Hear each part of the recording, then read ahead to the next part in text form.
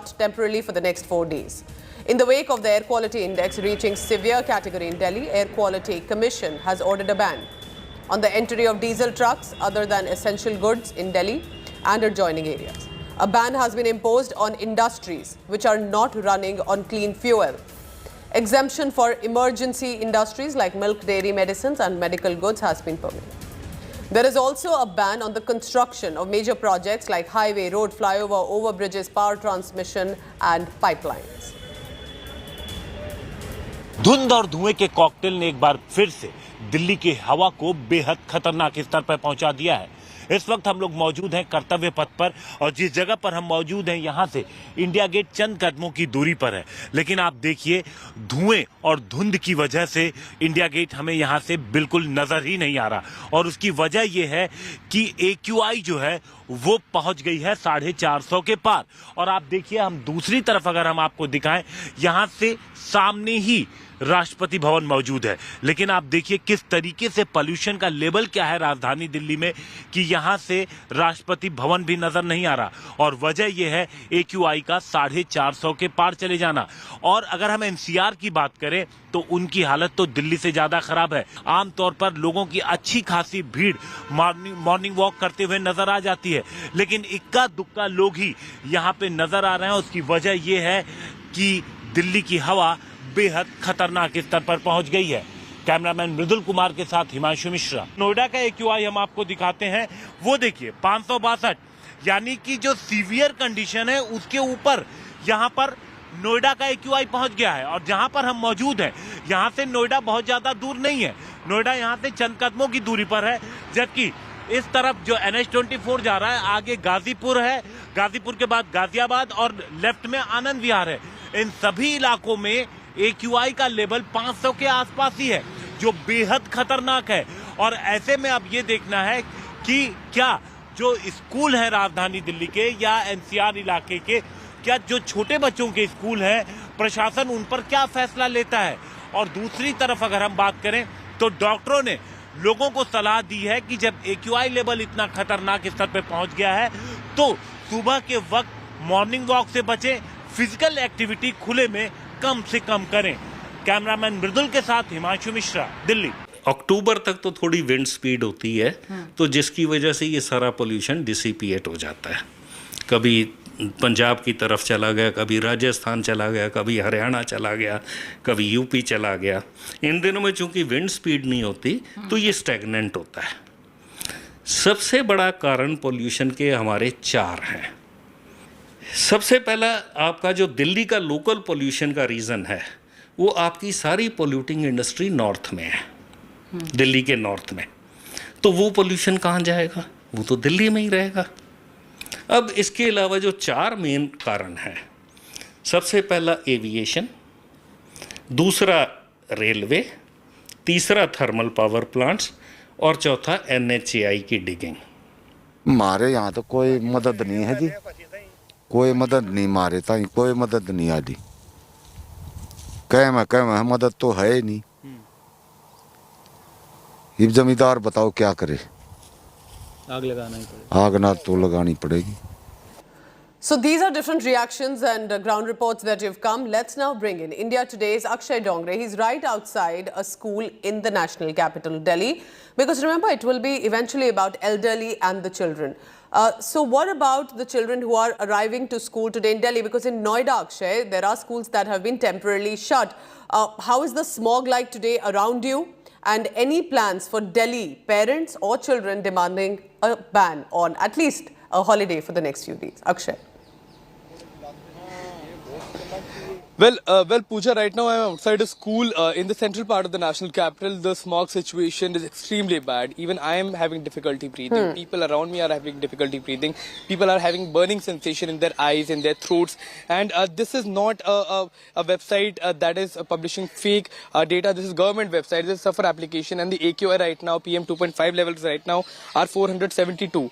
The prediction for tomorrow is even worse. It is at 488. Now this is the PM 2.5 level, particulate matter 2.5, that goes into our bloodstreams as well.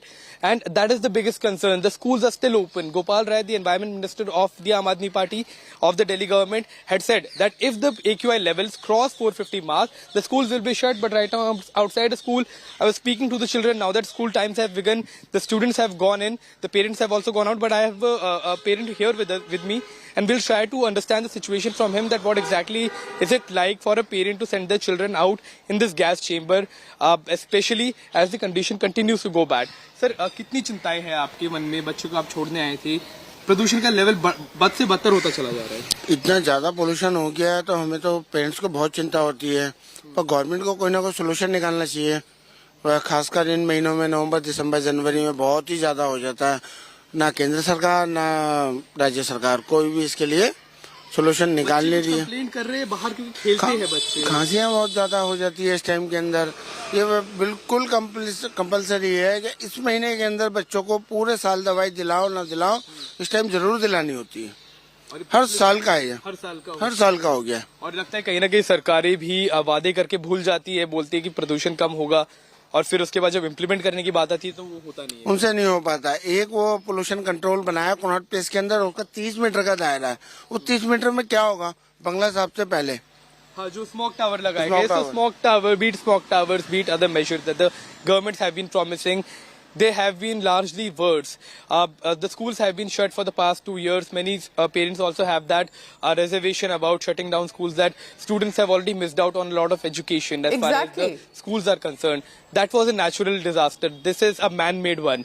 And now the schools are, and this is the only way out now. Schools have to remain shut because the situation is bad. The students may have to miss out on academics even further after 2 years of pandemic. So this is a man-made. And that's the point, Akshay. You're making a very good point that, why should it be shut also? For the pandemic, children's education is disrupted. Then again, shut it. It will have to, because you cannot put our children through this. But what are the governments doing? Why are they shifting blame all the time? Akshay Dongre with the latest from the ground telecast, telling us about the AQI and also speaking to a parent there at the school. Akshay, I'll come back to you shortly, because you did mention, and the parent as well, about a smog tower that has been built.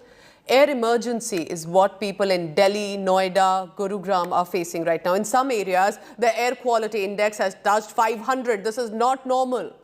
A smog tower was one of the initiatives by the Delhi government to tackle pollution, but it doesn't seem to have done anything, not much, to handle the toxic air.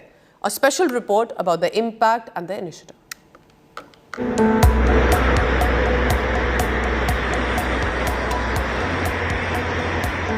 Delhi's air quality has now breached the toxic mark, a severe category with AQI of more than 500 to 600.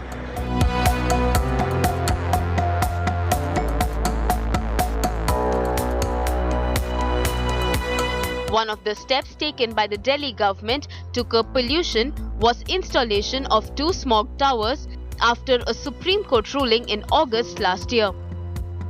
What is a smog tower? These 24-meter tall smog towers have the capacity to clean 1,000 cubic meters of air per second within a 1 kilometer radius.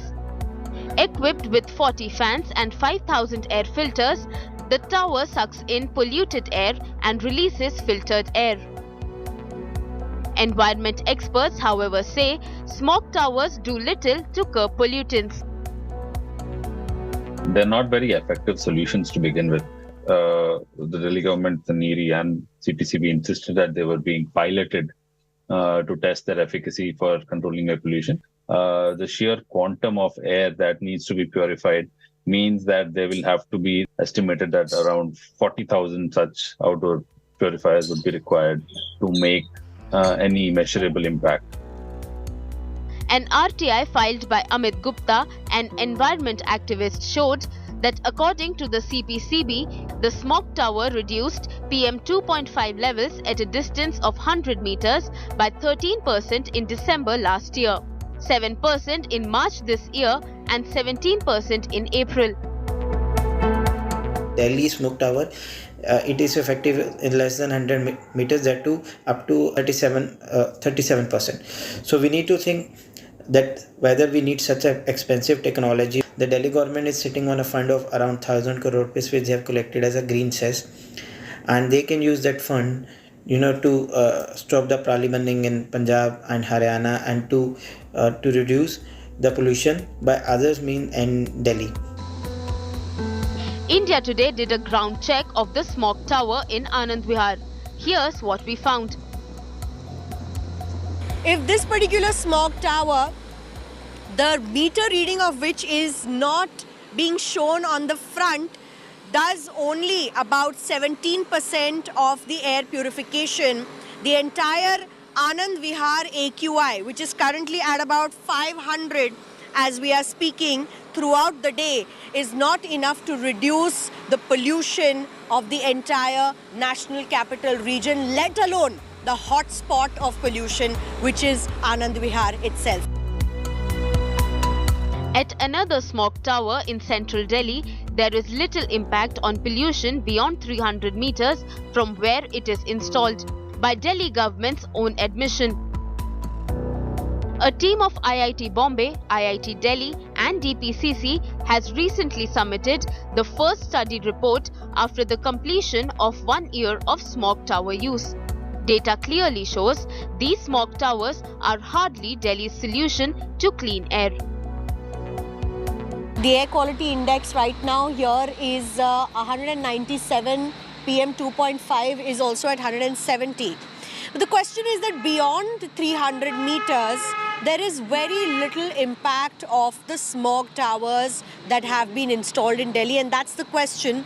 This one that has been built at a cost of 22 crore rupees. How many of such smog towers will actually be needed in a city like Delhi to bring down its dirty air quality to a breathable level? With Kirpal Singh in New Delhi, Milan Sharma for India Today. Same story every year. Haryana, Uttar Pradesh and specifically Punjab start to indulge in stubble burning for weeks. And as a result, it is the hazardous air that reaches Delhi and NCR region and then chokes all of us living here. Now, a repeated story every year. Now with the highest farm fires being reported, there is a lot of blame that is coming on Punjab, but Haryana is not exactly an exceptional affair either. We get your report from Sonipat.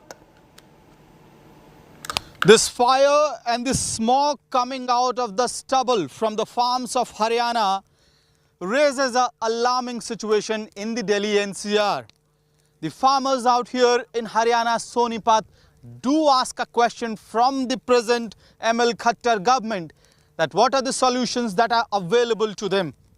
On one hand, either they can use a matchstick to get rid of the parali, the stubble that is standing on their farms, or they can continuously keep on waiting for compensation from the government, equipment from the government, as well as decomposers.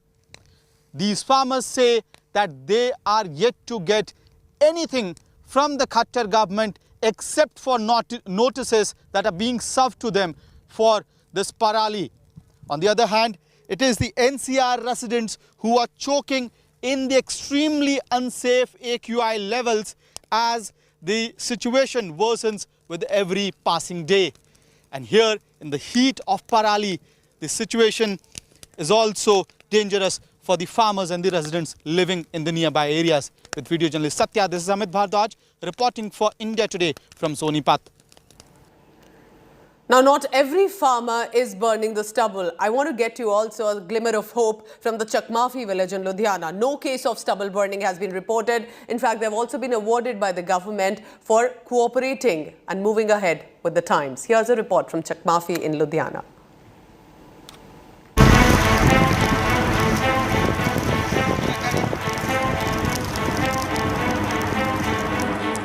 Punjab's stubble burning remains unabated. The national capital chokes on poisonous air.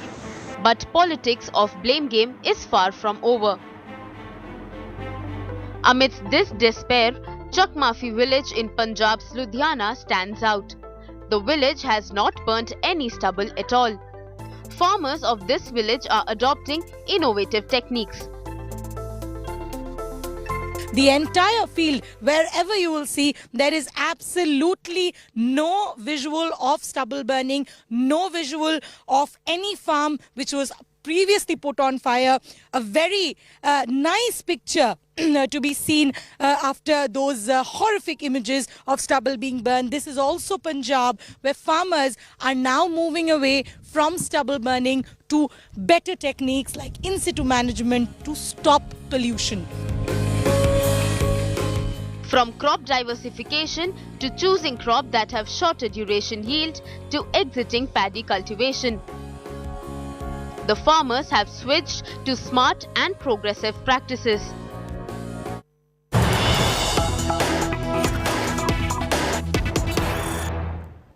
The Bharatiya Janata Party is initiating this press briefing. This specifically appears to be on the pollution levels. Let's listen.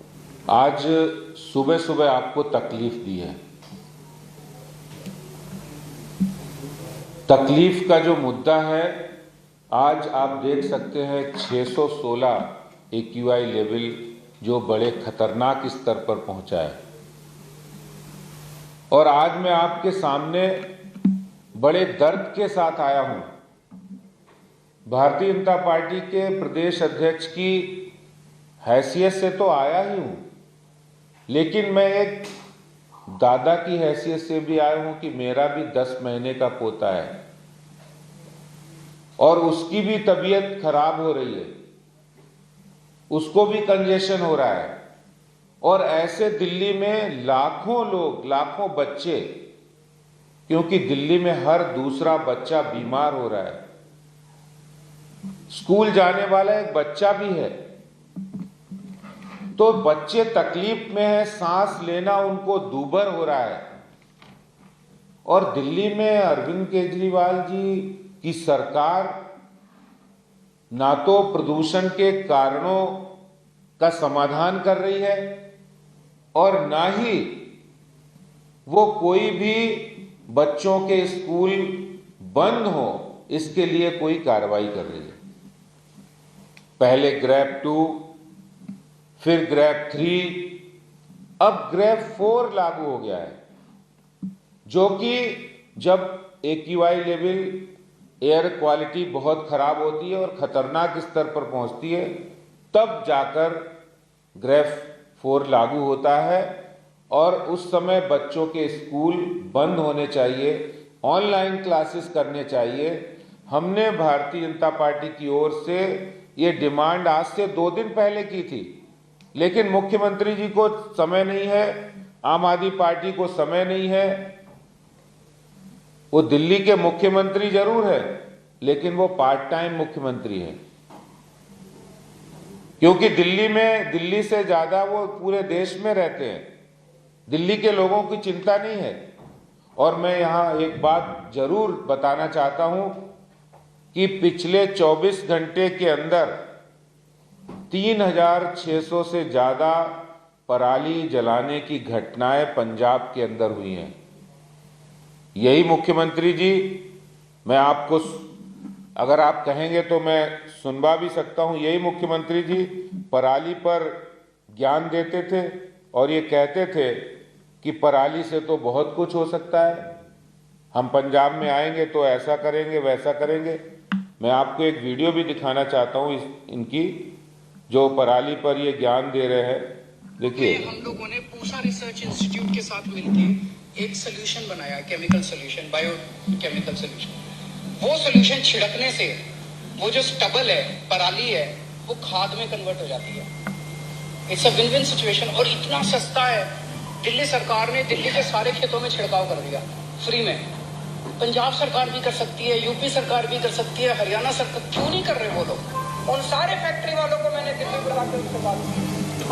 आप सोच के देखो, अगर पूरे पंजाब के अंदर हम इतनी सारी फैक्ट्रियां लगा दें जो पराली को इस्तेमाल करके कोयला बनाने लगे, बिजली बनाने लगे, एक तो किसान को 1000 रुपए एकड़ के हिसाब से पराली के पैसे मिलने लगेंगे, जलाने की जरूरत नहीं पड़ेगी।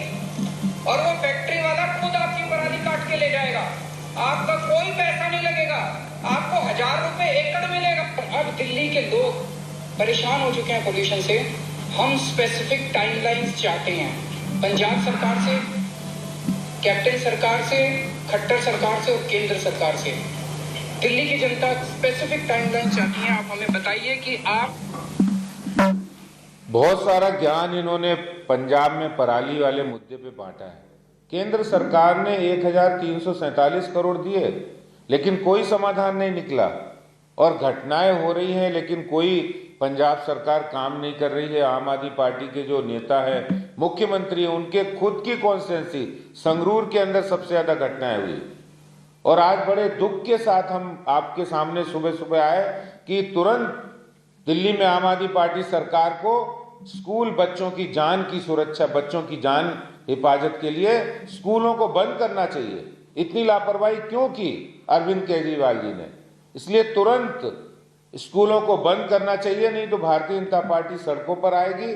और नहीं तो हम सबसे पहले आज एलजी साहब से मिलेंगे अगर आपने स्कूल बंद नहीं किए तो। इसलिए हमारी यही डिमांड है कि स्कूलों को तुरंत बंद किया जाए।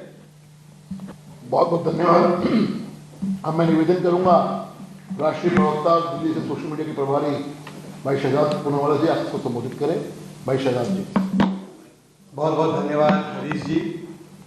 दिल्ली प्रदेश के यशस्वी प्रदेश अध्यक्ष आदेश गुप्ता जी ने और हरीश खुराना जी ने दोनों ने ही शुरुआत में जो बात रखी है वो केवल आज हम लोग प्रदूषण के विषय को पॉलिटिक्स का विषय नहीं समझते, हम प्रदूषण के विषय को पीपल्स का विषय समझते हैं, लोगों का विषय है।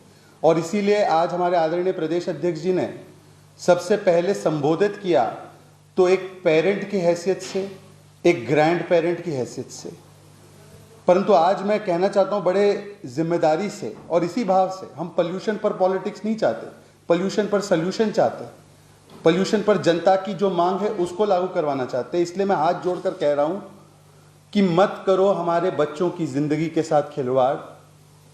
स्कूल बंद करो केजरीवाल, स्कूल बंद करो केजरीवाल। दिल्ली आज एक इमरजेंसी हेल्थ क्राइसिस में है, यह रेड अलर्ट है, हेल्थ क्राइसिस का रेड अलर्ट चल रहा है। गैस चेंबर बना हुआ है बाहर, हम दौड़ पर नहीं जा पा रहे हैं। लोग जो बाहर जाते हैं खांस खांस कर बुरा हाल है। 10 महीने का बच्चा हो, इनके पोते की वे बात कर रहे थे, अनबॉर्न बच्चे हों, छोटे छोटे बच्चे हों, उनके ऊपर इसका सबसे ज्यादा असर पड़ रहा है। और आज मैं कुछ तथ्य आपके सामने रखूंगा। अभी आपको हरीश खुराना जी और अध्यक्ष जी ने बताया कि अभी इस वक्त जहांगीरपुरी में 600 पार है एक्यूआई। कल रात को 10 बजे मेरे पास उसके स्क्रीनशॉट्स भी है, नरेला में 700 पार था एक्यूआई, मुंडका में 735 पार था एक्यूआई, 800 तक पहुंच रहा है एक्यूआई। 10 में से 8 बच्चों को रेस्पिरेटरी प्रॉब्लम्स हो रही है, यह रिपोर्ट आई है हेल्थ वर्ल्ड में। यह रिपोर्ट है कि 10 में से 8 बच्चों को रेस्पिरेटरी प्रॉब्लम्स हो रही है दिल्ली में। डॉक्टर संजीव बगाई है, पद्मश्री डॉक्टर है, पीडियाट्रिशियन है, देश के सबसे जाने माने नाम है।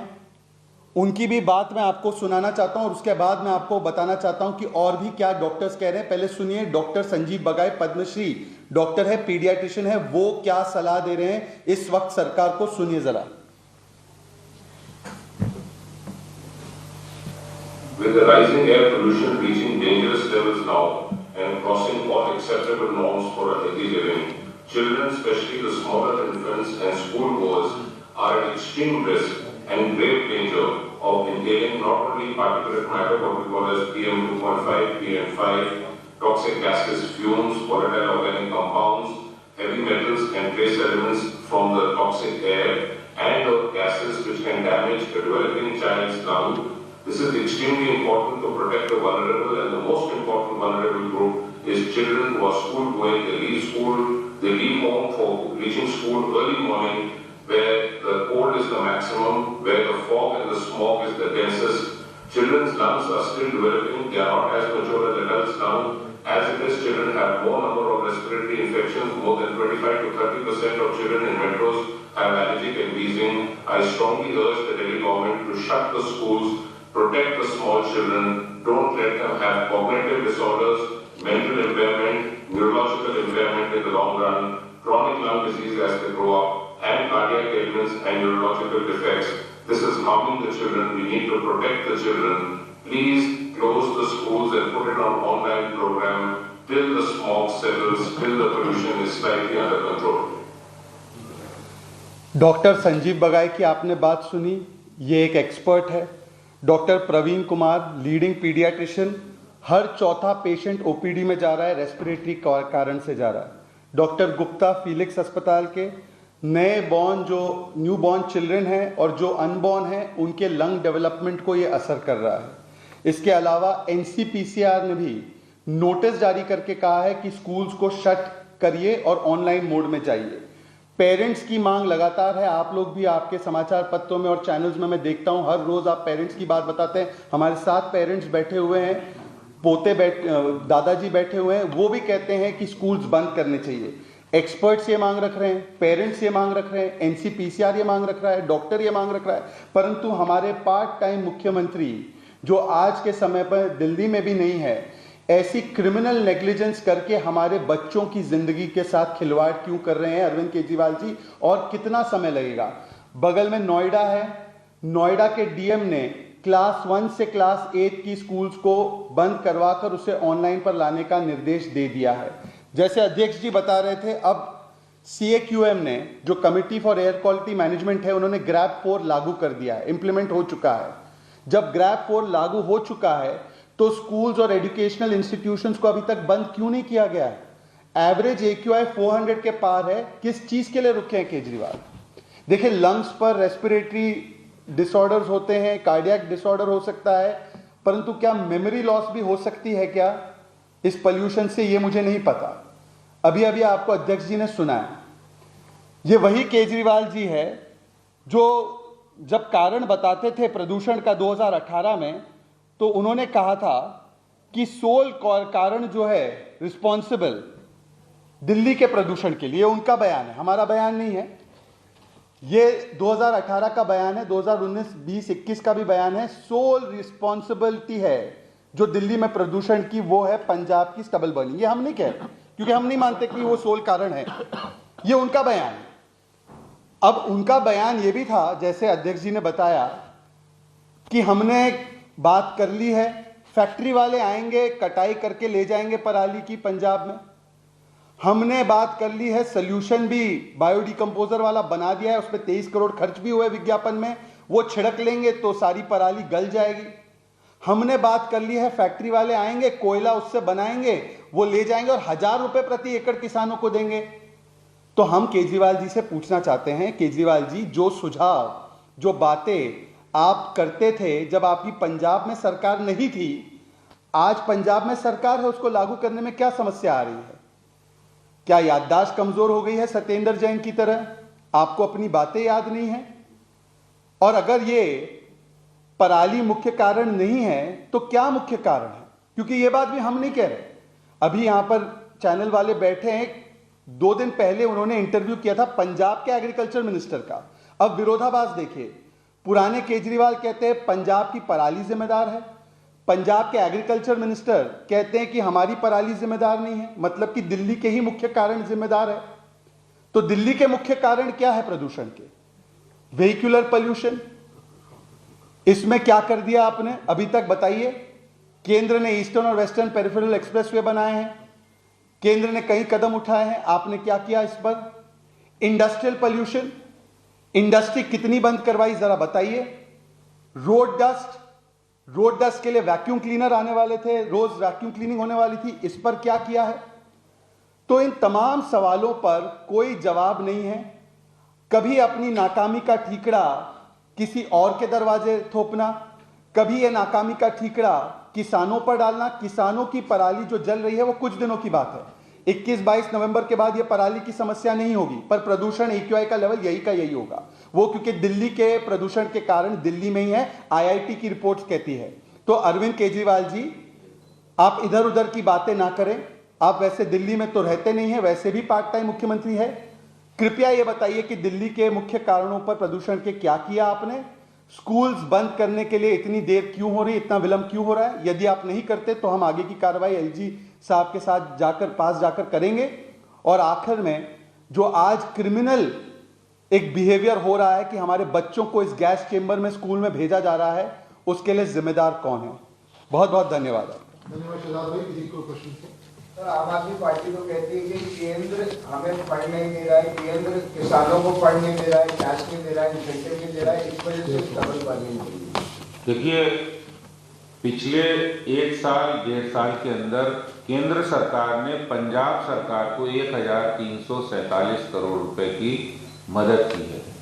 इन्होंने उस पैसे का उपयोग नहीं किया है। इन्होंने केंद्र सरकार के पैसे से जो 1.25 लाख मशीनें खरीदी थी, उसमें से 11,000 मशीनें तो गायब ही है और बाकी मशीनों में कोई इन्होंने काम नहीं किया डिस्ट्रीब्यूशन पर। वो कहाँ चलेगी मशीनें, कोई अवेयरनेस नहीं किया किसानों को, उनको मदद नहीं की, जबकि केंद्र सरकार उनको लगातार 2 सालों में 1347 करोड़ की मदद कर चुकी है। और ये पंजाब, हरियाणा सभी सरकारों को की थी। लेकिन एक देखने वाली बात है कि हरियाणा ने इसको इम्प्लीमेंट किया और वहाँ प्रदूषण पराली के कारण से पराली जलने की घटनाएं 25% कम हुई है, जबकि पंजाब में 19% ज्यादा हुई है। आदेश जी, आप पराली जलने की बात हो रही है, पंजाब में जिस तरह से केसेस बढ़ रहे हैं, सीएम की जो कॉन्स्टिट्यूंसी है संगरूर, वहां सबसे ज्यादा जो है पराली जलने के केस होते हैं। तो लेकिन सीएम से जब सवाल पूछा गया भगवंत मान से, तो उन्होंने ये कहा कि केंद्र सरकार हर बात के लिए पंजाब और पंजाब के किसानों को बदनाम करना चाहती है। वो ये कह रहे हैं कि आखिरकार केंद्र सरकार क्या कर रही है और सिर्फ पंजाब पे ब्लेम क्यों हो रहा है? देखिए, ये शुरुआत और सच्चाई ये हमने नहीं की, ये स्वयं केजरीवाल जी का आपने इंटरव्यू सुना है। आज से 2 साल पहले केजरीवाल जी यही कहते थे कि पंजाब से और हरियाणा से पराली का धुआं आ रहा है, उससे दिल्ली प्रदूषित हो रही है। पूरा कारण दिल्ली के प्रदूषण का सिर्फ पराली नहीं है, लेकिन अब पंजाब में आम आदमी पार्टी की सरकार है, केंद्र सरकार ने उनको मदद की है, लेकिन पंजाब में आम आदमी पार्टी सरकार ने किसानों को वो मदद नहीं पहुंचाई है। मुद्दा ये है कि संगरूर जो उनकी खुद की विधानसभा है और वो विधानसभा में, लोकसभा में खुद नहीं उन्होंने काम किया है, वहां पराली जलने की घटनाएं हो रही हैं। और ये पराली के घोल की बात कह रहे थे जो कि केंद्र सरकार के वैज्ञानिकों ने बनाया था, लेकिन वो घोल अब कहाँ है जिस घोल की वो बात करते थे। एक और चीज मैं जोड़ना चाहता हूँ। 1,20,000 मशीन दी गई है पंजाब को और आप ही के समाचार पत्रों की रिपोर्ट है 11,275 मशीनें मिसिंग है। हम आपके माध्यम से पूछना चाहते हैं वो मशीनें कहाँ हैं? बेच दी, करप्शन हुआ है, किसी बड़े लोगों को दे दी है, कहाँ है वो मशीनें? केंद्र सरकार, हमने कोशिश की थी प्रदूषण कम करने की, केंद्र सरकार ने परमिशन नहीं दी। बत्तियान देखिए, ये बहानेबाजी है और जितने भी टेम्परेरी सलूशन है वो कोई समाधान नहीं है। 8 सालों में आपने 2016 के अंदर ग्रीन बजट लाए थे और उस ग्रीन बजट में इन्होंने कहा था कि हम पूरी दिल्ली के जो पॉल्यूटेड इलाके वहां पर हम स्मोक टावर्स लगाएंगे, इलेक्ट्रिकल व्हीकल्स को प्रमोट करेंगे, हम अपने बेड़े के अंदर जो डीटीसी का बेड़ा है उसमें इलेक्ट्रिकल बसेस लाएंगे। लेकिन वो सारे जो काम थे वो किए नहीं। जो मेट्रो से और जो कनेक्टिविटी बनानी थी वो बनानी थी, जो लास्ट माइल कनेक्टिविटी थी वो बनानी थी, ये सारे जो 24 मेजर्स उन्होंने अनाउंस किए थे, खुद इनके उप मुख्यमंत्री ने अनाउंस किए थे, लेकिन उस पर कोई अमल तो नहीं किया। सिर्फ प्रचार कर लेने से कोई समस्या का समाधान नहीं होता है। सर, ग्रैब कोड लागू हुआ है। ग्रैब कोड में मेंशन है कि जो स्टेट गवर्नमेंट है वो डिसाइड करेंगे स्कूल्स पे, साथ ही और तमाम तरीके की चीजें और इवन या और तरीके के मेजर्स भी लिए जा सकते हैं।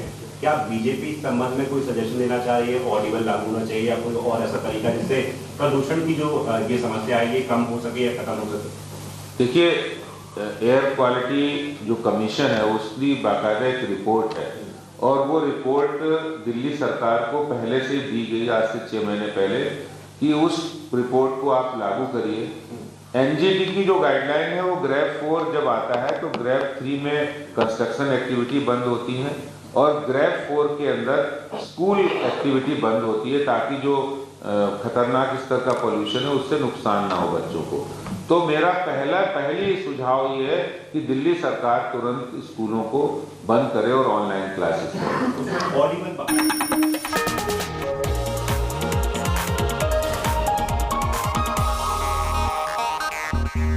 Ritika,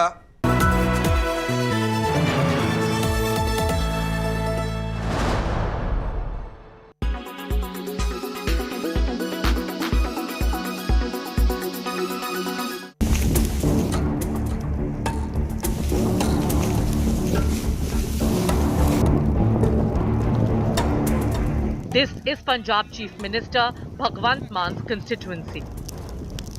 In Punjab Sangrur, stubble burning is rampant. The clearest indication that absolutely nothing has been done to stop this menace by the Aam Aadmi Party government in the state. But despite India Today's expose, the Punjab Chief Minister remains defiant. मेरे को index पे है air quality, ਇਹਦੇ ਵਿੱਚ Faridabad number 1 ਤੇ ਹੈ, ਹਰਿਆਣੇ ਦਾ ਸ਼ਹਿਰ ਹੈ।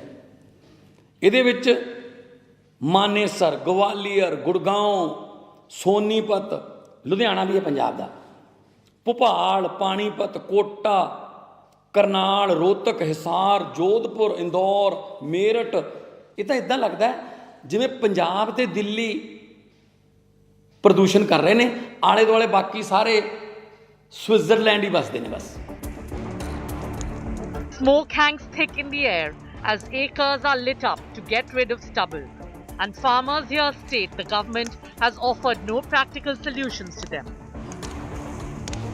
जो मशीन सरकार बनाती है उसको हम बोलते हैं happy seeder, super seeder, rotavator. 3 प्रकार की मशीन है जो सरकार हमको मुहैया कराती है। जो मशीन है वो भी इसको कंट्रोल नहीं कर पाती, क्योंकि जो परला गेहूँ जलता है, इसका लाहन जलता है, मशीन का काटा है, इसको कोई मशीन नहीं ऐसी बनी जो इसको कंट्रोल कर सके, कोई भी नहीं करती है। अगर जो इसको बिच बहाते हैं, इसमें गेहूँ की जो पैदावार है वो बहुत कम होती है। उਦੋਂ अगली बात, इसमें कीड़ा पड़ता है जो गेहूँ को खाता है, किसानों का बुरा हाल होता है। पिछली बार किसानों के खेतों के खेत खाली हो गए। Farmers contend if the government really is serious about providing them options,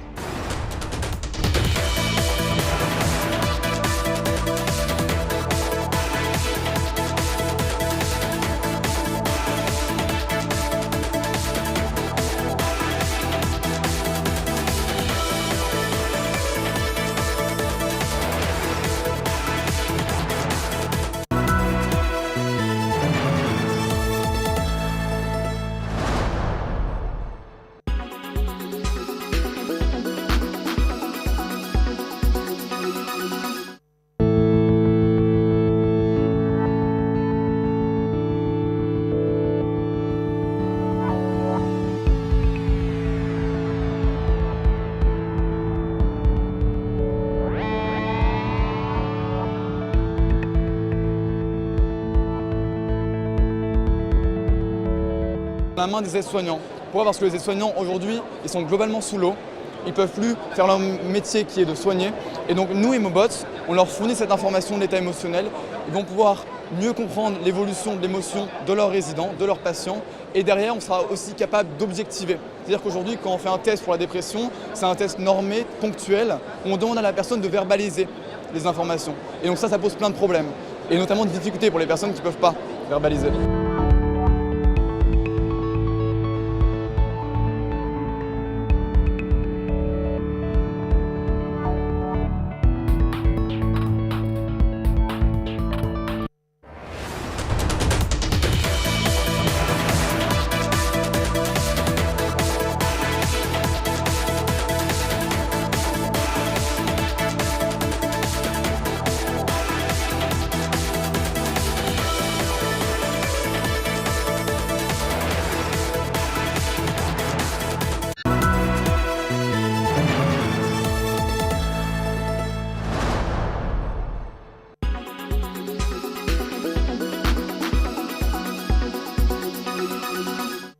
We all consume pills at some point in time. It could be vitamins or it could be medicines, pills for some ailment. But did you know that your posture while consuming that pill is extremely important?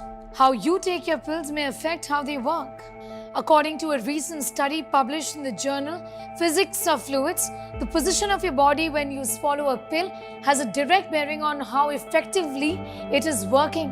The team actually tested 4 postures to understand absorption of the medicine: standing, sitting upright, lying down, turn to the right, lying down, turn to the left. Essentially, what they found was that lying to the left and leaning towards the left was the worst position to be in after consuming a pill. It took up to 5 times longer to absorb. Co-powered by only OLX Autos gives the best price for your car.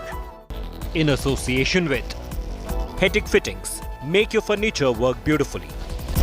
Tata Intra V50.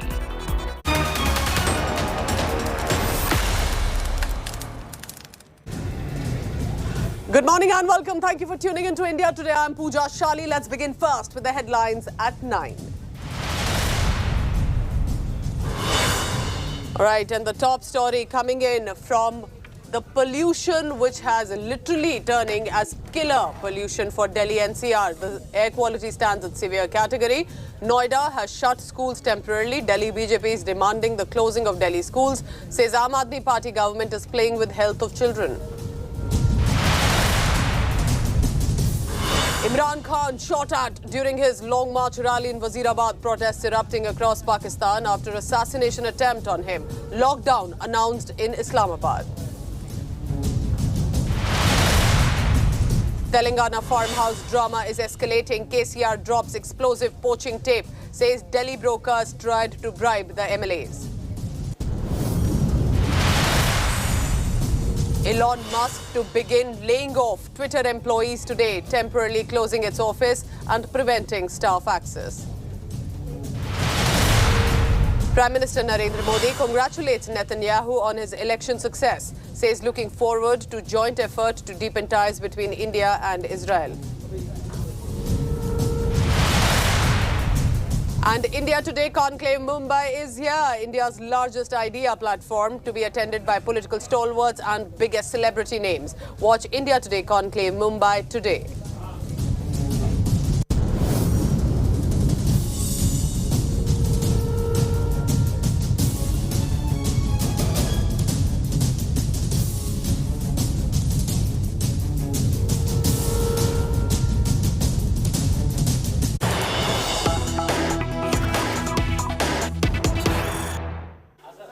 Right, morning update coming in from Jharkhand. Enforcement Directorate is raiding several locations across Jharkhand, and that's specifically related to one of the members of Legislative Assembly. We have some details coming in. Over a dozen locations are being searched in Jharkhand and Bengal by the ED. The Enforcement Directorate is investigating a case of money laundering in which Defence Army land has been illegally misappropriated. We'll try and get further clarity on that. Till now, remember, there have been political face-off as well yesterday when Hemant Soren had also done a press conference after he was summoned by the ED, to which he's not appearing for now.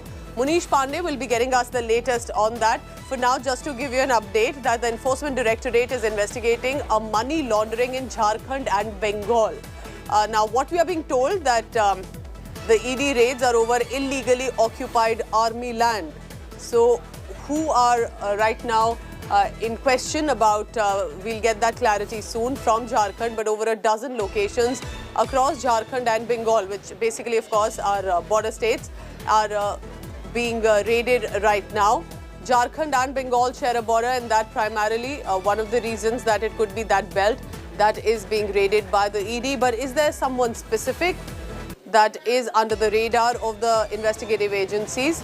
Munish Pandey for the latest on that. Munish, are these random isolated locations? Do they have any one chain trail to one individual, one neta, or any one person? What sort of raids are these by the ED? Well, Pooja, we have been given to understand is that the Enforcement Directorate was probing a case in which the army lands were occupied by some of the individuals. These individuals were based out of Jharkhand and Kolkata.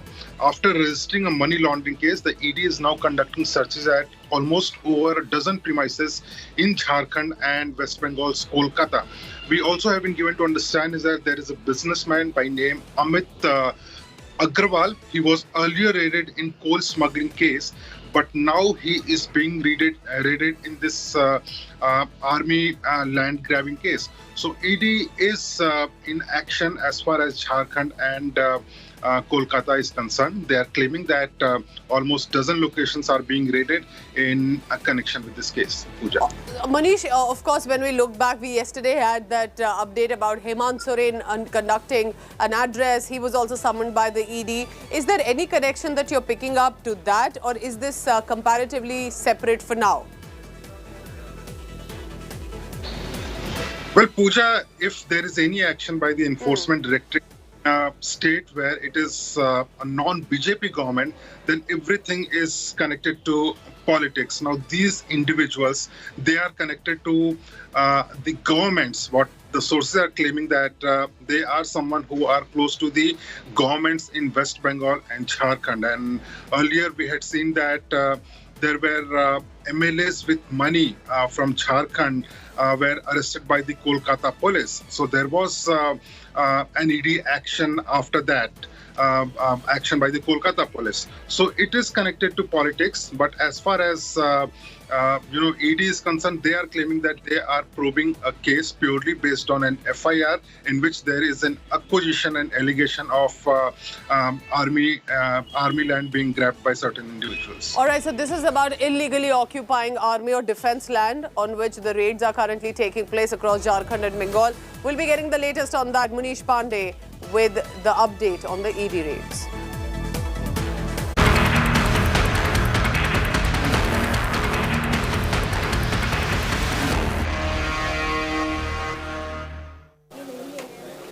This is air emergency. Residents of Delhi and neighbouring cities, whether it's Noida, Greater Noida, Faridabad, Ghaziabad, they and all of us together are breathing smog.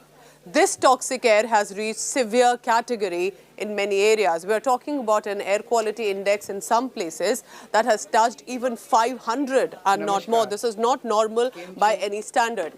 In order to combat pollution issues, Delhi government to chair a high-level meeting today.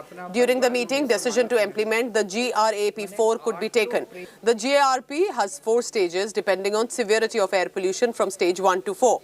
Now, this clearly has triggered a political slugfest. Bharatiya Janata Party is slamming Delhi Chief Minister and his government for not immediately shutting down schools and putting at risk the life of students amid the severe level. It is known that Arvind Kejriwal-led Aam Aadmi Party government is likely to close schools, colleges, non-emergency commercial activities during the meeting, which will be held today, which means plying of vehicles on odd-even basis again can start. Noida schools, which is in Uttar Pradesh, have already been temporarily shut for the next 4 days and to conduct now online classes. In the wake of the air quality index reaching severe category in Delhi, Air Quality Commission has ordered a ban on the entry of diesel trucks other than essential goods in Delhi and adjoining areas. A ban has also been imposed on industries that are not running on clean fuel. But the exemption has been given, as always, for emergency services and industries like milk, dairy, medicines and medical goods. The pollution crisis in the national capital continues to deteriorate by each and every passing day. As far as PM 2.5 levels are concerned, it has crossed 450 mark. Now 450 AQI level was a mark that was given by the Delhi government itself, that if the AQI further deteriorates and if it crosses 450 mark, the schools will be shut. However, the schools continue to remain open. I would like to show you the AQI index in the SAFAR application, that is of the Government of India. And as you can see, today, here right now, the AQI levels are at 472. AQI in Delhi right now is 472. The tomorrow's prediction is even worse. It is 488. And these are the killer 2.5, PM 2.5 levels, particulate matter 2.5. These are the most harmful. They get into bloodstream, and doctors have already advised children, elderly to not go out, to not exert. And experts have been advising that the schools should be shut down, but the schools remain open, the kids remain out in the open, and there is no control as far as the measures are concerned. The situation is extremely bad. These young children who are coming to school after a long gap of pandemic are again now subjected to health crisis, and this is not a health crisis that is natural like COVID. This is a man-made health crisis, and the government must take concrete decisions, concrete steps to ensure that the lives of these children are not put on line. With camera person Deepak Bishta, Makshi Dongre for India Today. Delhi में लाखों लोग, लाखों बच्चे, क्योंकि दिल्ली में हर दूसरा बच्चा बीमार हो रहा है, स्कूल जाने वाला एक बच्चा भी है, तो बच्चे तकलीफ में है, सांस लेना उनको दूभर हो रहा है। और दिल्ली में अरविंद केजरीवाल जी की सरकार ना तो प्रदूषण के कारणों का समाधान कर रही है और ना ही वो कोई भी बच्चों के स्कूल बंद हो इसके लिए कोई कार्रवाई कर रही है। So this, remember, one of the reasons for these pollutants are coming in due to the stubble burning. The fire that comes in from Punjab, where the maximum number of stubble burning cases are, but also from Uttar Pradesh and Haryana.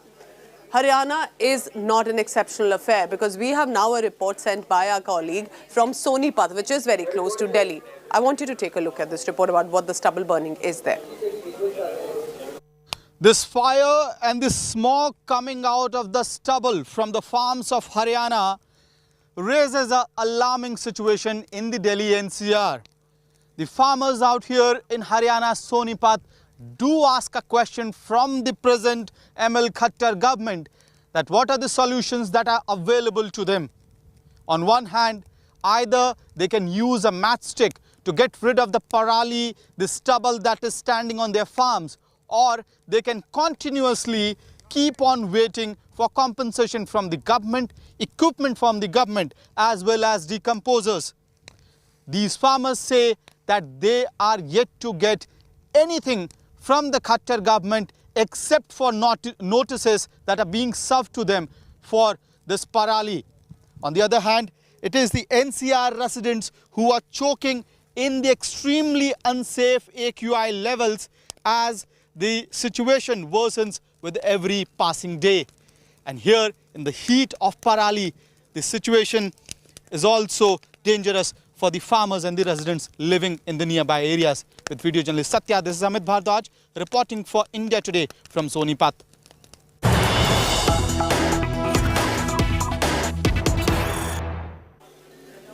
Is Arvind Kejriwal a part-time Chief Minister? That's the question the Bharatiya Janata Party is asking today morning over the pollution scare, the pollution emergency that we all are feeling, witnessing, breathing here in Delhi and NCR. But now the Bharatiya Janata Party has conducted an early morning briefing and they're slamming Arvind Kejriwal over his visit to Gujarat, election-bound Gujarat, where the Aam Aadmi Party is campaigning.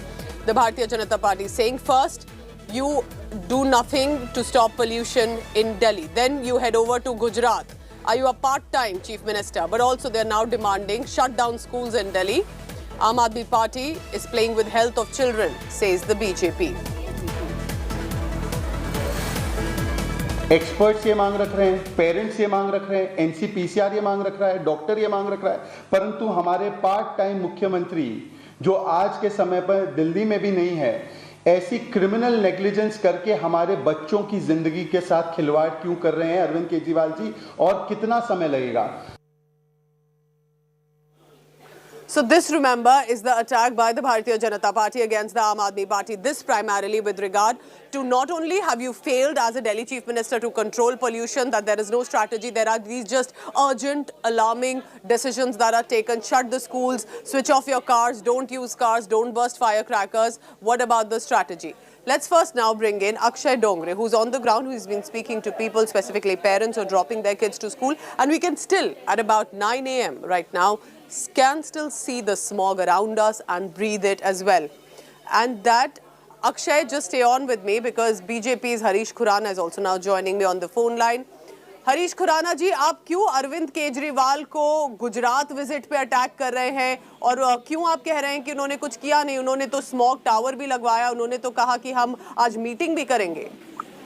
Pooja, when I'm talking to you, the AQI level is 616. Yes. That's the most dangerous, one of the most dangerous AQI levels in Delhi today.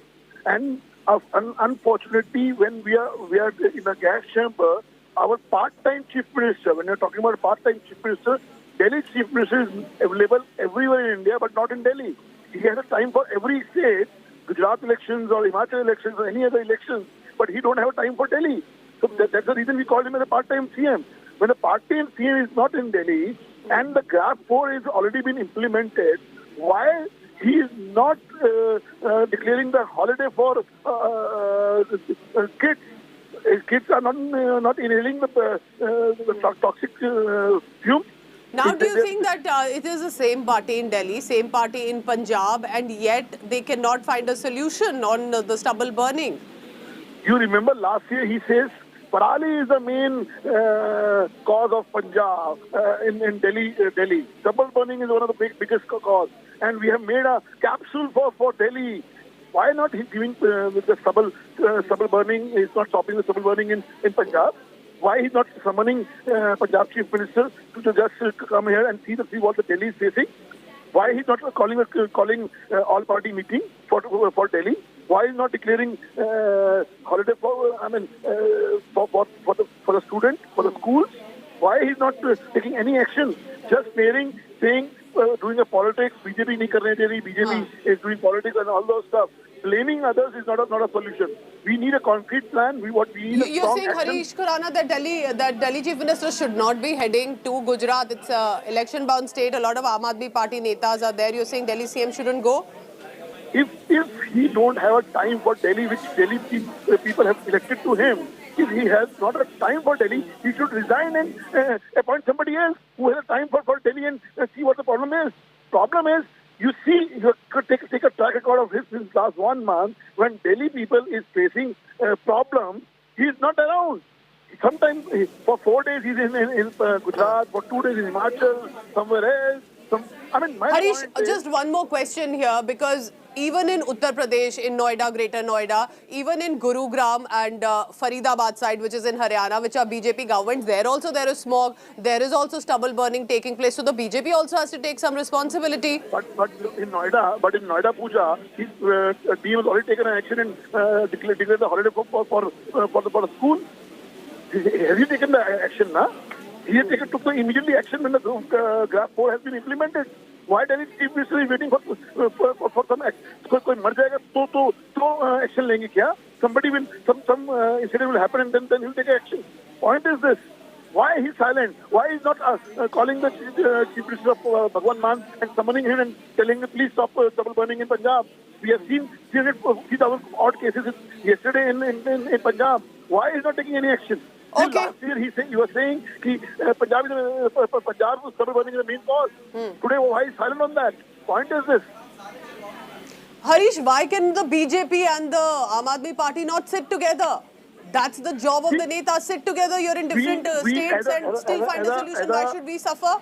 Pooja, as a central, we have given an ample whatever he wants. We are giving him. We have given Punjab government 1,357 crores. We have given more than 1 lakh machines to stop stubble burning. We have given 300 buses, electronic buses in Delhi. We have given that. Centre has given that. We have made Delhi made express highway so that Gazipur, because that Akshardham traffic should be reduced. We have made Dhola Kuan. Okay,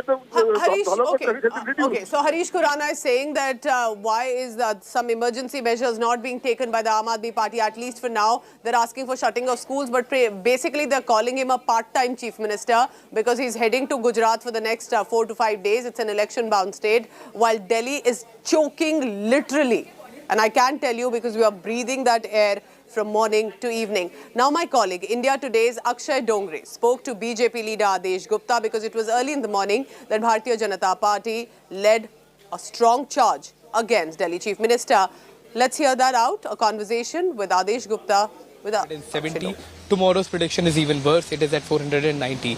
Delhi is now a gas chamber. And the schools are still open. Most of the activities are still open. That is putting the health and the lives of children at risk. We have Adesh Gupta, the chief of Delhi BJP. Sir, क्या कहना चाहते हैं आप? कितना खतरा आप देख रहे हैं? बच्चों की जान एक तरह से उनकी सेहत के लिए खतरनाक स्थिति बन गई है. देखिए, दिल्ली में पोल्यूशन लेवल बहुत खतरनाक स्तर पर आया है और जब 765 AQI लेवल आ गया, हैजार्डस कंडीशन में है. आज दिल्ली के मुख्यमंत्री जी से मैं अपील करना चाहता हूं, एक पिता की हैसियत से, एक दादा की हैसियत से, कि जो छोटे छोटे बच्चे हैं उनकी जान की सुरक्षा, उनके फेफड़े सलामत रहें, इसके लिए आपको तुरंत प्रभाव से स्कूल बंद करने चाहिए। ग्रेफ 4 भी लागू हो गया है और ग्रेफ 4 लागू होते ही स्कूलों को बंद करके ऑनलाइन क्लासेस करनी चाहिए। लेकिन दिल्ली के पार्ट टाइम मुख्यमंत्री इस बारे में कुछ भी उन्होंने सोचा नहीं। आज 2 दिन का वक्त हो गया है, दिल्ली के लोग बहुत परेशान हैं, तकलीफ में हैं। सर, गुजरात में जिस तरह से चुनावी प्रचार एक तरह से हो रहा है, तो आपको लगता है कि मुख्यमंत्री की जो एक तरह से अटेंशन है वो बढ़ गई है, वहां चली गई है? बिल्कुल, देखिए दिल्ली के मुख्यमंत्री आज पार्ट टाइम मुख्यमंत्री के तौर पे काम कर रहे हैं। मैं मानता हूं कि पंजाब में पराली जलाने की घटनाएं हो रही हैं और वहां भी आम आदमी पार्टी की सरकार है, वो भी नहीं रोक पा रहे। आज से पहले हमेशा पंजाब में पराली की घटनाओं पर दोष दिया जाता था, लेकिन आज वो मुख्यमंत्री कहाँ है, आम आदमी पार्टी कहाँ है, सवाल है। These are the questions raised by the Bharatiya Janata Party, and the situation is dire and something needs to be done as soon as possible to prevent further damage to the lives and the health of children are concerned. With camera person Deepak Vishnu, Akshi Dongre for Ineffectiveness. All right, so what you're looking at on your screen is a campaign being done by Delhi Chief Minister Arvind Kejriwal in Gujarat, an election-bound state, first phase in the first week of the next month. And Arvind Kejriwal is heading again to Gujarat. They want to make inroads into the state of Gujarat while people in Delhi are suffering and choking. Or also remember in Punjab, where Aam Aadmi Party is already, they haven't been able to stop the stubble burning. Look closely on your screens now. This is the air quality that we are breathing, 472. And if we compare it to other states, other countries, it is barely 2 digits, if not more. Now the BJP is charging at Arvind Kejriwal. Akshay Dongre gets you this reaction from BJP National Spokesperson Shehzad Poonawala.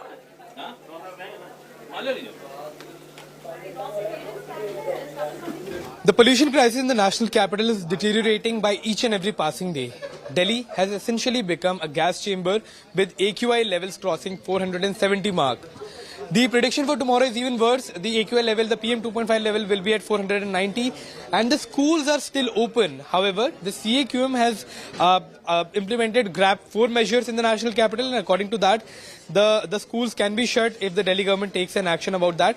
And earlier, the Delhi Environment Minister Gopal Rai had said that if the AQI levels cross 450, the schools will be shut. But we went to the schools today, they are still functional, and we have BJP spokesperson, national spokesperson Shehzad Poonawala with us. Mr. Poonawala, what do you think about the entire crisis? What is the situation like? And our children, their lives, their health is at stake. What do you have to say about that? मत करो हमारे बच्चों की जिंदगी के साथ खिलवाड़, school बंद कीजिए Kejriwal. This is criminal. Delhi is a gas chamber. Today people are gasping for breath. And pollution is not a political issue, sir. This is an issue of the people. The parents are demanding it. Experts are demanding schools to be shut. NCPCR is demanding schools to be shut. I have seen reports on India Today where leading experts have said that schools ought to be shut. Noida has shut its schools from 1st to 8th and has gone online. The CAQM has applied the GRAP 4, which means that schools should be shut. Why are our children's lives being put at risk? This is criminal, and Mr. Kejriwal, the part-time CM of Delhi, who's not in Delhi as I believe, I'm told, is entirely responsible for what is happening. Out of 10 children, 8 children are facing respiratory problems. This is what leading doctors are telling us. Mr. Poonawala, there is campaigning happening in Gujarat, so the Delhi Chief Minister is often going there as well. Do you think that he should... priority for Mr. Kejriwal campaigning in Gujarat, or is his priority the health and safety of citizens of Delhi, of children, of young unborn children whose lungs are getting deformed, of newborn children whose lungs are getting affected? About 25% increase in the cases going to OPDs, and every 4th person is going with a respiratory problem. This is a health crisis. It's a red emergency. And Mr. Kejriwal is in Gujarat. And what has he done with the Chief Minister of Punjab? It's their government. The parali pollution is continuously increasing. I'm not saying it's the only cause, but it is at the highest levels. It's 25-30% more than last year. 21,000 instances of parali burning. They had all the solutions when they were not in power in Punjab. Today they are. What are they doing? His priority is Gujarat. Absolutely. So questions will be raised. As Mr. Poonawalla also has this iPad here in his hands. This is the situation. AQI level last evening, it's 7:35. The AQI is crossing 700 in many areas of Delhi. It's today over 600 in Jahangirpuri. So the question is, what are we waiting for? Are we waiting for more people to get affected, for their lungs and respiratory disorders to take place? So are you demanding the school should be immediately shut? It should have been done long back. Right. Now is the time, and if it doesn't happen, then we'll be forced to go to the LG. So that is the BJP national spokesperson clearly threatening the Aam Aadmi Party government that if you won't shut the schools, we will go to the Lieutenant Governor. And given the fact that the pollution levels are going to horrendous levels, the schools should in fact be shut as far as the lives and the health of children are concerned. With camera person Deepak Bishta, Makshid Ongre, for India Today. While politicians continue to blame each other, I want to get you a ground report by my colleague Milan Sharma. Delhi government had an initiative of a smog tower in the heart of Delhi. It didn't seem to make much of a difference, really. I want you to take a look at how this initiative is still working. Does it have an impact on the reality on ground? This is an air emergency by all means. Take a look.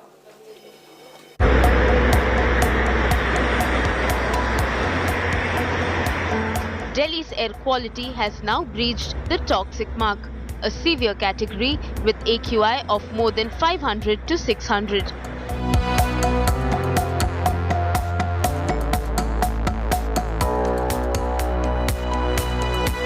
One of the steps taken by the Delhi government to curb pollution was installation of 2 smog towers after a Supreme Court ruling in August last year.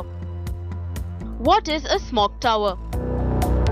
These 24-meter tall smog towers have the capacity to clean 1,000 cubic meters of air per second within a 1 kilometer radius. Equipped with 40 fans and 5,000 air filters, the tower sucks in polluted air and releases filtered air. Environment experts, however, say smog towers do little to curb pollutants.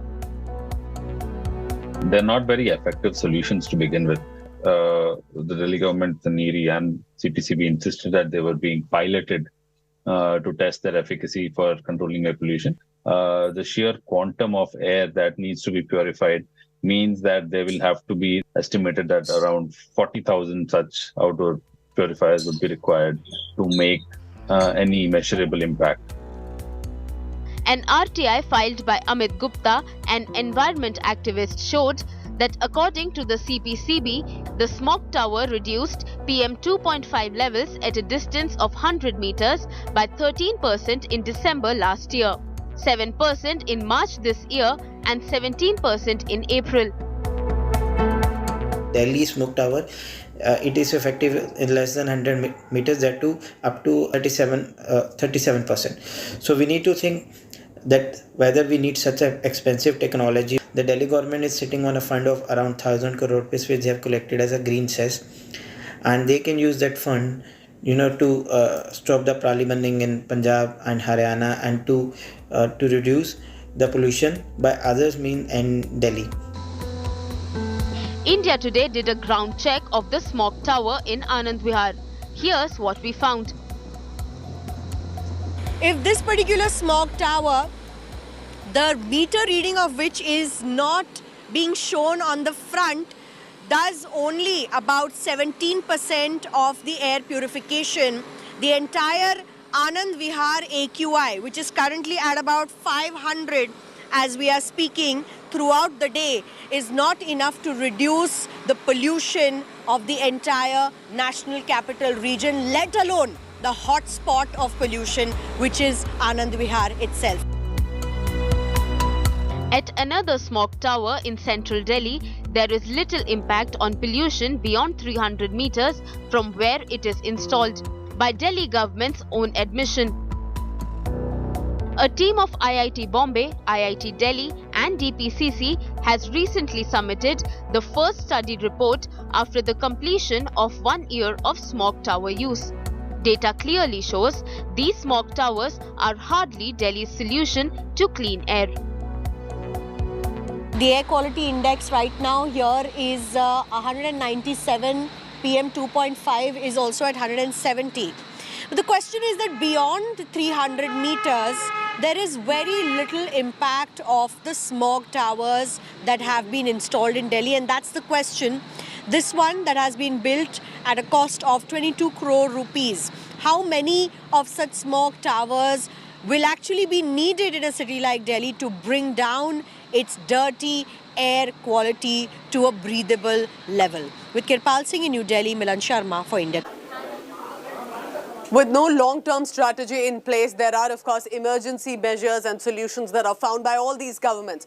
Let me tell you now what Delhi government has announced right away. And these are some of the measures that will be in place for the next few days. For example, there's a ban on entry of diesel trucks and other than essential goods that cannot pass through Delhi and adjacent areas. Also adding on to that would be with the Air Quality Commission saying that the ban on industries not running on clean fuel. So if there is any industry that does not have a clean fuel, it needs to shut temporarily in the national capital and the nearby areas. Now, exemption, of course, for emergency industries and specifically for milk, dairy, medicines, all of that are essential services. They will not be banned, cannot be banned. But these are some of the plans that the government here in Delhi have put forth. Ban on the construction of major projects, which means primarily pipelines, highways. These are some of the construction that have been shut in Delhi. What about adjacent city of Noida in Uttar Pradesh?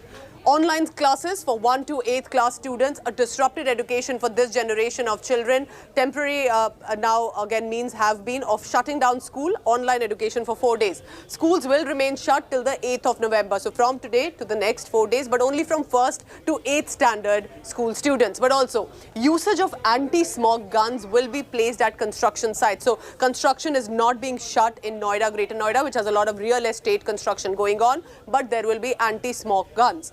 Ban imposed on setting fire in the open. Well, there has been a ban. The question is how many actually follow. Use of diesel engines and generators has been prohibited. So if you live in Noida, Greater Noida area, if you use any of these machines, you have to ensure they're not used. They have been prohibited considering the air pollution. Let me now bring in India Today's Akshay Dongre. Akshay has been speaking to parents. He's been trying to get us the air quality index, which is deteriorating. He's also getting the political attacks, and that being from the BJP to the Aam Aadmi Party. So are we expecting a reaction, Akshay, coming in from Delhi Chief Minister Arvind Kejriwal, because they're attacking him? The BJP is calling him a part-time Chief Minister, Akshay. Well, Pooja, according to my sources in the party, what we can expect today, and in today's press conference by the Chief Minister at 11 a.m. is certain measures that the Delhi government may announce as far as curbing the air pollution is concerned, and to implement the grab for measures, because there are certain things that are left for the government to decide. For example, odd even scheme. According to CAQM, if grab for measures are implemented, it is up to the state government to shut down schools, to implement measures like odd even scheme. So what exactly is new as far as the pollution containment measures are concerned, that will be revealed once the press conference begins at 11 a.m.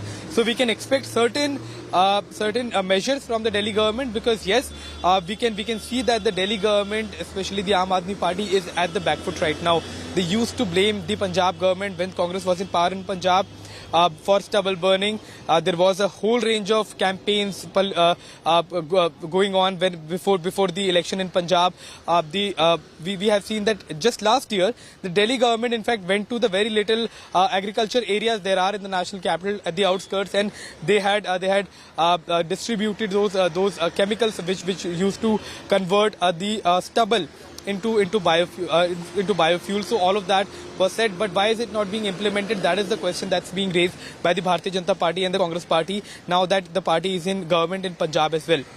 So all of these answers are being demanded by the Bharatiya Janata Party, the Congress Party. So and keep tracking the latest. You know, this is not unusual. Each year these parties, they are in power in Uttar Pradesh, Haryana, the BJP. In Delhi, it is the Aam Aadmi Party. In Punjab, it is the Aam Aadmi Party. Still together, they cannot find a solution. We are left to suffer and choke with our elderly and children at home. That's the current status here in the country. Now, Akshay, as you give us this big news that's coming in about air pollution, it's also election season. We have more news coming in. Akshay, thank you very much for now. Let's take a look at the big news coming in.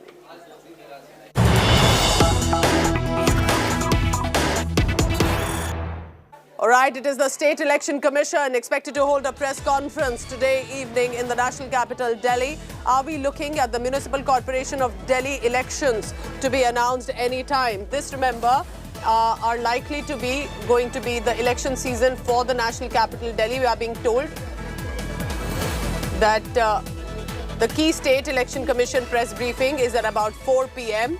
MCD elections likely to be announced then. The Delhi civic body election dates are going to be crucial. It will set primarily the election season in the national capital, Delhi. And that perhaps is going to be, remember MCD, it's like the basic issues, civic issues that the national capital has to deal with. But, you know, one would ask, what's the point if the netas will eventually only bicker with each other rather than find solutions? But at 4 p.m., it's going to be about the Delhi civic body elections likely to be announced.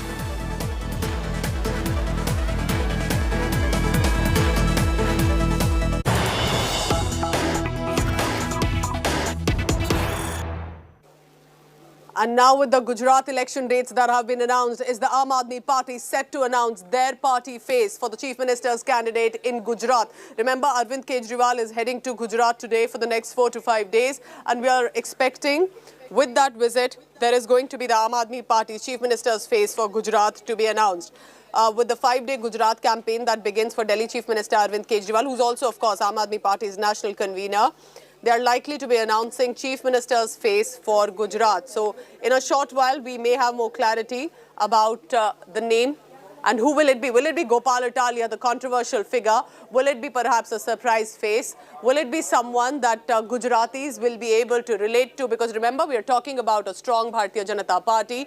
We're talking about their star campaigners, Prime Minister Modi, Home Minister Amit Shah, and a strong cadre, but also the Congress Party that on the ground has been consistently campaigning from door to door. Aam Aadmi Party, meanwhile, set to make inroads.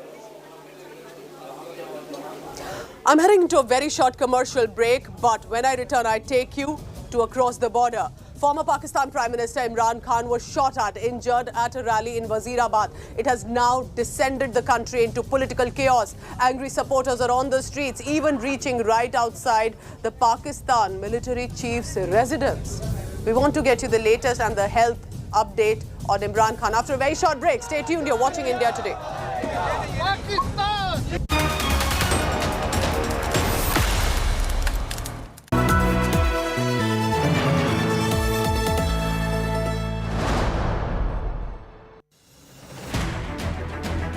I don't read the news. I read between the lines to tell you the true version of events, the true story of our times. To document grief, the toughest assignment for any journalist to be.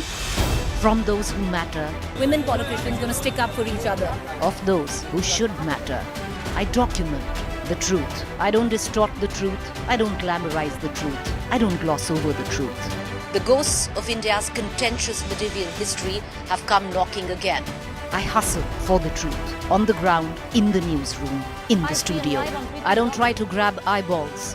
I inform you to make you see the point. To the Point with Preeti Chaudhary. At these times, only on India Today.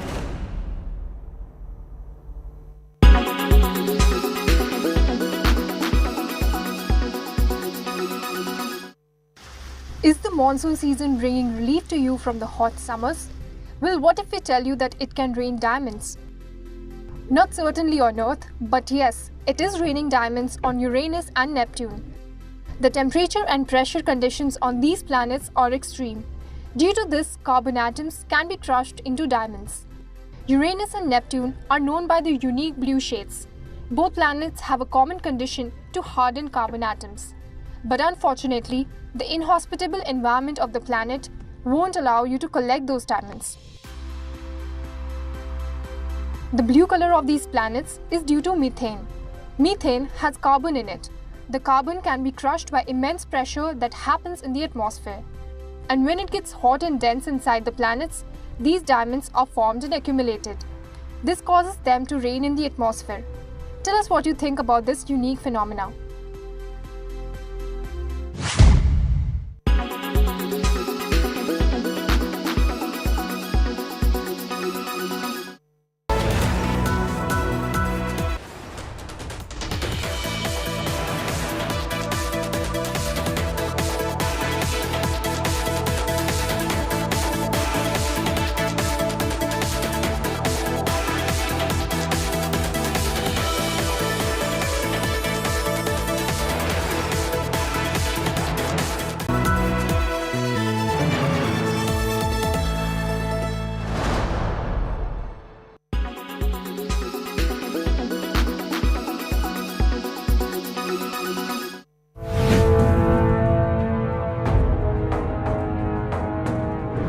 climate change is real. The long-term shifts in temperatures and weather patterns are constantly taking place, and it will affect you. If you are still not bothered about it, here are some facts which you should know. The world's polar ice caps are shrinking little by little. The Arctic is heating up twice as fast as the rest of the planet, with Greenland's glaciers receding particularly quickly. This process is speeding up all by itself. Melting snow exposes ice underneath, which then absorbs the sun's rays and increases thawing.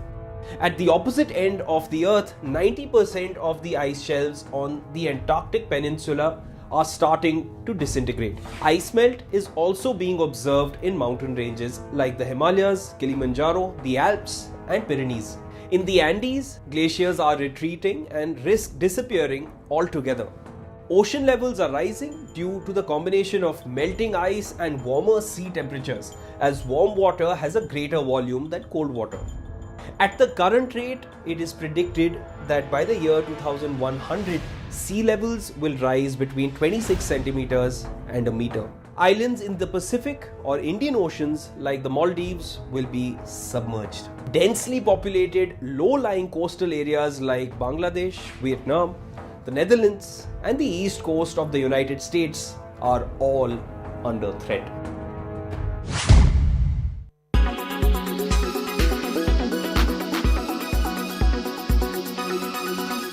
Make your media plan smarter with India Today Live TV on your connected devices.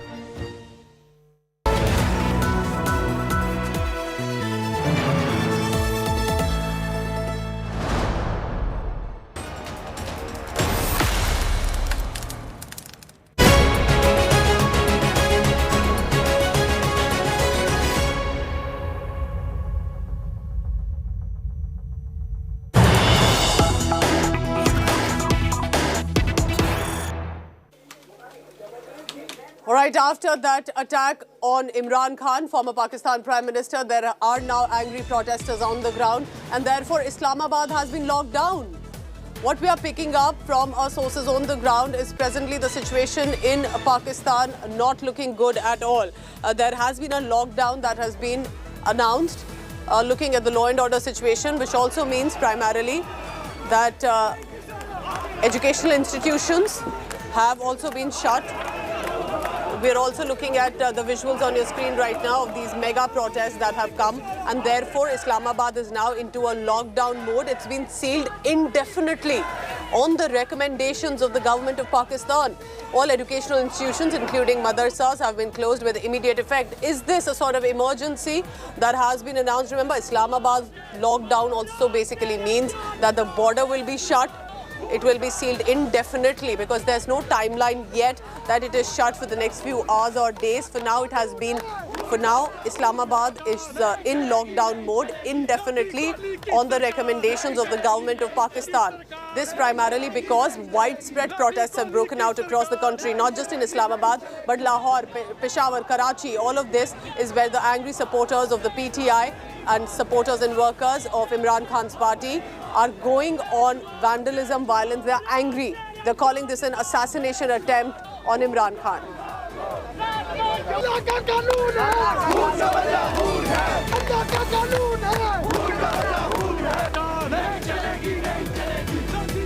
Pakistan, as it looks like, is descending into political chaos because just yesterday evening, on Thursday, there was a long march rally in Wazirabad by former Pakistan Prime Minister Imran Khan. But suddenly there were gunshots heard. And those gunshots not only injured but have taken the life of one person as well. Now, Imran Khan has been declared out of danger, though he sustained a bullet injury after he was shot at in both legs. Imran Khan and members of his party PTI are labelling this an assassination attempt against him. Mega protests, meanwhile, are erupting across the country, Peshawar, Islamabad, by angry supporters of the party. An angry protest, as you can see, even seen vandalizing a Pakistan police tank, while others lodged violent protests outside the residence of the army chief. At the Long March rally, Imran Khan's container in which he was travelling was shot at by an assailant who was seen brandishing a weapon. Imran Khan was shot with 14 others, including his aide. Imran Khan's party PTI is accusing Pakistan incumbent Prime Minister Shehbaz Sharif and his current Interior Minister of an alleged role in the attack. Listen in to the reactions that have been coming in on this big story right across the border. अब से थोड़ी देर पहले उन्होंने मुझे और मियां असलम इकबाल को बुलाया और उन्होंने कहा कि मेरे बिहाफ पर ये स्टेटमेंट जारी करो, क्योंकि वो कह रहे हैं कि मेरे पास पहले से भी कुछ इन्फॉर्मेशन आ रही थी जिसका हमें पहले पता नहीं था, लेकिन उन्होंने ये कहा और उन्होंने कहा है कि 3 लोगों के ऊपर मेरा यकीन है कि जिन्होंने ये सब कुछ करवाया है, और वो 3 लोग जो हैं वो शहबाज शरीफ हैं, वो राना सनाउल्लाह हैं और वो मेजर जनरल फैसल हैं। मैं ये ज़रूर कहूँगी कि इस वाक़े पे सियासत मत करें, इस वाक़े पे बिल्कुल सियासत मत करें। अपने जो अल्फाज हैं उनका चुनाव जिम्मेदारी के साथ करें। जब तक हक़ाइक़ सामने नहीं आते, पंजाब की हुकूमत जब तक कोई हतमी वो नहीं देती, खुदा का वास्ता है ये जो गैर जिम्मेदाराना स्टेटमेंट्स हैं इनसे परहेज़ किया जाए।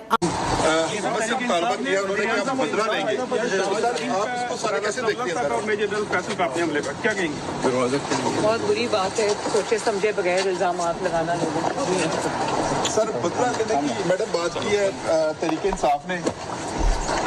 खूनी मार्च की बातें ये घटिया PMLN के लोग करते हैं, PDM के, जिसमें सर फहरिस्त मरियम है, दूसरा राना सनाउल्लाह है और खान साहब ने तो तीनों नाम ले लिए हैं, और ये जो मौसूफ फैसल वाडा साहब ने भी बातें की हैं, अगर इनके पास भी इंफॉर्मेशन है, मैं समझता हूं कि FIR में इन सबको दर्ज होना चाहिए।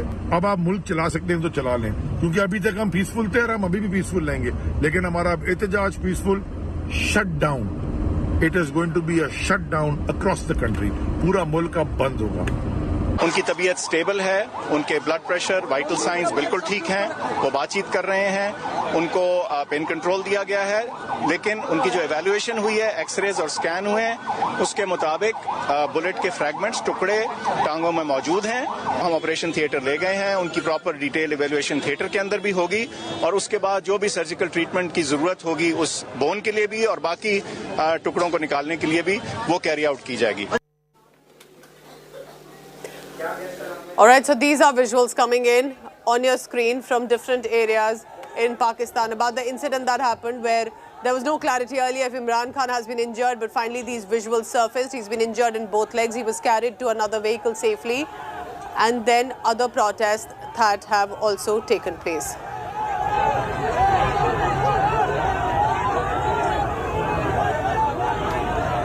Let's get a quick update coming in from Pakistan. Rameez Khan, a senior journalist, joining me now on India Today. Mr. Rameez Khan, what is the current status of the protest there in the country? Because with Islamabad in a lockdown, what does it mean? Were there protests in Islamabad as well overnight? Well, I am in Lahore, where Imran Khan is admitted to a private hospital, and this is where I am. You can see the hospital gate behind me. Yes. In Punjab, we talk about the entire Punjab. There were protests throughout the evening towards the night. The protesters receded, and they will again gather somewhere 11ish today. So right now, there are no protests going on, at least in Punjab. According to the police that we have just talked to, things are very calm. And even outside the hospital, there are not many PTI protesters here, because we'll have to bear in mind this is too early in the day for political activity to commence. What is the health status of Imran Khan right now? Rameez, what are you picking up about the injuries in his leg? What are the doctors saying at present? Well, since he has been admitted to his own hospital, his own charity hospital, the Shaukat Khanum, so the only information that is coming out is through Dr. Faisal, the lead doctor in the 4-member board. So the information that was given to him last night was that 2 shrapnels were lodged in his leg, and one of the shrapnels that has hit him on the upper part of his right leg has somehow chipped his bone, but that's it. Otherwise, his vitals are okay. He's in good health, and but there has been no talk of when he'll be discharged or whether he'll continue with his protest or not.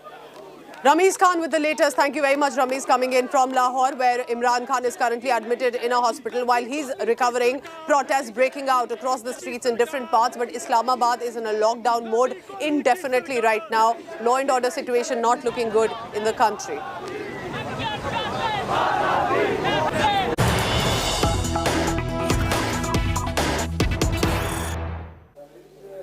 In the Morbi tragedy, bridge collapse, a big update has come in. The municipality chief, Sandeep Singh Zala, has now been suspended. He was earlier questioned by the special investigation team as well, but that's the big news coming in. Remember, many were questioning if the municipal corporation can actually let go of its responsibility to say we were not aware, and the group had taken the responsibility, the Oreva group, that they had renovated it fairly. But now the Morbi chief officer of the civic body, Sandeep Singh Zala, has been suspended. He was also earlier questioned by the special investigation team. Remember, we are talking about the death of over 130 people, men, women, children, even toddler as young as 2 years old. And now that has led to also the suspension of the chief officer of Morbi municipality, Sandeep Singh Zala.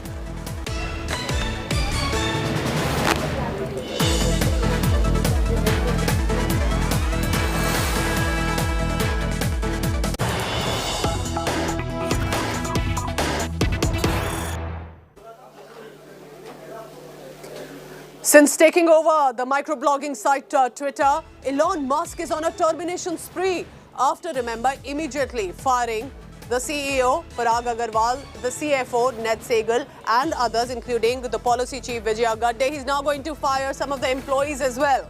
Twitter will be telling employees by email on Friday about whether they have been laid off temporarily, closing its office. They have prevented staff access to the headquarters following a week of uncertainty about the company's future under new owner Elon Musk.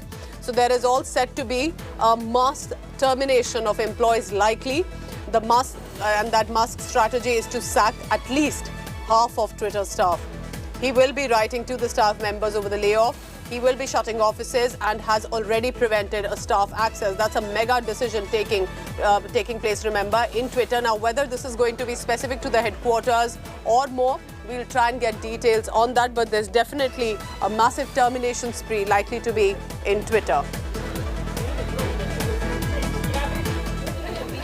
I'm wrapping up this bulletin for now. Thank you so much for watching. You can always log on to indiatoday.in for all the latest. Take care of yourself. Thank you. But stay tuned. Lots more on the other side.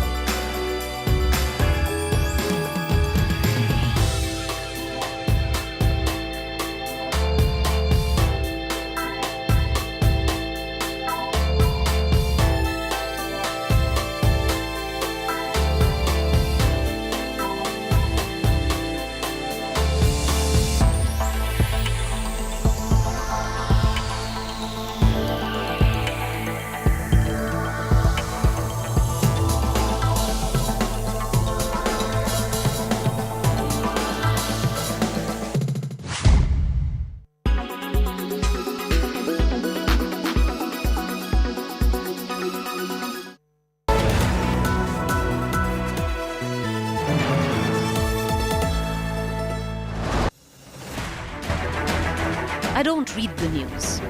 I read between the lines to tell you the true version of events, the true story of our times. To document grief, the toughest assignment for any journalist to be. From those who matter, Women politicians going to stick up for each other. of those who should matter, I document the truth. I don't distort the truth. I don't glamorize the truth. I don't gloss over the truth. The ghosts of India's contentious medieval history have come knocking again. I hustle for the truth, on the ground, in the newsroom, in the studio. I don't try to grab eyeballs. I inform you to make you see the point. To the point with Preeti Chaudhary. At these times, only on India Today. Co-powered by RK Marble, Khoobsurat Imandari. In association with JioMart, Har Ghar Ka Mart.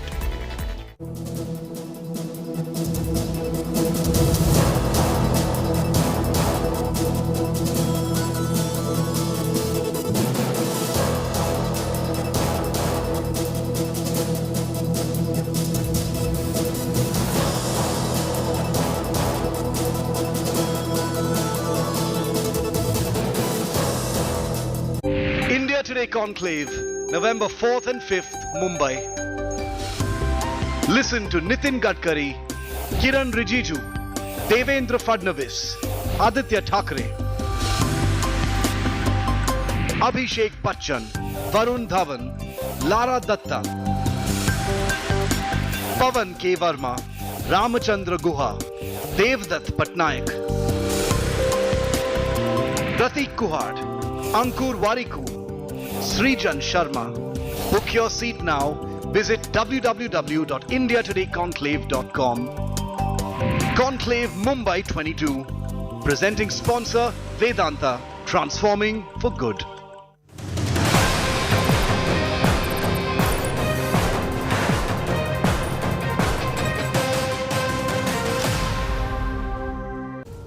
Hello there, very good morning. You're watching India's Agenda. I'm Sneha Mordani. Let's get started with the top stories in this edition. Air quality across Delhi NCR at severe category after Noida shut schools due to pollution. Delhi BJP demands closing of Delhi schools, says our government playing with the health of children.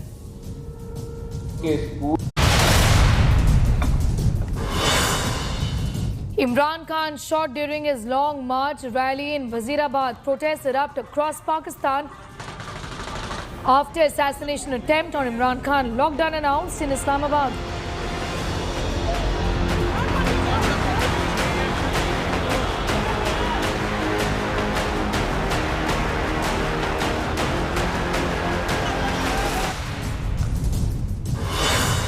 Probe in the Morbi Bridge tragedy intensifies. Morbi Chief Officer Sandeep Singh Zala has been suspended.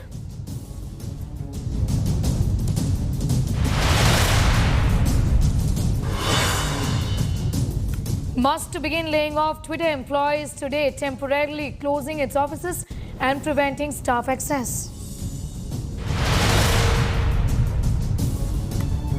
India Today Conclave Mumbai is here, India's largest idea platform to be attended by political stalwarts and biggest Bollywood celebrities. Watch India Today Conclave Mumbai today.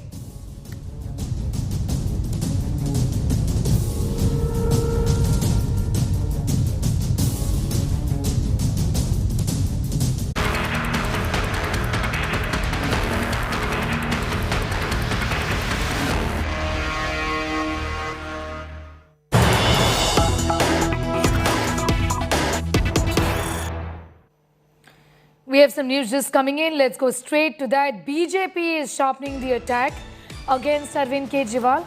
Tweeting an old video of Arvind Kejriwal, Kejriwal boasts his engineering qualification. Why is Arvind Kejriwal then not implementing them?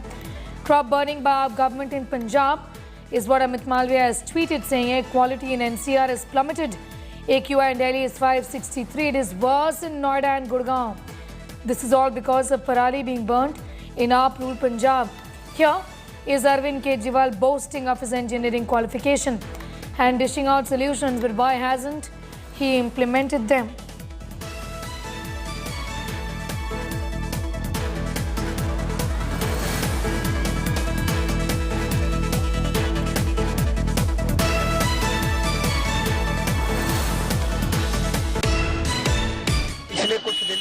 मैं काफ़ी लोगों से expert से मिला हूँ, मैं भी engineer हूँ तो ये थोड़ी समझता हूँ। पराली को जो स्टबल है, जो कि वो बच जाती है, भूसा बच जाता है उसका फसल का, उसको आप CNG में कन्वर्ट कर सकते हैं। करनाल में अभी एक इंडस्ट्री लगने वाली है, उसका फाउंडेशन स्टोन लग गया है। जितनी CNG बनेगी, मैंने इंद्रप्रस्थ गैस लिमिटेड से बात की है, वो सारी CNG खरीदने को तैयार है। तो ऐसा कोई बिजनेस आपने देखा है जिसमें प्रोडक्ट की जो सेल है, जो जितना भी प्रोडक्ट बनेगा खरीदने को तैयार हो? तो क्यों नहीं पंजाब और हरियाणा सरकारें इसको प्रमोट करती और इस तरह की लार्ज स्केल पे इंडस्ट्री, इससे किसान को पराली का पैसा मिलेगा, बहुत बड़े स्केल पे एम्प्लॉयमेंट जनरेट होगी और आपका सारा का सारा प्रोडक्ट जो है CNG में कन्वर्ट हो जाएगा। नंबर 1। नंबर 2, पंजाब के अंदर मैं कई लोगों से मिला हूं, कई सारी फैक्ट्रियां, कुछ फैक्ट्रियां अभी लगी हैं जो पराली से कोयला बना रही हैं। NTPC सारा कोयला खरीदने को तैयार है। तो पंजाब सरकार क्यों नहीं इसको प्रमोट करती कि पराली किसान को पैसा मिलेगा पराली का, वो क्यों जलाएगा? फिर उसको एम्प्लॉयमेंट जनरेट होगी, कोयला मिलेगा, कोयला NTPC खरीद सकती है। ये 2 इंडस्ट्री ऐसी हैं जिसमें बहुत बड़े स्केल से अगर प्रमोट किया जाए तो पराली, जिसकी वजह से आज पोल्यूशन हो रहा है, वो पोल्यूशन बंद होके नौकरियां मिलेंगी, रोजगार मिलेंगे। पिछले कुछ Amit Malviya of the BJP is now joining us. Amit Malviya, this is something that you've spoken about, and this is a question that all Delhiites are asking. Here we have the video that you've put out, Arvind Kejriwal offering solutions to the erstwhile Punjab government. It's clear that these solutions have not been looked at by his own government in the state. Let's be very clear that the pollution condition in whole of NCR, more particularly in Delhi, is because of the parali that is being burnt incessantly in Punjab. And the Aam Aadmi Party government in Punjab has done really nothing at all. Because states like Haryana and parts of western Uttar Pradesh, where the problem existed, have ensured that farmers are incentivized enough to not burn parali. Why could Arvind Kejriwal's Aam Aadmi Party-led government in Punjab not do it? Sangrur, which is the home district of the Chief Minister, is the worst affected, with 139% more instances of farm fires in his backyard. So naturally, Arvind Kejriwal's suggestions are all there when he's not in the government. The fact is that Delhi is suffering, Punjab is suffering, and Arvind Kejriwal is gallivanting around the country. He's in Himachal, he's in Gujarat campaigning and hawking the Delhi model to people of Gujarat who have much, much better lives than what we have here in Delhi. Yes. And nobody seems to question Arvind Kejriwal on his criminal negligence of the state that he's responsible for. No, we are questioning him. This is rather insensitive and callous also on his part, Mr. Malviya, that he is right now, like you said, campaigning in different states instead of focusing on Delhi, in which the people really are in dire straits. I don't know how to put it, but it's a pathetic condition that we all are in right now. And the Chief Minister clearly should be focusing his attention on the national capital. How is the BJP in opposition in Delhi going to now further gherao the Aam Aadmi Party government, because this really is the need of the hour with the opposition and the people asking these questions of the government? We have been relentlessly pointing out to Arvind Kejriwal's hypocrisy, his incompetence and his criminal negligence of the state of Delhi and of course Punjab, where all the measures had to be put in place, but nothing has been done at all. The video that I put out today is of 2019. Imagine he has been talking about it since then. It's been almost 3-4 years and they have done nothing. They've been in power in Punjab for almost 6 months. He knows that there is a problem there. He hasn't done anything at all. Now, the question therefore is that why is he insistent that people of Delhi suffer like this and farmers in Punjab suffer at the same time? He must be questioned. Bhagwant Mann should be questioned. There is just no attempt to bring accountability to these two people who come from the same party and almost speak every day on issues that do not relate to the burning problem on hand. Undoubtedly, the Aam Aadmi Party stands exposed when it comes to the doublespeak, and we're not mincing any words to call them out on what they have done to us. They've not delivered on their promises, far from it. Solutions they offered when they weren't accountable in Punjab are solutions that they're not even looking at right now. Why is farm burning or stubble burning in Punjab. Why does that really continue? Farm fires have increased over 3,000 instances in Punjab alone is what we've been reporting on relentlessly, and we'll not stop at that. I'm thanking you, Mr. Malviya, for getting us your perspective on that very, very important story that all of us are really affected by. My colleague Akshay is also getting asked. Akshay, I want to ask you particularly about the Aam Aadmi Party and the solutions they want to offer when it comes to the Punjab government and the solutions they were offering in the state of Punjab in 2019 when they weren't in power. Why can't they do what they were instructing or rather advising others to do? Well, Sneha, that's really a very, very important, very pertinent question to ask the Aam Aadmi Party government. Because earlier when they were in power in Delhi, they used to blame the Punjab government of not doing enough to provide any substitute to the farmer, to provide any alternative to the farmers as far as burning of stubble is concerned. But now that they are in government, both these states, they can in fact implement what they were talking about distributing these chemicals that will turn stubble into biofuel. They were talking about IGL willing to buy all the CNG, NTPC willing to buy all the coal. So why hasn't it been done? Initially also they were saying that... coming in, be with us. Focusing right now on this information that has just come in after BJP offensive against the Aam Aadmi Party. Chief Minister Bhagwant Mann and Chief Minister Arvind Kejriwal will be holding a joint press conference. That's the news we just have received. Mann called to Delhi for a joint press conference. Mann and Arvind Kejriwal to brief the media at 11 o'clock today is what we've been given to understand. So the Chief Ministers of Punjab and Delhi will be holding a joint press conference, and hopefully they will have some concrete answers on what they intend to do and how they've really failed as far as ensuring clean air to the people of Delhi is concerned. Why does stubble burning in Punjab continue? This is Punjab ruled by the Aam Aadmi Party. Big promises made when they were not in power and wanted to come to power. What happened to those promises?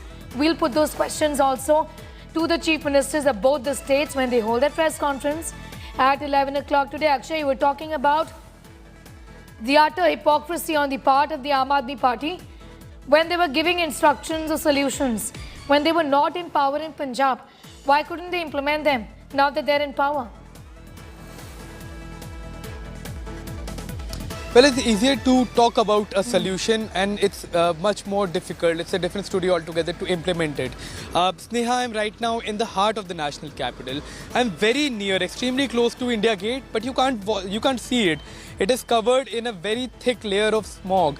And all of this smog is going into our lungs. Delhi, in fact, has become a gas chamber. It has become a hot box. And all of this air is going to our lungs, is going to lungs of those people who have been impacted by COVID-19 pandemic. Remember, there are so many people who have a long COVID, who are impacted by the implications of COVID-19. Their lungs are weak right now, and this kind of situation, this bad pollution, this bad toxic air in the national capital is impacting their life as well. I would ask my camera person to show around and to try and pan to the Rashtrapati Bhavan. The story is no different there as well. You can see some of the north block, some of the south block, but most of the Rashtrapati Bhavan is also covered in the thick layer of smog. And you can see all of these people who have come out, all of these people are going to their offices, all of these students going to their schools, thinking of this just as another regular day. But many of them don't realize that this air is in fact shortening their lifespan. There have been several comparisons made that the air in the national capital is equivalent to X number of cigarettes, or Y number of cigarettes. But the situation is extremely bad. I personally right now am feeling burning sensation in my eyes, in my throat as I'm speaking. And it's just because I have to speak, I'm not wearing a mask. Otherwise, people should wear masks. The situation is extremely bad.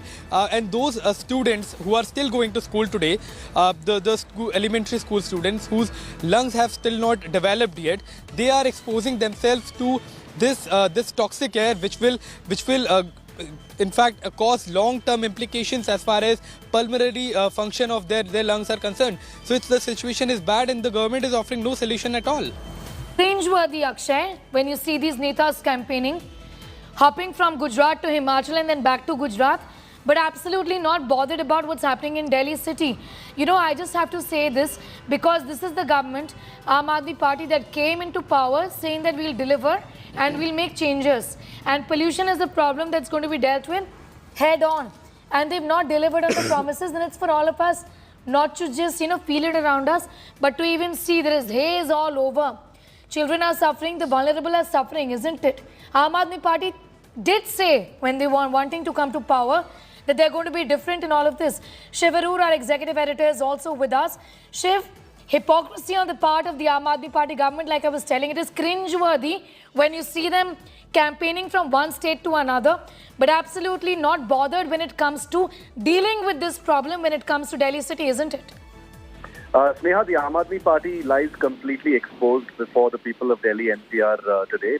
This was a party that had projected itself as being different, for the citizen, a party that was going to embrace a new style of politics, but they've proven to be the same kind of cynical, cunning and sly kind of party the kind of qualities that you would usually give to our national parties. Anything to basically, get away and not take the blame for real problems. For all the sincerity that Arvind Kejriwal, sort of projects as far as apologizing to citizens, making promises as far as pollution is concerned, before he came into power, here is a party that has triggered the anger of people across the board, across social strata, across the national capital, because the national capital now, for I don't know how many years running, is completely dying. People have no choice. The only thing that they had to hang on to were the promises made by Arvind Kejriwal. He is a politician who now controls both Delhi and Punjab, in effect controlling the entire, quote-unquote supply chain as far as pollution is concerned. He's run out of excuses as far as who he can blame. He's mobilized, shameful politicians like Gopal Rai and Sanjay Singh to point fingers at others at this point of time, even though it must be said that the blame is not squarely on just Delhi and Punjab. There are certainly responsibilities of the construction industries, what the centre has done in certain aspects, what effect has happened as far as farm pollution is concerned. But the fact is, he's the man in the hot seat. The buck stops with him. He had said, make me your leader and I will solve this pollution issue once and for all. And therefore, sitting there right now in Delhi, he cannot point fingers at anybody else.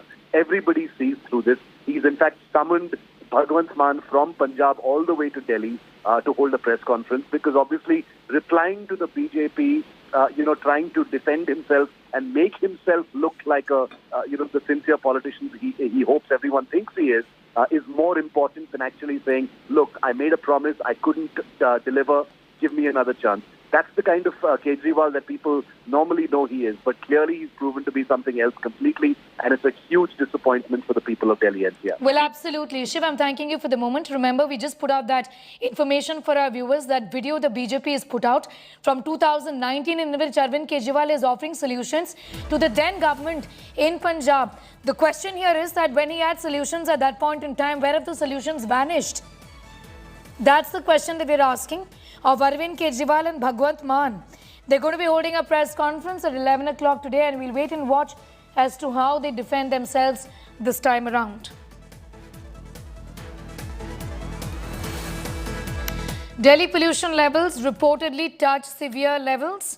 Air quality in Delhi and NCR region with increasing stubble burning as the average AQI has actually crossed 500. This is not 500, but beyond. In order to combat the pollution issues, the government will chair a high-level meeting on Friday. During this, decision for implementation of GRAP 4 will be taken. GRAP 4 has 4 stages depending on severity of air pollution from stage 1 to 4. It is known that Arvind Kejriwal-led Aam Aadmi Party government is likely to close down schools, colleges and non-emergency commercial activities during this meeting. Essentially, just a set of ridiculous knee-jerk reactions. And we're really angry about this, viewers. Plying of vehicles on odd-even basis as the AQI level shoots up. Noida schools have already been ordered to conduct online classes, not like our children didn't suffer enough staying at home during the pandemic. Now, in the wake of the AQI reaching severe category in Delhi, Air Quality Commission has ordered a ban on the entry of diesel trucks other than essential goods in the capital city and its adjoining areas. A ban has been imposed on industries which are not running on clean fuel. Exemption from emergency industries like milk, dairy, medicines and medical goods.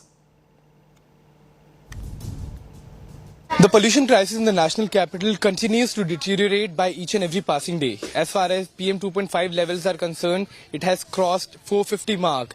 Now 450 AQI level was a mark that was given by the Delhi government itself, that if the AQI further deteriorates and if it crosses 450 mark, the schools will be shut.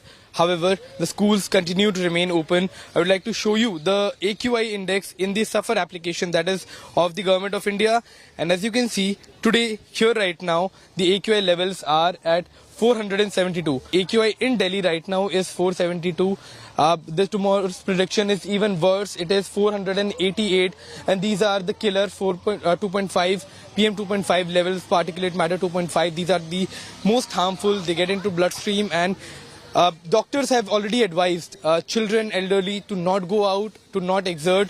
And experts have been advising that the schools should be shut down, but the schools remain open, the kids remain out in the open, and there is no control as far as the measures are concerned. The situation is extremely bad.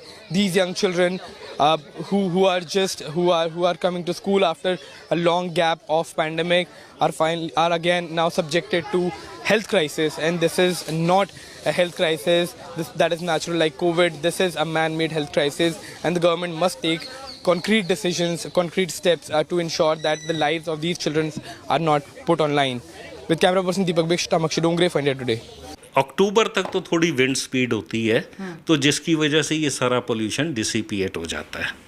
कभी पंजाब की तरफ चला गया, कभी राजस्थान चला गया, कभी हरियाणा चला गया, कभी यूपी चला गया. इन दिनों में चूंकि विंड स्पीड नहीं होती तो ये स्टैग्नेंट होता है. सबसे बड़ा कारण पोल्यूशन के हमारे 4 हैं.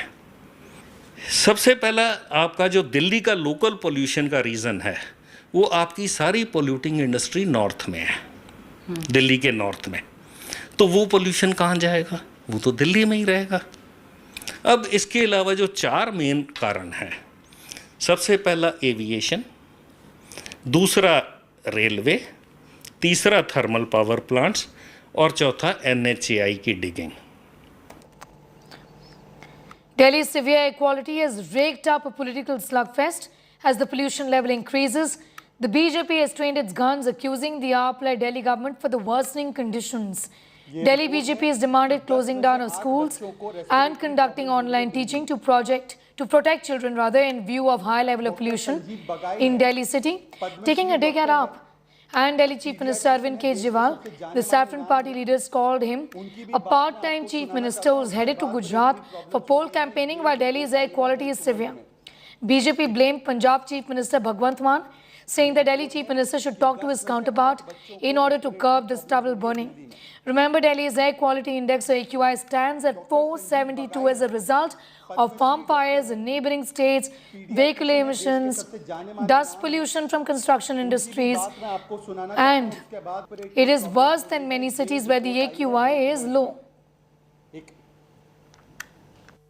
ये रिपोर्ट है.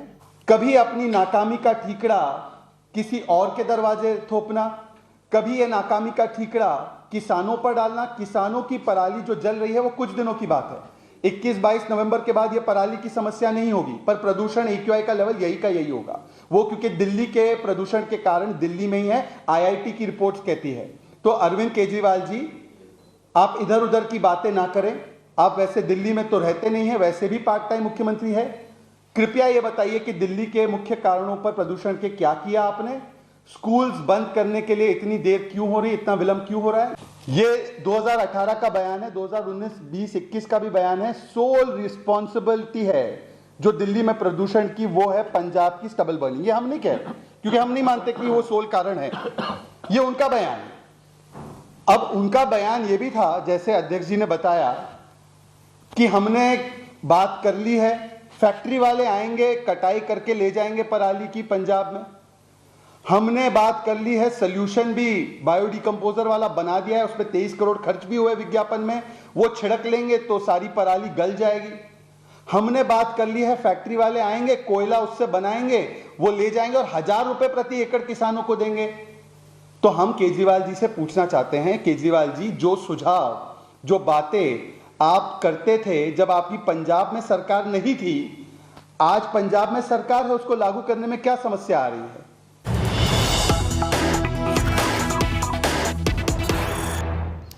We have some news just coming in. These are first images of Imran Khan in hospital, exclusive images from inside the hospital. Imran Khan, remember, was shot at in a rally. He now is stable.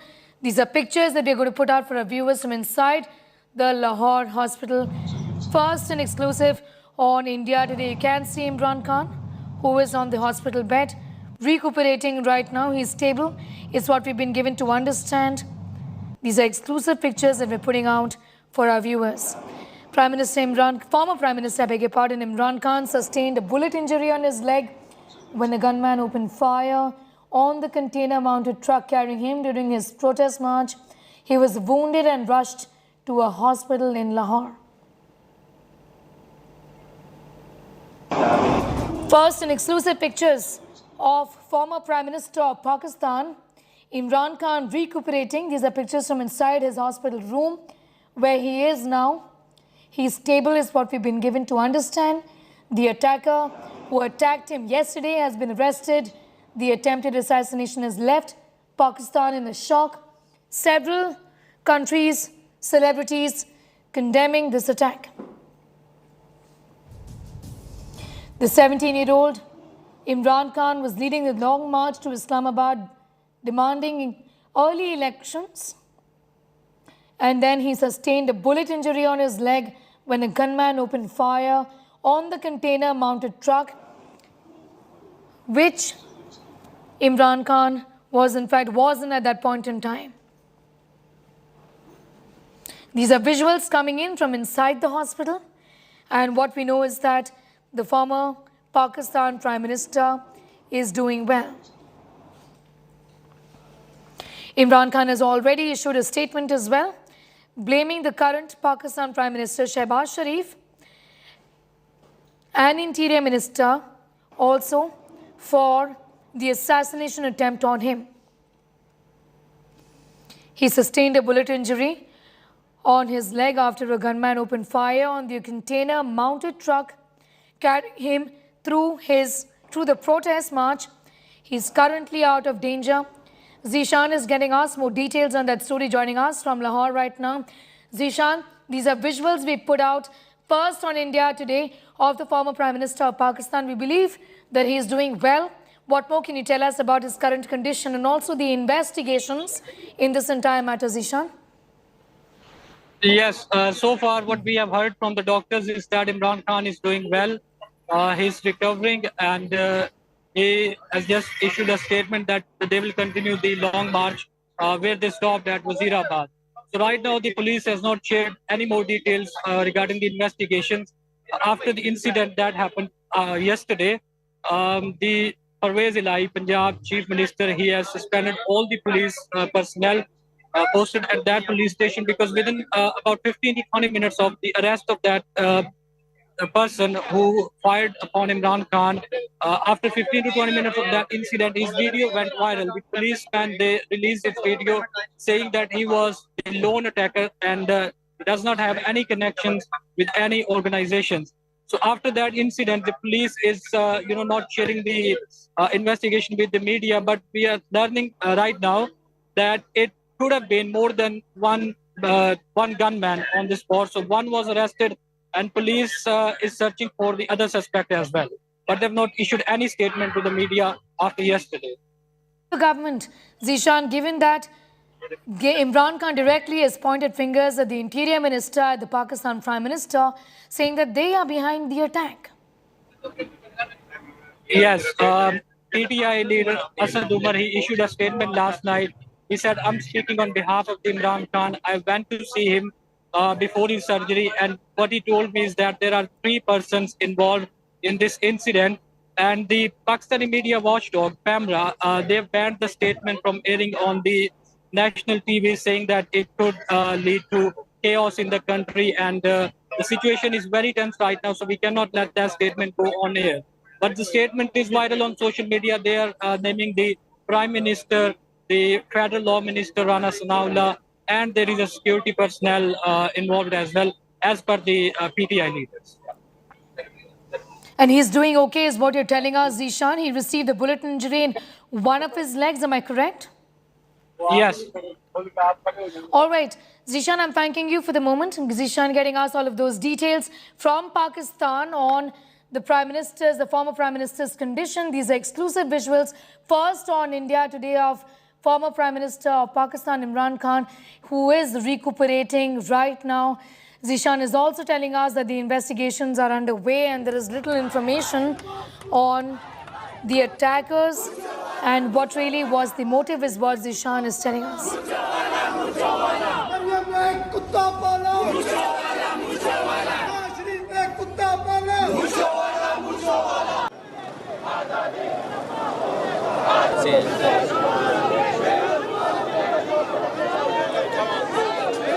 Pakistan's descent into chaos there continues to unravel as is evident, with the former Prime Minister Imran Khan being attacked in this fashion in a rally that he had taken out, demanding elections in the country. One attacker has been arrested is what we know. These are pictures on your screen of Imran Khan recuperating in a hospital where he is stable is what the doctors have said. He will put the blame squarely on the current political dispensation, on the failure of the Prime Minister, he says, and the Interior Minister of Pakistan, saying that it is because of him that he was attacked.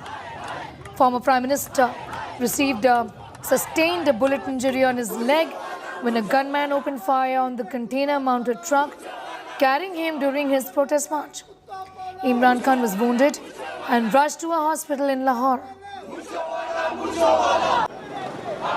Imran Khan साहब अल्लाह के फजल करम से बिल्कुल ठीक है।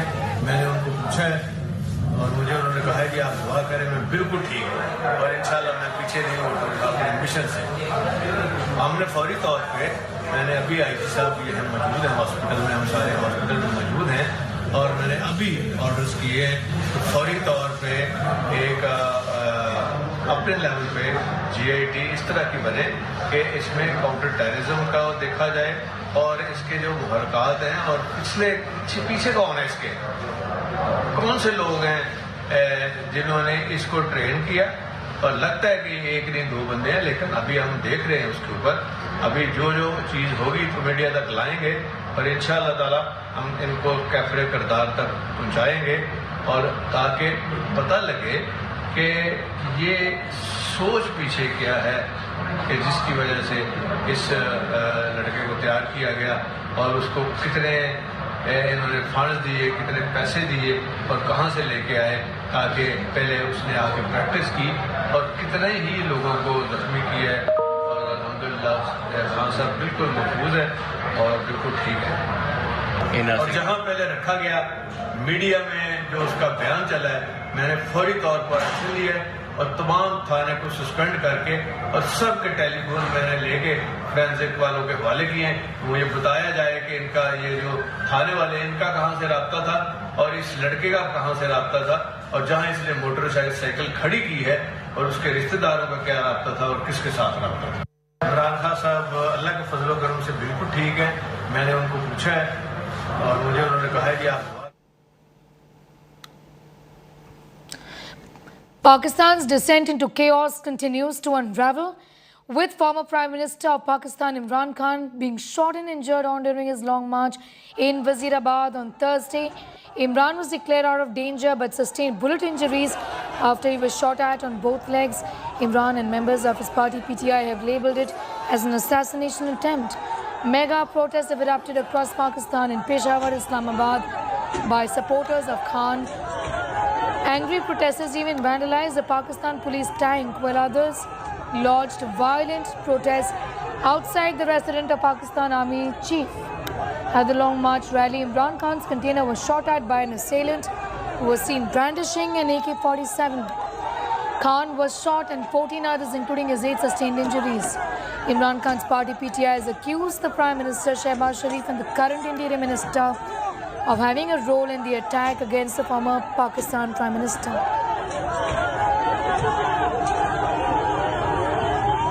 थोड़ी देर पहले उन्होंने मुझे और मियां असलम इकबाल को बुलाया और उन्होंने कहा कि मेरे बिहाफ पर ये स्टेटमेंट जारी करो क्योंकि वो कह रहे हैं कि मेरे पास पहले से भी कुछ इन्फॉर्मेशन आ रही थी जिसका हमें पहले पता नहीं था, लेकिन उन्होंने ये कहा, और उन्होंने कहा है कि 3 लोगों के ऊपर मेरा यकीन है कि जिन्होंने ये सब कुछ करवाया है, और वो 3 लोग जो हैं वो शहबाज शरीफ हैं, वो राना सनाउल्लाह हैं, और वो मेजर जनरल फैसल हैं। मैं ये ज़रूर कहूँगी कि इस वाक़े पे सियासत मत करें, इस वाक़े पे बिल्कुल सियासत मत करें। अपने जो अल्फाज हैं उनका चुनाव जिम्मेदारी के साथ करें। जब तक हकायक सामने नहीं आते, पंजाब की हुकूमत जब तक कोई हतमी वो नहीं देती, खुदा का वास्ता है ये जो गैर जिम्मेदाराना स्टेटमेंट्स हैं इनसे परहेज़ किया जाए।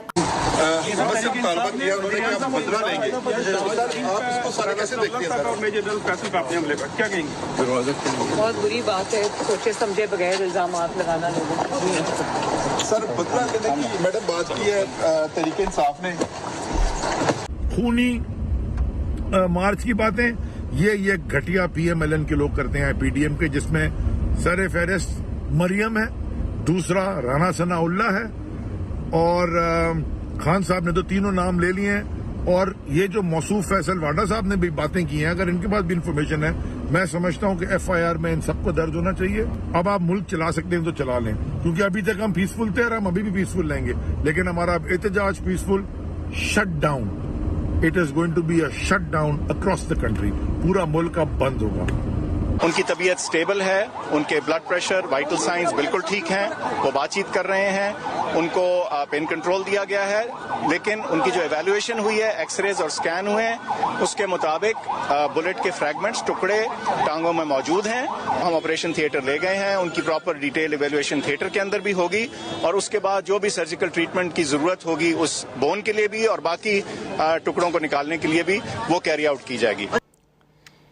Ramesh Khan is getting us more details in that story, joining us from outside Imran Khan's hospital in Lahore. And Zishan also continues to be with us. Ramesh, I want to begin by asking you, as far as the condition is concerned, how is the former Prime Minister doing right now? Again, there's some sort of a voice problem. I cannot hear you properly. But if you're asking about Imran Khan's health, yes, according to Dr. Faisal Sultan, who is the lead doctor in the 4-member board who's looking after Imran Khan's health, Imran Khan is in a stable condition. All his vitals are okay. His leg has been slightly injured. A part of his bone also chipped with a bullet shrapnel that was lodged into his leg. That's far what we know at this time. More information is expected to be released to the media by 1 today. All right. Be with us, Zishan.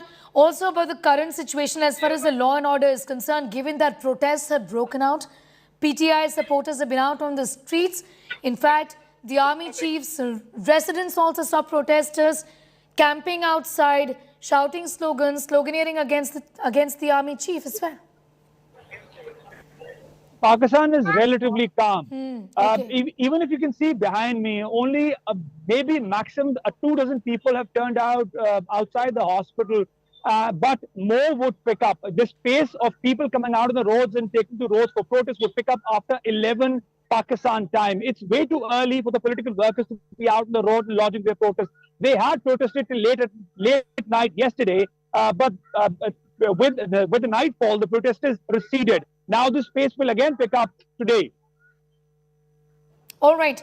You know, Zishan, as far as the politics of this is concerned, also the aides have come out and said that Imran Khan had a hint, had an idea that something like that could have happened.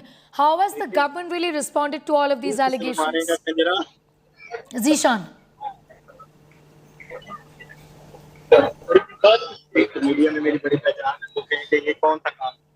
Zishan, I was asking you about how. All right, I'll just try and see the line with Zishan.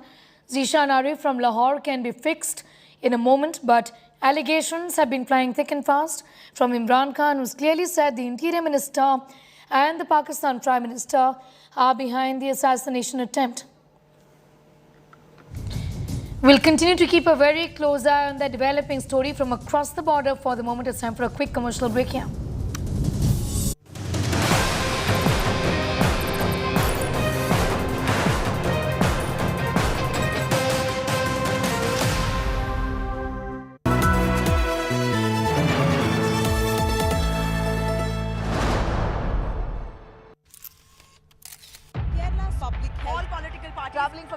armed with facts.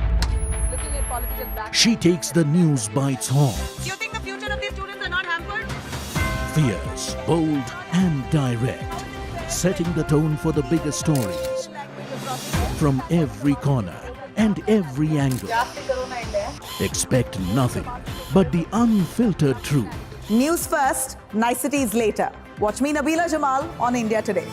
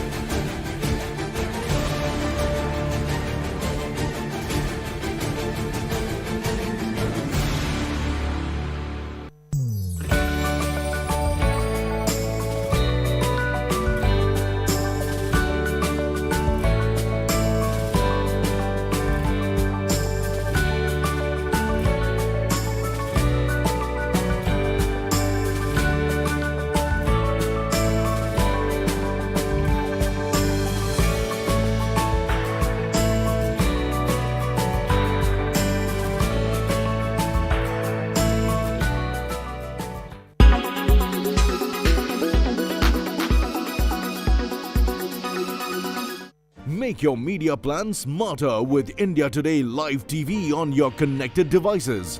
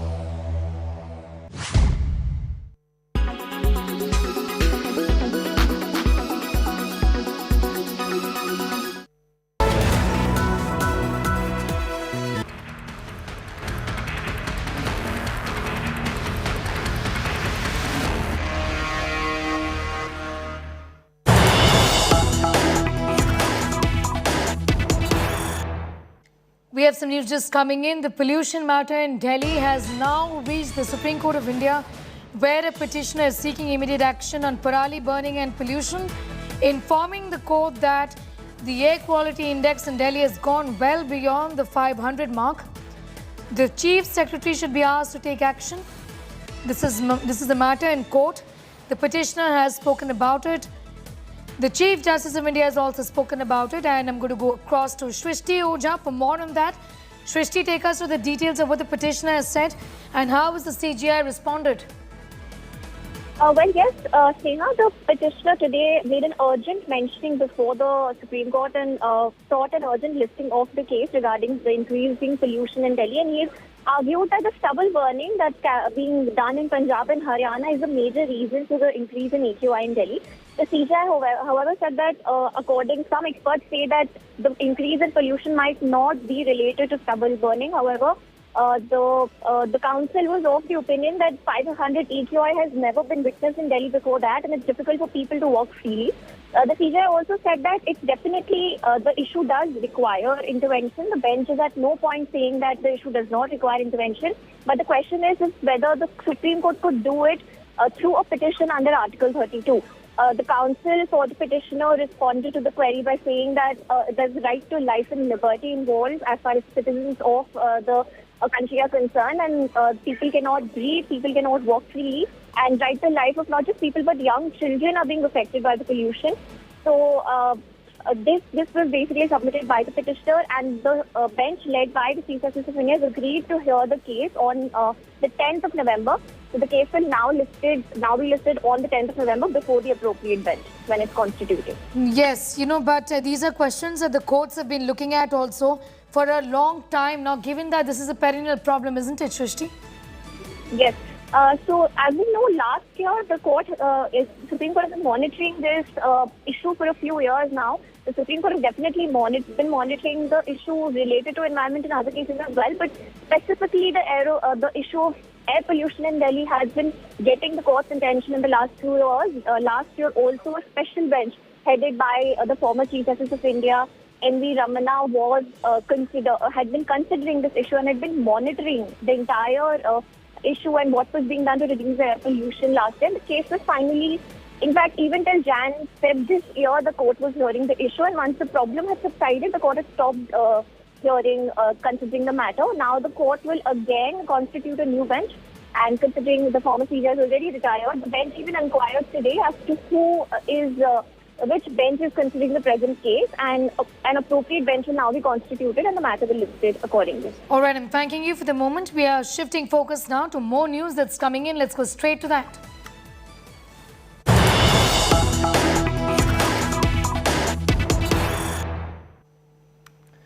This has got to do with the elections in Munugode. There are tensions now in Munugode after the polls. BJP and TRS workers paid charges. Locals allege BJP cadre following election commission vehicles. Locals stopped BJP vehicles inside Munugode. Van carrying poll items were followed by BJP. Abdul Bashir has more details of that specific allegation that has been leveled. Very serious charge. What are the details, Abdul? See, the high voltage election that has been conducted among the 6 states, the one high voltage election most yesterday at 6 p.m. The end of the polling had to be done, but later in the night around 1:30 p.m. 93.13 the voters of the Munugode constituency have casted their vote yesterday. So following this, when the EVMs were being shifted to the strong room, during which several leaders had called to follow these electoral vehicles that were carrying the electoral EVM machines, stating that BJP had been, critically alleging the election commission of malpractices, following which several youth and BJP leaders started following the vehicles of the election commission which were carrying the EVMs to the strong room. Now, by 1:30 a.m., all the EVM to the strong room, and then it was sealed. So this was the incident. However, on the whole day during the time of election, when the people were casting their votes, several clashes took place in Munugode, in several places like Amarigudem, Chotupal, where a group of people had been alleging the election commission, also the police officers, of malpractices. But however, the election commissioner, Vikas Raj, has denied all these claims and stated that there was a peaceful election being held, the process was peaceful, and the election process had completed yesterday. Yes, Sneha. Abdul Bashir, I'm thanking you for the moment for getting us those details as far as the by-polls in Munugode is concerned. TRS poaching claim has triggered a massive political storm in Telangana. Chief Minister K. Chandrasekhar Rao held a surprise briefing on Thursday where he dropped an explosive tape, claiming it to be proof of a poaching bid by the BJP. KCR played 5 minutes of the alleged poaching tape, saying the recording is from the night of the farmhouse raid in Hyderabad's Aziz Nagar. He screened the explosive tape to back the four MLAs' claim that there was a bid to purchase them with cash, contracts and important post.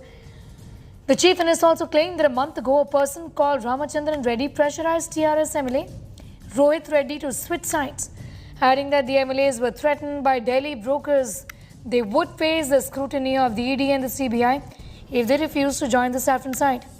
KCR has appealed to the judiciary to save India, adding that he deliberately held on to the tapes till voting for the by-polls concluded so that the BJP could not accuse him of stirring a controversy on polling day.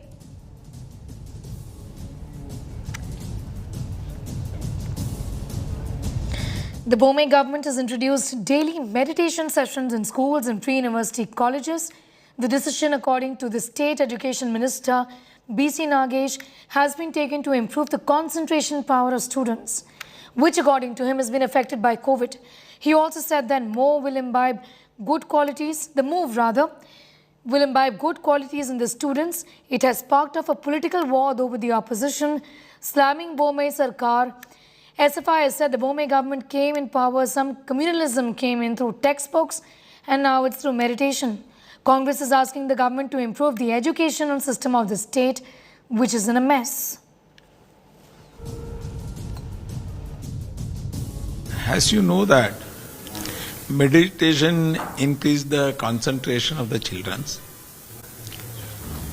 As you know, after particularly of COVID, the concentration among the students has come down for various reasons.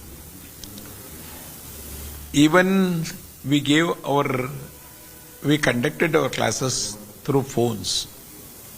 So, because of that, many students have lost concentration.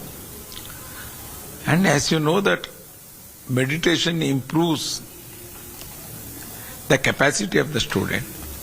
There are many experiments has been done through that. So we want our children. As you know, the student from different background comes to our school. So we should see the quality of education among the students should be improved by increasing their concentration for the studies. So a few student organizations, including the SFI, has opposed this, saying that you are trying to impose your agenda in the education system. I doesn't know my agenda. I should learn what is my agenda from SFI. If Dhyana becomes the agenda of BJP, if they are going to give the ownership of such things to BJP, definitely I will welcome it and I will be ready to take the credit out of it. They're on time, they're not giving textbooks, rooms are not being maintained properly, there are now classrooms, education system is total mess. The uniforms are not being reached on time, books, shoes, all these things, let them concentrate on that one. Instead of that, they should concentration on the development. We are not against meditation. At the same time, you should not take a other turn. Now earlier, what they were saying about this hijab and all other things, then changing the syllabus in the textbooks, all these things, they were just wasting their time and energy of the students. So they should let the government first take care of the basic needs of the students, basic things of books, uniforms, good classrooms, good teachers. Let them take priority on that one. In that, the government has totally failed. There's more details on that story joining us from Bengaluru right now. Sagai, this is the bizarre twist that has been given by the opposition, saying that this is an attempt to communalize education once again. What is this? What is the reason behind them saying this? Because this is meditation at the end of the day. We've seen similar arguments come in when it comes to yoga as well.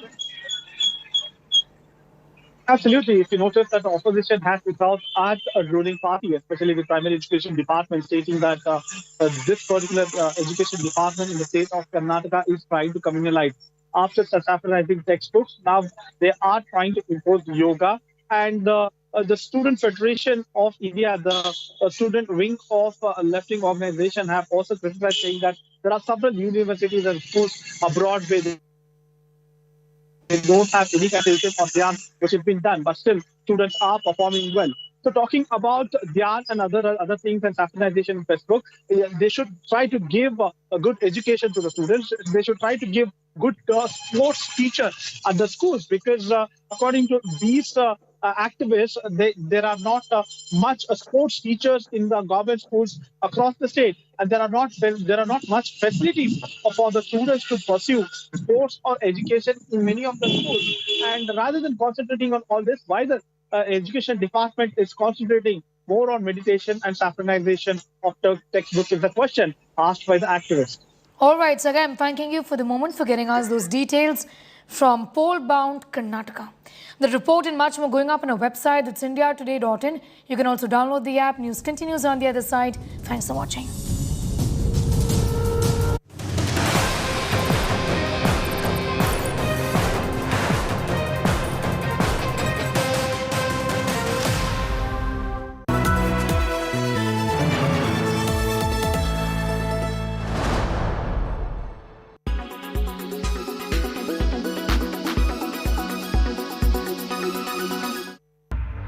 Scroll, scroll, scroll. Is that what you do all day? A study says that excessive use of social media can develop depression in young adults. The study was published in the Journal of Affective Disorders Reports. It says that young adults who use social media more are likely to develop depression within 6 months, and this is regardless of their personality type. Previous research has linked depression with many other factors, including social media. This study addresses the important research questions, finding strong and linear associations of depression across all personality traits. In 2018, the study took a sample of more than 1,000 young adults from America aging between 18 and 30. Depression was measured using the Patient Health Questionnaire. Social media was measured by asking participants how much daily time was spent using popular social media platforms, and personality was measured using the Big Five inventory. This assessed openness, conscientiousness, extroversion, agreeableness, and neuroticism. The author suggests that social comparison can enhance negative feelings in one. This could explain how depression increases with prolonged use of social media. Another reason could be indulging in negative content. Finally, engaging more on social media reduces opportunities for in-person or social interactions. The study was published by Renee Merrill. She said findings from the study are important during a time of technology expansion and integration. Connecting to people virtually may increase the risk of miscommunication or misperception that leads to relationship difficulties and potential risk for developing mental health problems.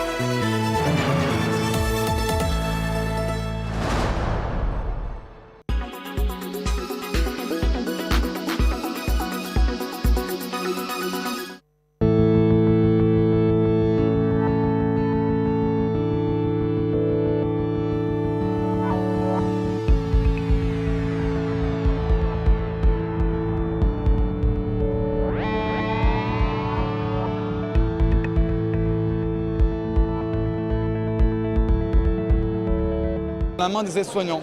Pourquoi ? Parce que les aides-soignants aujourd'hui, ils sont globalement sous l'eau. Ils ne peuvent plus faire leur métier qui est de soigner. Et donc nous, Emobots, on leur fournit cette information de l'état émotionnel. Ils vont pouvoir mieux comprendre l'évolution de l'émotion de leurs résidents, de leurs patients. Et derrière, on sera aussi capable d'objectiver. C'est-à-dire qu'aujourd'hui, quand on fait un test pour la dépression, c'est un test normé, ponctuel. On demande à la personne de verbaliser les informations. Et donc ça pose plein de problèmes. Et notamment des difficultés pour les personnes qui ne peuvent pas verbaliser.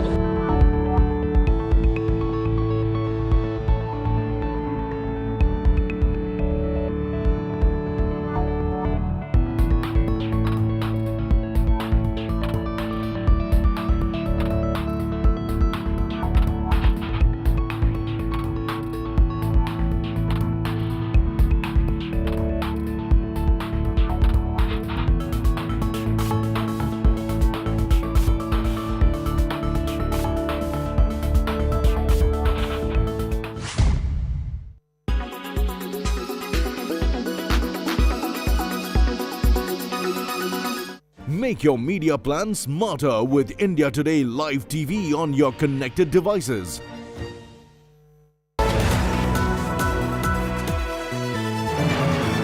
Presented by धूल आए पर घर पे ना टिक पाए.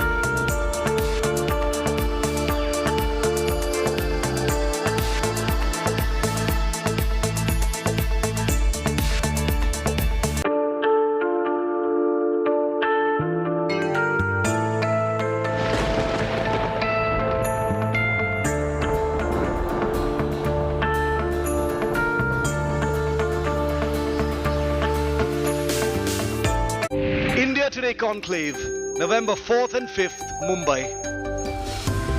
Listen to Nitin Gadkari, Kiran Rijiju, Devendra Fadnavis, Aditya Thackeray, Abhishek Bachchan, Varun Dhawan, Lara Datta, Pawan K. Verma, Ramachandra Guha, Devdutt Patnaik, Pratik Kuhad, Ankur Wariku, Srijan Sharma. Book your seat now. Visit www.indiatodayconclave.com. Conclave Mumbai 22. Presenting sponsor Vedanta. Transforming for good.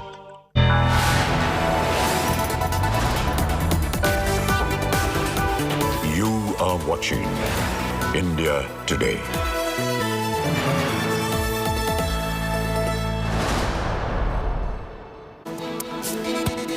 Hello there, very good morning. You're watching India Today TV. I'm Sneha Mordani. Let's get started with the top stories this Friday morning. Air quality across Delhi NCR at the severe category. After Noida shut schools due to pollution, Delhi BJP demands closing of schools in Delhi. Says our government playing with the health of children. तो बच्चे तकलीफ में है, सांस लेना उनको दूभर हो रहा है. और दिल्ली में अरविंद केजरीवाल जी की सरकार वो कोई भी बच्चों के स्कूल बंद हो इसके लिए कोई कार्रवाई करे. Delhi pollution battle reaches top court. Petition seeking immediate action on farm fires and pollution. Supreme Court to hear the plea on November 10th.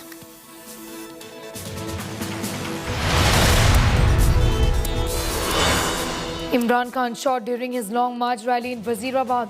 Protests have erupted across Pakistan after the assassination attempt on Imran Khan.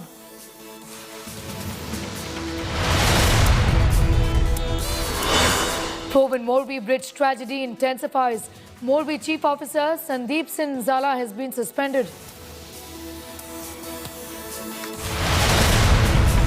Elon Musk to begin laying off Twitter employees today, temporarily closing its offices and preventing staff access.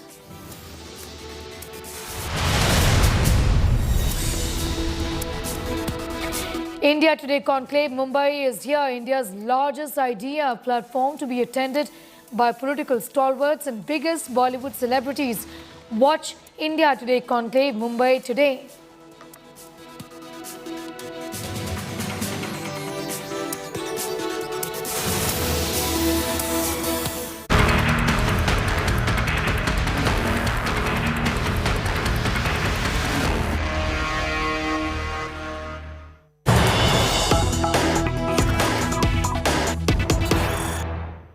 Some news just coming in. Delhi pollution case has reached Supreme Court of India, where a plea is seeking action on farm fires and pollution. The plea says stubble burning affecting the AQI. The court is going to hear the matter on the 10th of November. Petitioner lawyer says AQI rising rapidly. Schools in Noida closed. Delhi schools are not closed. Parali burning in Punjab and Haryana affecting the AQI, where The Chief Justice of India says, I was reading about a report that Parali was not responsible. The petitioner says people can't walk.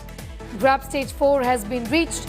We're not saying the situation does not require intervention. We are asking if it requires intervention under Article 32.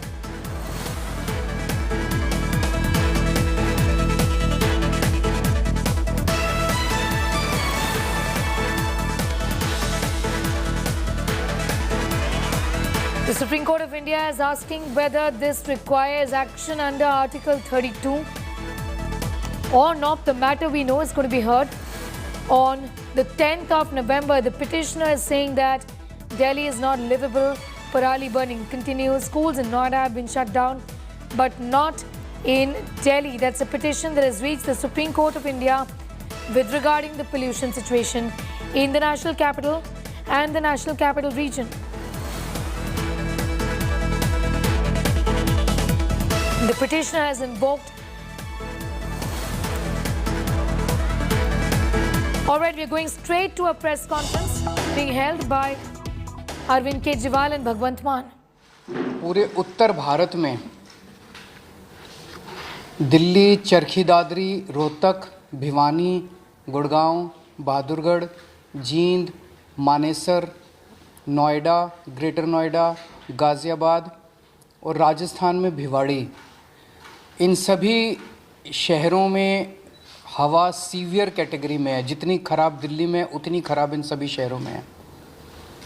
इसके अलावा धारूहेड़ा, कैथल, बल्लभगढ़, पानीपत, फरीदाबाद, सोनीपत, नारनौल, कुरुक्षेत्र, बागपत, मेरठ, कानपुर और बिहार में मोतिहारी, बेतिया, कटिहार, इनमें very poor category में है।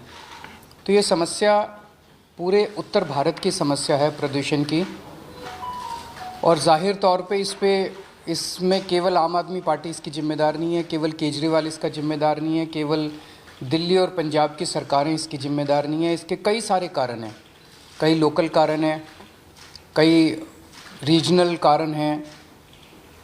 एक राज्य की हवा एक राज्य में नहीं रहती, इधर से हवा उधर जाती है, उधर से हवा इधर आती है। तो जैसा हम कई बार कह चुके हैं कि इसमें केंद्र सरकार को आगे आके इसके ऊपर स्पेसिफिक कदम उठाने पड़ेंगे ताकि पूरे उत्तर भारत को प्रदूषण से बचाया जा सके। ये पूरे उत्तर भारत की समस्या है, पहली चीज़। दूसरी चीज़, पंजाब में और दिल्ली में हमारी सरकार है। ये वक्त फिंगर पॉइंटिंग का नहीं है, ब्लेम गेम का नहीं है, एक दूसरे को गाली देने का नहीं है, इतने सेंसिटिव मुद्दे पे राजनीति करने का नहीं है। उससे समाधान नहीं निकलता। हम करते रहे राजनीति, वो कहते रहे केजरीवाल जिम्मेदार है, हम कहते रहे वो जिम्मेदार है, इससे कोई समाधान तो नहीं निकलता। जनता को इससे फ़ायदा तो नहीं होता। जनता को तो समाधान चाहिए। पंजाब में पराली जल रही है, हम मानते हैं पंजाब में पराली जल रही है, इसके लिए किसान जिम्मेदार नहीं है। किसानों को समाधान चाहिए। किसानों को जिस दिन समाधान मिल जाएगा वो पराली जलाना बंद कर देंगे, क्योंकि दिल्ली तक जब पराली का धुआं पहुंचता है उसके पहले तो उस किसान के खुद के घर में वो धुआं जाता है, उसके बच्चों के धुआं जाता है। तो उसके लिए किसान जिम्मेदार नहीं है। पंजाब में हमारी सरकार है। अगर पंजाब में पराली जल रही है उसके लिए हमारी सरकार हम जिम्मेदार हैं। हम इसकी जिम्मेदारी लेते हैं कि पंजाब में अगर पराली जल रही है, अभी हमारी सरकार को बने हुए 6 महीने हुए हैं। 6 महीने बहुत छोटा पीरियड होता है। बहुत सारी समस्याएं थी पंजाब की, बहुत सारे माफिया काम कर रहे थे पंजाब में, उन कई सारे माफियाओं को कंट्रोल किया है। इसके ऊपर भी मान साहब की सरकार ने कई कदम उठाए हैं, वो अभी आपके साथ शेयर करेंगे। पराली के ऊपर पहला साल था, कुछ महीने का चंद टाइम मिला, कुछ कदमों में कुछ सफलता मिली, काफ़ी सफलता नहीं मिली। और मुझे उम्मीद है कि अगली साल तक, जब अब लगे हुए हैं इस पे, अगली साल तक पराली के जलने का इंसिडेंस काफ़ी कम होगा। कई सारे कदम उठाए जाएंगे, स्पेसिफिक कठोर कदम उठाए जाएंगे, किसानों के साथ मिलकर कदम उठाए जाएंगे।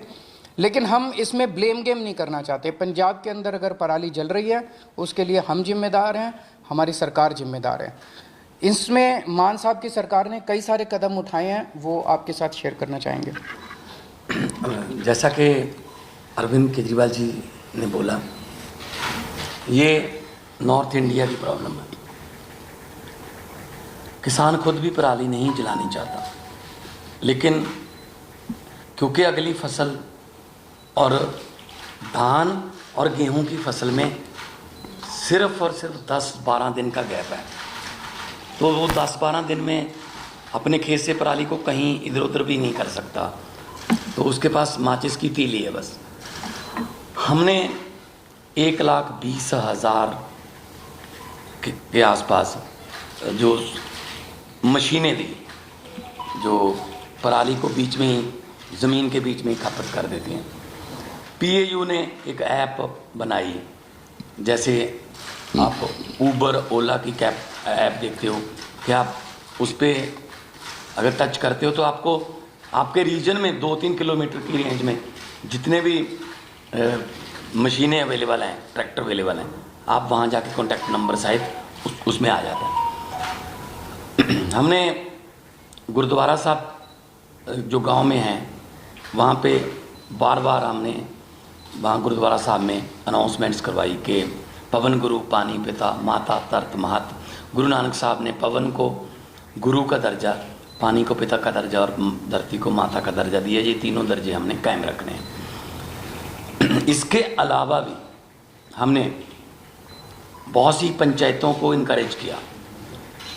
मेरे पास आंकड़े हैं कि 124 गांव, 120 गांव, 93 गांव उन्होंने इकट्ठे होके अपनी अपनी पंचायत बुला के ये मता पास किया ग्राम पंचायत, ग्राम सभा में, कि हम लोग पराली नहीं जलाएंगे।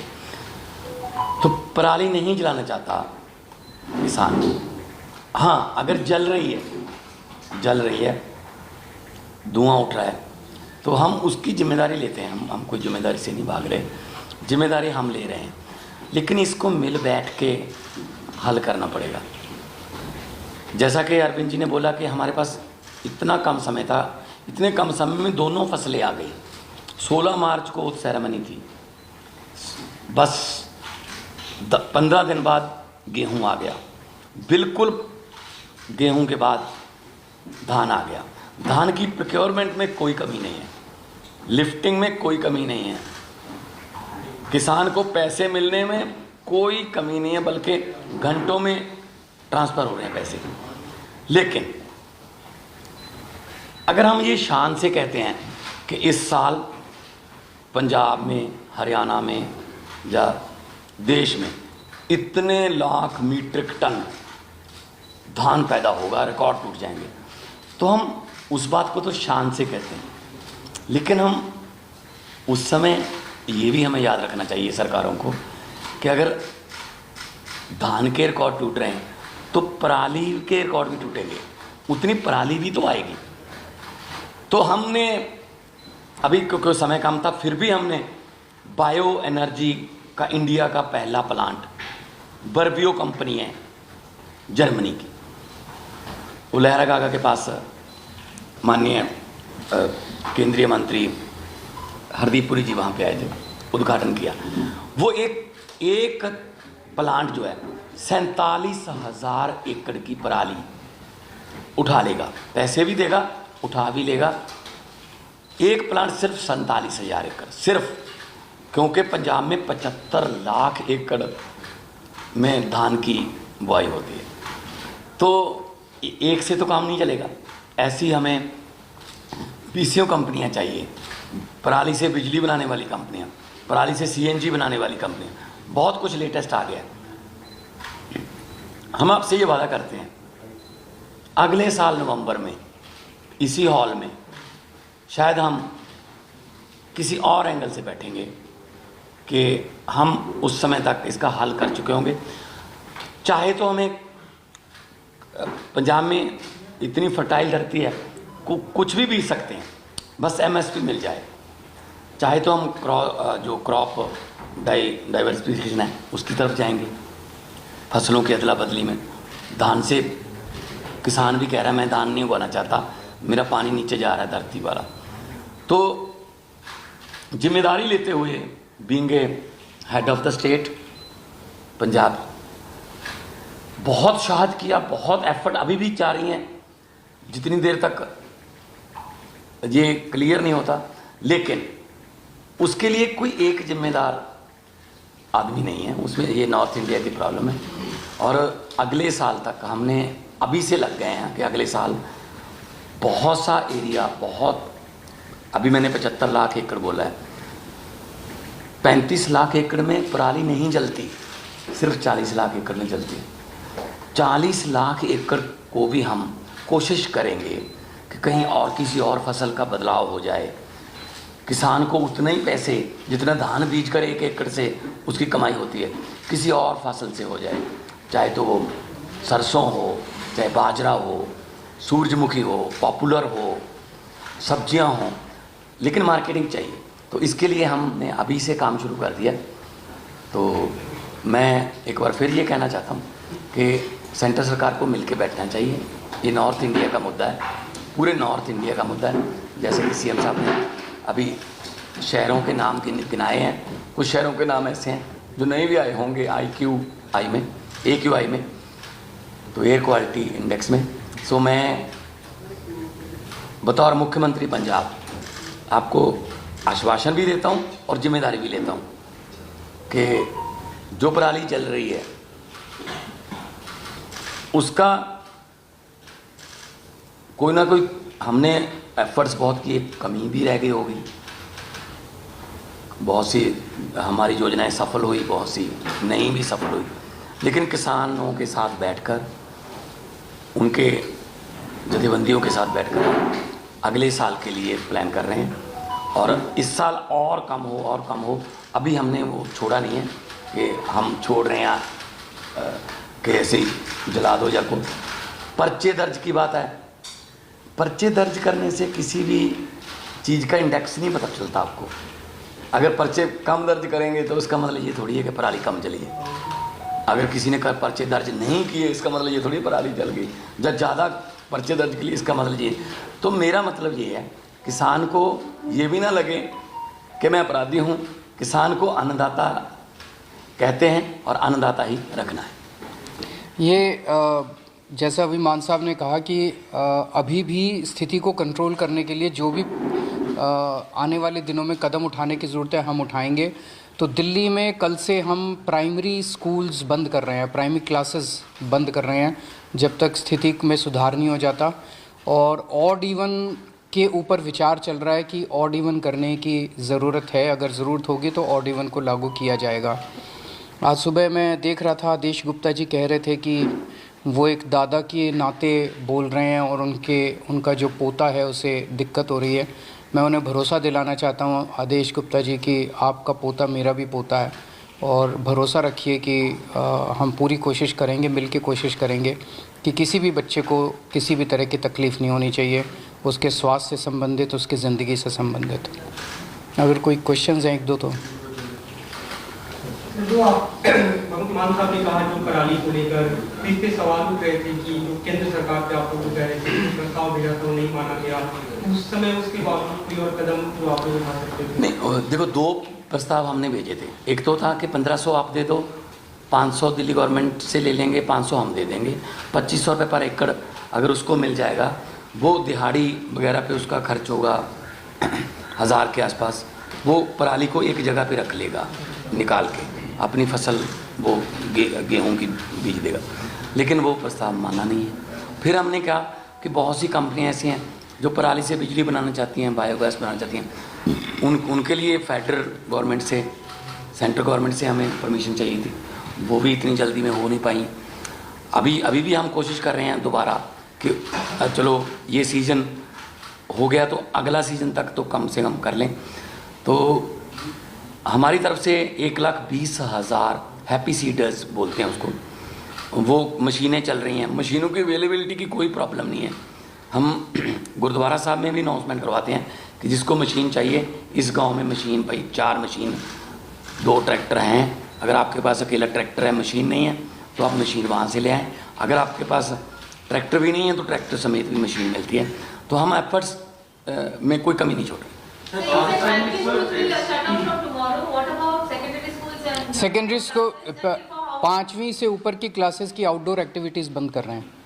स्पोर्ट्स और आउटडोर एक्टिविटीज़ जो हैं वो नहीं अलाउड की जाएंगी। सर आप एनसीआर की बात कर रहे थे। एनसीआर नहीं, पूरे नॉर्दर्न इंडिया की।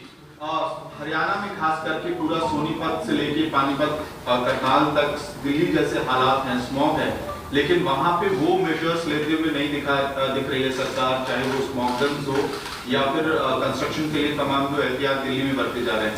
Do you think that there is an urgent need for the centre to call a joint meeting? मैं वही बार बार कह रहा हूँ, 2 चीज़ों की ज़रूरत है। केंद्र सरकार अब पीछे नहीं रह सकती, केंद्र सरकार को इसका नेतृत्व करना पड़ेगा। केंद्र सरकार को बिहार तक प्रॉब्लम है, राजस्थान तक प्रॉब्लम है। राजस्थान के भिवाड़ी ज़िले में आज सीवियर कैटेगरी का पॉल्यूशन है। बिहार के मोतिहारी, बेतिया, कटिहार में वेरी पुअर कैटेगरी का पोल्यूशन है।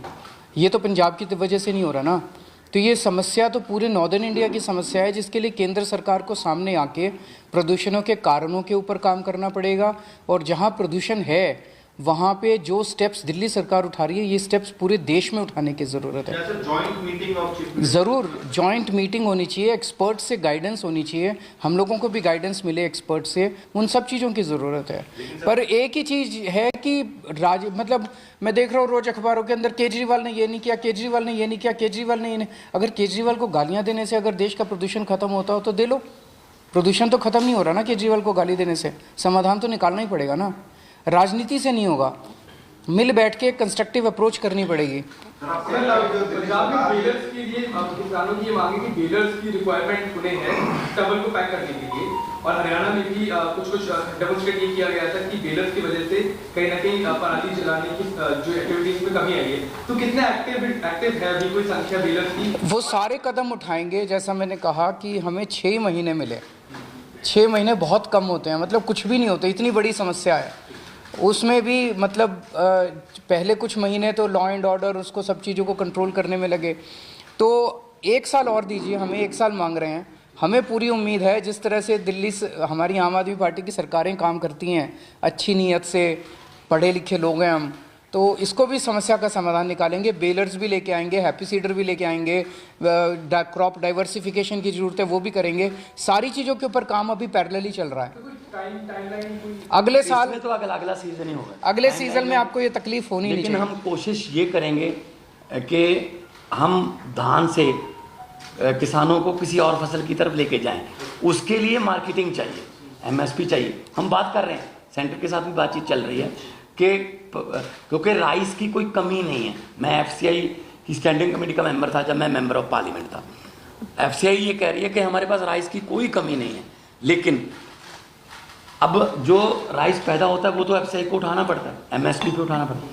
तो हम कोशिश ये करेंगे कि ऐसी फसलें पंजाब में अगली बार आएँ ज़्यादातर जिनमें कम पानी खपत। मतलब पंजाब का नाम ही सिर्फ पानियों पर है, 5 आब, 5 दरिया, पानी नहीं है, ना तो ऊपर वाला ना ही नीचे वाला। 1 किलो चावल पैदा करने के लिए 3800 लीटर पानी पंजाब खपत कर रहा है 1 किलो चावल के लिए। तो हम देश को चावल नहीं दे रहे, हम देश को पानी दे रहे हैं। तो हम कोशिश ये करेंगे, किसान खुद इस बात से सहमत है कि हमें किसी और फसल की तरफ ले जाओ, बशर्ते उन्हें उतना ही कमाई हो जितनी दान से MSP। दोनों मुख्यमंत्रियों से सर, शिक्षा मंत्रालय ने देश भर के स्कूलों के लिए परफॉर्मेंस रेटिंग इंडेक्स लागू किया है। 2020-21 की रिपोर्ट है, दिल्ली के स्कूलों की स्थिति खराब बताई गई है, लेवल 2 भी क्रॉस नहीं कर पाई, और उसी दौरान पंजाब ने बेहतर परफॉर्म किया 2020-21 में, पूरे देश में 3रे नंबर पर है। आप सवाल ये है कि जनता से पूछ लो कि कहाँ के स्कूल अच्छे हैं और कहाँ के ख़राब हैं। मुझे नहीं पता ये कैसे बनाया इंडेक्स, इसकी डिटेल्स तो मनीष सिसोदिया जी बताएंगे, वो टेक्निकली सारी चीज़ों में समझ रखते हैं कि इसमें कैसे बनाया गया, क्या बनाया गया। लेकिन आप दिल्ली के लोगों से पूछ लो कि स्कूलों से खुश हो गया, और बाकी देश के लोगों से पूछ लो कि स्कूलों से खुश हो गया, आपको आपका जवाब है। और आप भी जानते हो, आप स्माइल कर रहे हो कि कौन सा स्कूल अच्छा है। Thank you.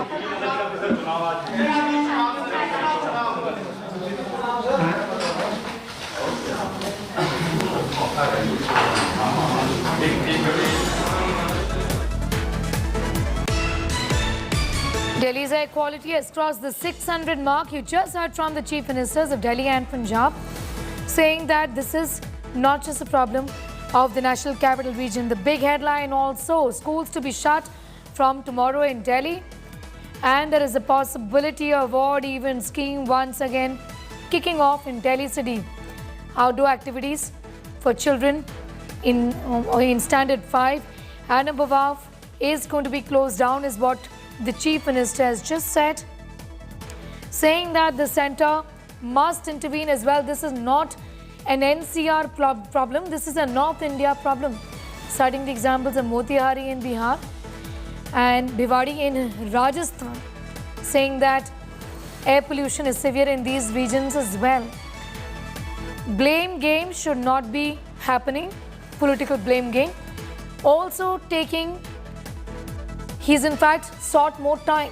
1 year is what the Chief Minister of Delhi has said to improve the situation in Punjab. We've just been in power for 6 months in Punjab, not good enough to deal with this huge problem.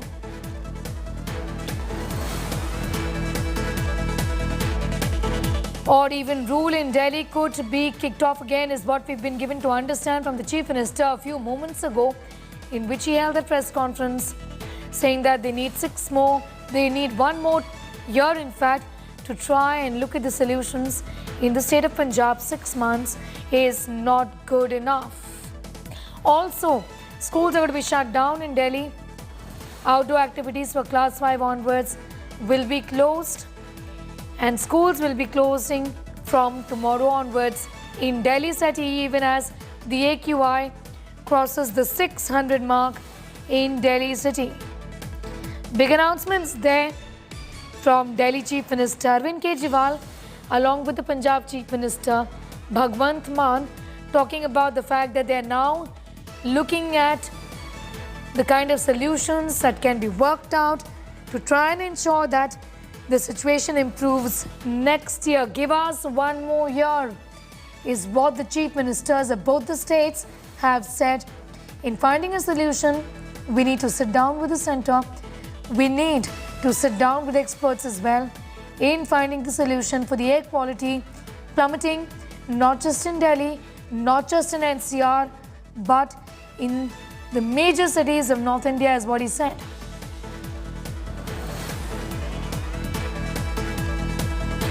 Amit Bhardwaj is getting us more details on that story. Amit was there at that press conference.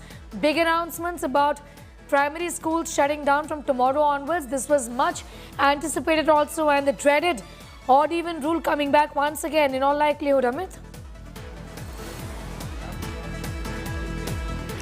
Well, absolutely right, Sneha. A joint press conference held by Delhi Chief Minister and Punjab Chief Minister Arvind Kejriwal and Bhagwant Mann today at Delhi Chief Minister's residence. And the big takeaways that is coming from this press conference is that the primary schools in the national capital will be closed from tomorrow, and the outdoor activities for the secondary levels will be stopped from tomorrow. So that is a big sigh of relief for parents because remember, Sneha, NCPCR had also written to the Delhi government chief secretary asking that in the unsafe AQI levels in the national capital, it would be necessary to shut down the schools for children. So that much anticipated decision has been taken and announced by the Delhi government, by Chief Minister himself.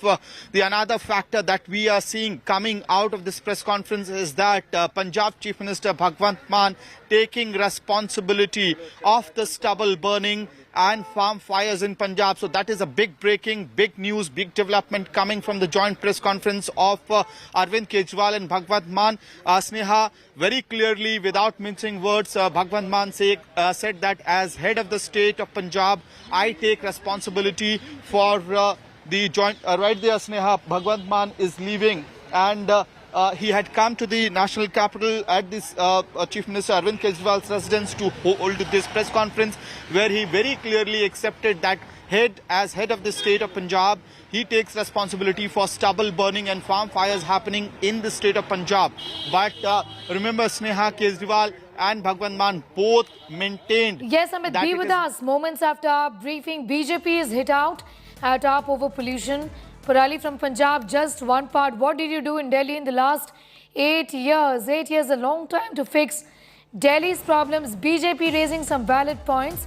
RP Singh of the BJP is with us. RP Singh, you rightly pointed out that yes, maybe 6 months not good enough in Punjab, but Aam Aadmi Party has been in Delhi for the last 8 years or so. Well, why even 6 months are not good enough? I mean, they could have bought the decomposer. I give a challenge, Mr. Manish here, please ask your question to ask the question. How much decomposer have they bought from Pusa? Nil. They have not bought a single paisa of decomposer from Pusa or Punjab. Had they bought decomposer 6 months back, as soon as they come, I remember Mr. Kejriwal used to go tom-tom in the city saying that we have tied up with Pusa for the decomposer. Sorry, and we have purchased the decomposer from the Pusa, for which they spent some 30 crore rupees on the publicity for the decomposer of 29 lakh rupees. So why couldn't they have done this earlier? And they could have managed the Punjab also in a better fashion. But coming to Delhi also, Delhi need 11,000 buses in Delhi today on ground. We have only 3,782 buses only. Where are the public transport in Delhi? Okay. There has to be mechanized dust cleaning process on roads. How many dust cleaning machines they have? What about the smog towers? I mean, there's only one smog tower which was sponsored by Tata, and that too is not functioning now. So where are the smog towers in city? How much of the green has grown in Delhi? I mean, only 1% in the last 8 years. So this is the problem in Delhi, that they are not sincere about it. They only do need creation. One more example. Delhi can be red light free. I'm saying red light free. They have not built a single new flyover since they have come. Not a single new flyover. Not a single new underpass. They should do it. They're saying that we need advice. Ask them. We are able to sit with them and tell them how Delhi can be red light free. Yes, I was asking you. I was coming to that. He said this is not just an NCR problem, Mr. RP Singh. This is actually a North India problem, which to a great extent is correct. We know that the Indo-Gangetic plains are the worst affected in this entire region. I am willing to sit with the centre, is what he said. Is the centre willing to sit with the chief ministers of Delhi, Punjab, Haryana, UP experts to find a solution? Well, that's how the centre has provided them 1,20,000 machines. 2 lakh machines were provided by the centre, out of which 1,20,000 using. Going straight now, Mr. RP Singh, thanking you for the moment. BJP is holding a press conference. We'll go straight to that. बंधु जो आज एक short notice पे यहाँ आए हैं इस press वार्ता के लिए, आपका अभिनंदन है, आपको शुभकामनाएं हैं और मैं ईश्वर से प्रार्थना करता हूँ इस पोल्यूशन के बीच भी आपकी और हमारी स्वास्थ्य बनी रहे। पोल्यूशन केवल हवा या पानी में नहीं है, हवा और पानी के पोल्यूशन के विषय में भी आज इस बृहद प्रेस कॉन्फ्रेंस में बात करेंगे, मगर सबसे बड़ा पोल्यूशन होता है नीयत का पोल्यूशन। और जहां तक अरविंद केजरीवाल और आम आदमी पार्टी है, their intent and their integrity is polluted. उनकी जो नीयत है उसमें पोल्यूशन है, उसमें खोट है और इसी कारण से आज दिल्ली भ्रष्टाचार के प्रदूषण से मारी हुई है। अभी हमने देखा कि चंद दिनों पहले एक्साइज पोल्यूशन, ये जो एक्साइज करप्शन हुआ था, उसके कारण से एक्सचेकर को दिल्ली में कितना बड़ा नुकसान हुआ था। एक्साइज के विषय में अभी जांच पड़ताल चल ही रही है कि सुकेश चंद्रशेखर वाले विषय पर भी पत्रकारों ने भी खुलासा किया और भारतीय जनता पार्टी ने भी खुलासा किया कि 50 करोड़ रुपए आम आदमी पार्टी ने महाठग से ठग लिया था। और अब ये दोनों केस चल ही रहे हैं कि हिंदुस्तान के इतिहास में श्रमिकों के ऊपर हुए सबसे बड़े करप्शन का आज खुलासा हुआ है। The case that we are going to talk about today is the biggest corruption that has ever taken place in the history of India as far as the construction workers in the labor ministry are concerned. ये पूरा का पूरा जो corruption का जाल है, जिसका खुलासा आज भारतीय जनता पार्टी इस मंच से करने वाली है, ये दिल्ली के लेबर मिनिस्ट्री का है और आप जानते हैं दिल्ली का लेबर मिनिस्टर कौन है। इस पूरे करप्शन में आप देखेंगे, मैं एक एक करके खुलासा करूंगा कि दिल्ली के लेबर मिनिस्ट्री के अंतर्गत एक बोर्ड आती है, जो बोर्ड कंस्ट्रक्शन वर्कर जो होते हैं उनको रजिस्टर करना, कंस्ट्रक्शन वर्कर्स को रजिस्टर करने के पश्चात उनकी क्या आवश्यकताएं होती है मूलभूत, किस प्रकार से उनके स्वास्थ्य, शिक्षा और बाकी अन्य मूलभूत आवश्यकताओं को आगे बढ़ाया जा सके, उसके लिए कार्यरत रहना यह इस बोर्ड का काम है। And what is the name of the board? ये जो लेबर मिनिस्ट्री के अंतर्गत आती है, उस बोर्ड का नाम है Delhi building and other construction workers welfare board. Delhi building and other construction workers welfare board, ये वेलफेयर बोर्ड का पहला काम है। ये रजिस्टर करती है कि दिल्ली के अंदर कितने कंस्ट्रक्शन वर्कर हैं। 2006 से ये रजिस्ट्रेशन का काम चल रहा है और 2006 से वर्तमान जब तक हमने ये प्रेस कॉन्फ्रेंस किया है, अभी तक लगभग 13,13,309 कंस्ट्रक्शन वर्कर को रजिस्टर किया गया है 2006 से। मगर आपको जान के अच्छा भी लगेगा, आपको लगेगा शायद आम आदमी पार्टी ने पता नहीं बड़ा काम कर लिया है, बहुत परिश्रम किया होगा। 2000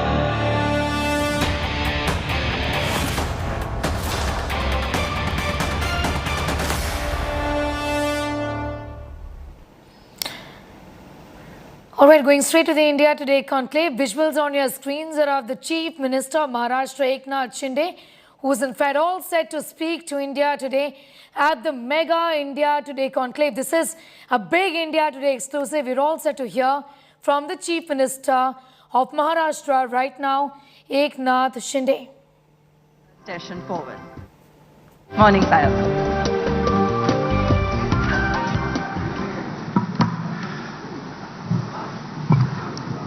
Hello and welcome.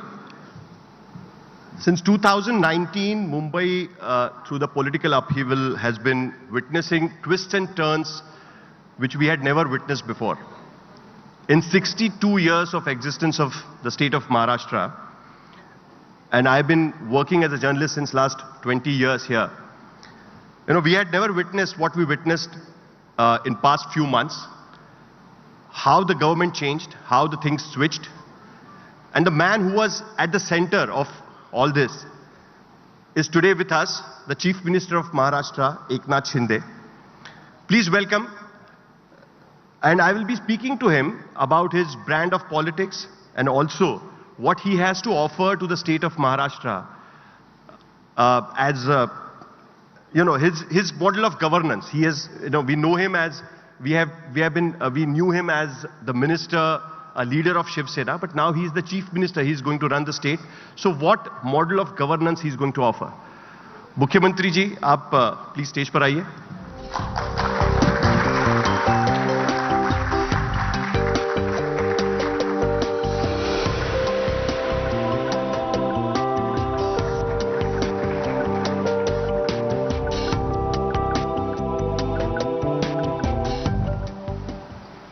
माइक.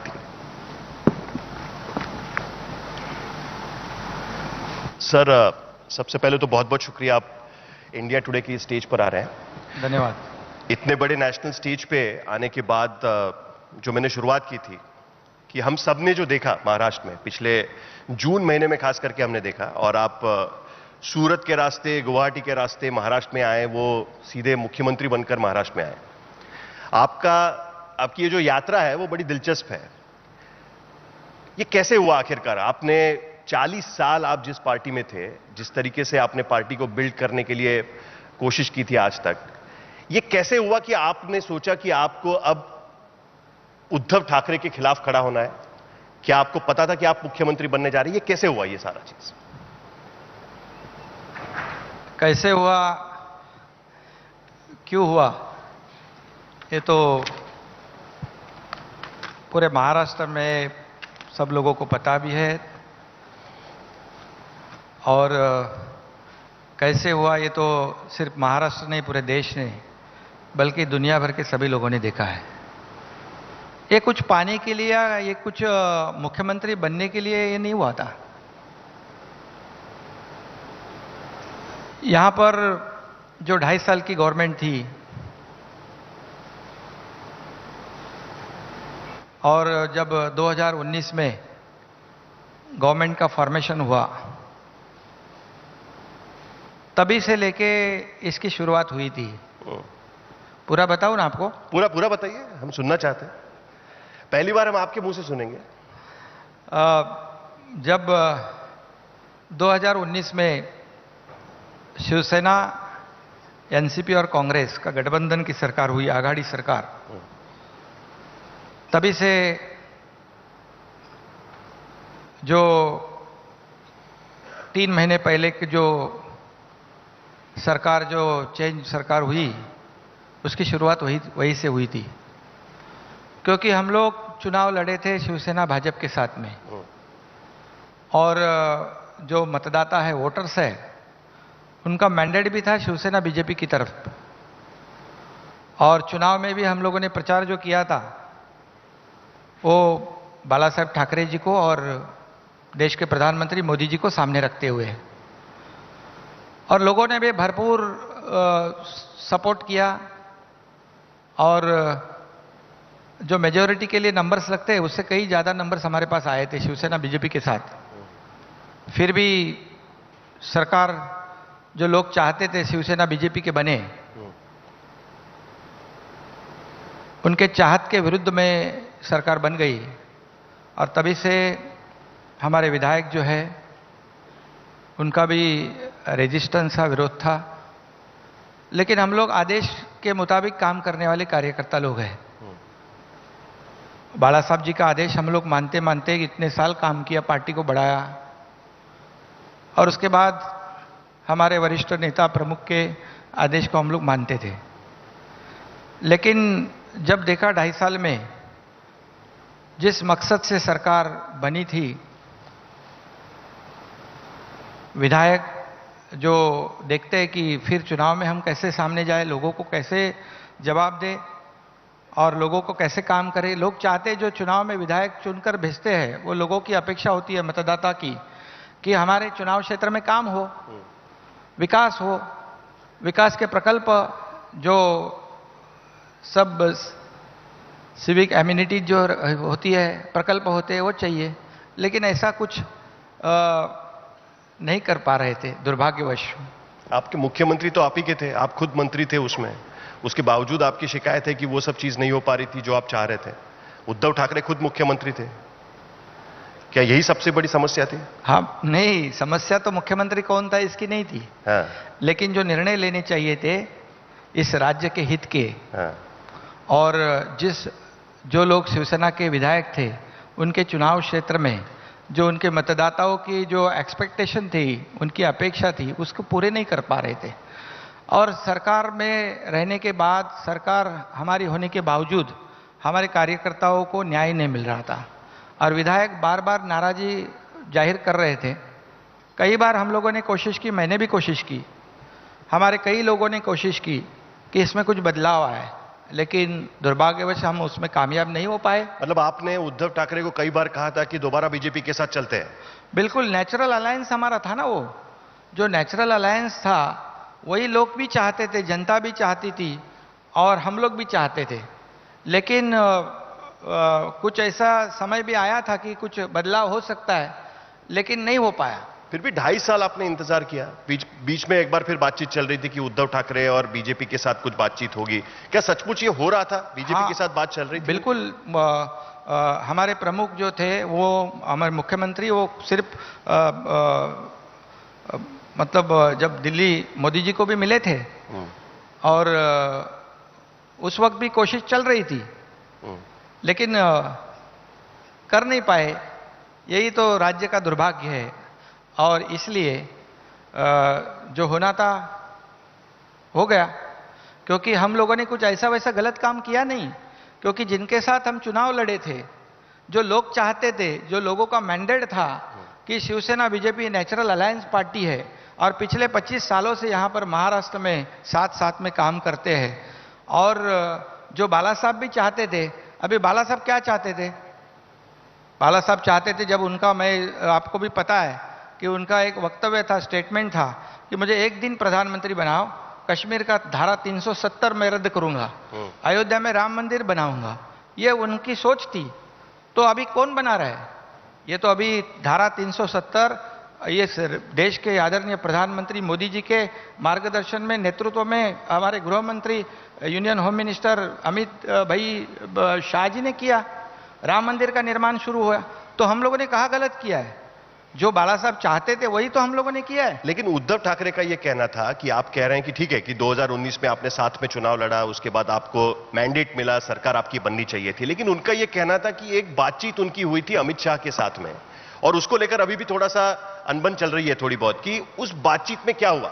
उनका यह कहना था कि उन्हें वादा किया गया था कि 2.5 साल शिवसेना का मुख्यमंत्री बनेगा, 2.5 साल बीजेपी का मुख्यमंत्री बनेगा, जो भी मंत्रिमंडल बनेगा सत्ता का जो डिस्ट्रीब्यूशन होगा वो 50-50% का डिस्ट्रीब्यूशन होगा। उनकी बात को ठुकराया गया, इसके लिए उनको यह करना पड़ा।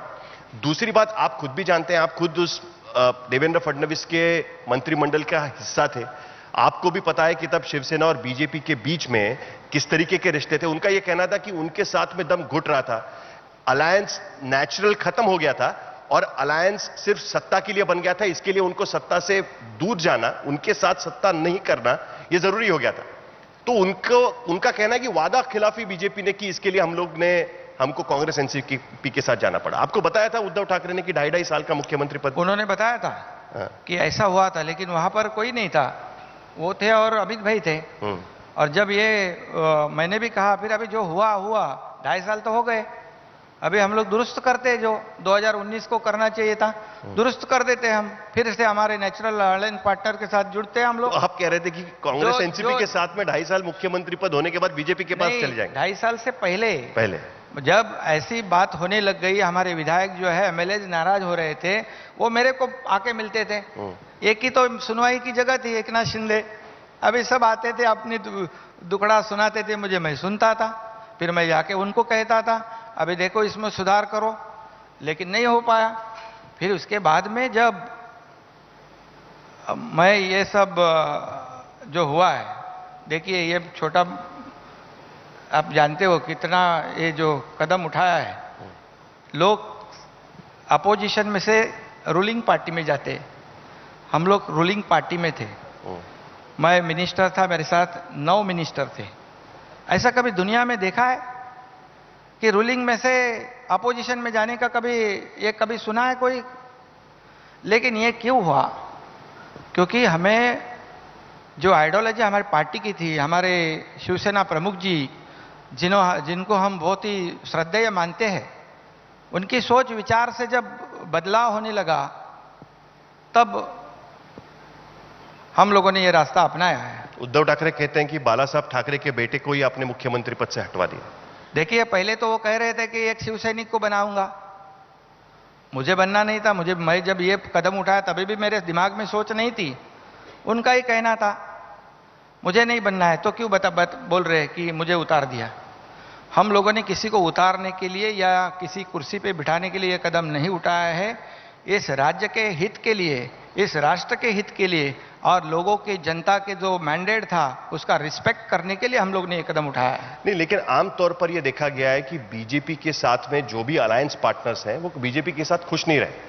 वहां पर हमने देखा कि जनता दल यूनाइटेड बीजेपी से दूर हटा, अकाली दल बीजेपी से दूर हटा, हमेशा बीजेपी के साथ ये दिक्कत रही है, इस तरीके से कहा जाता है। शिवसेना के साथ भी यही दिक्कत थी, आपका कई बार बीजेपी के साथ झगड़ा हो चुका है। क्या आप बीजेपी को पूरी तरीके से ट्रस्ट कर सकते हैं, विश्वास रख सकते हैं बीजेपी पर कि ठीक है जो हुआ सो हुआ, लेकिन अब वो आपको सरकार चलाने देंगे?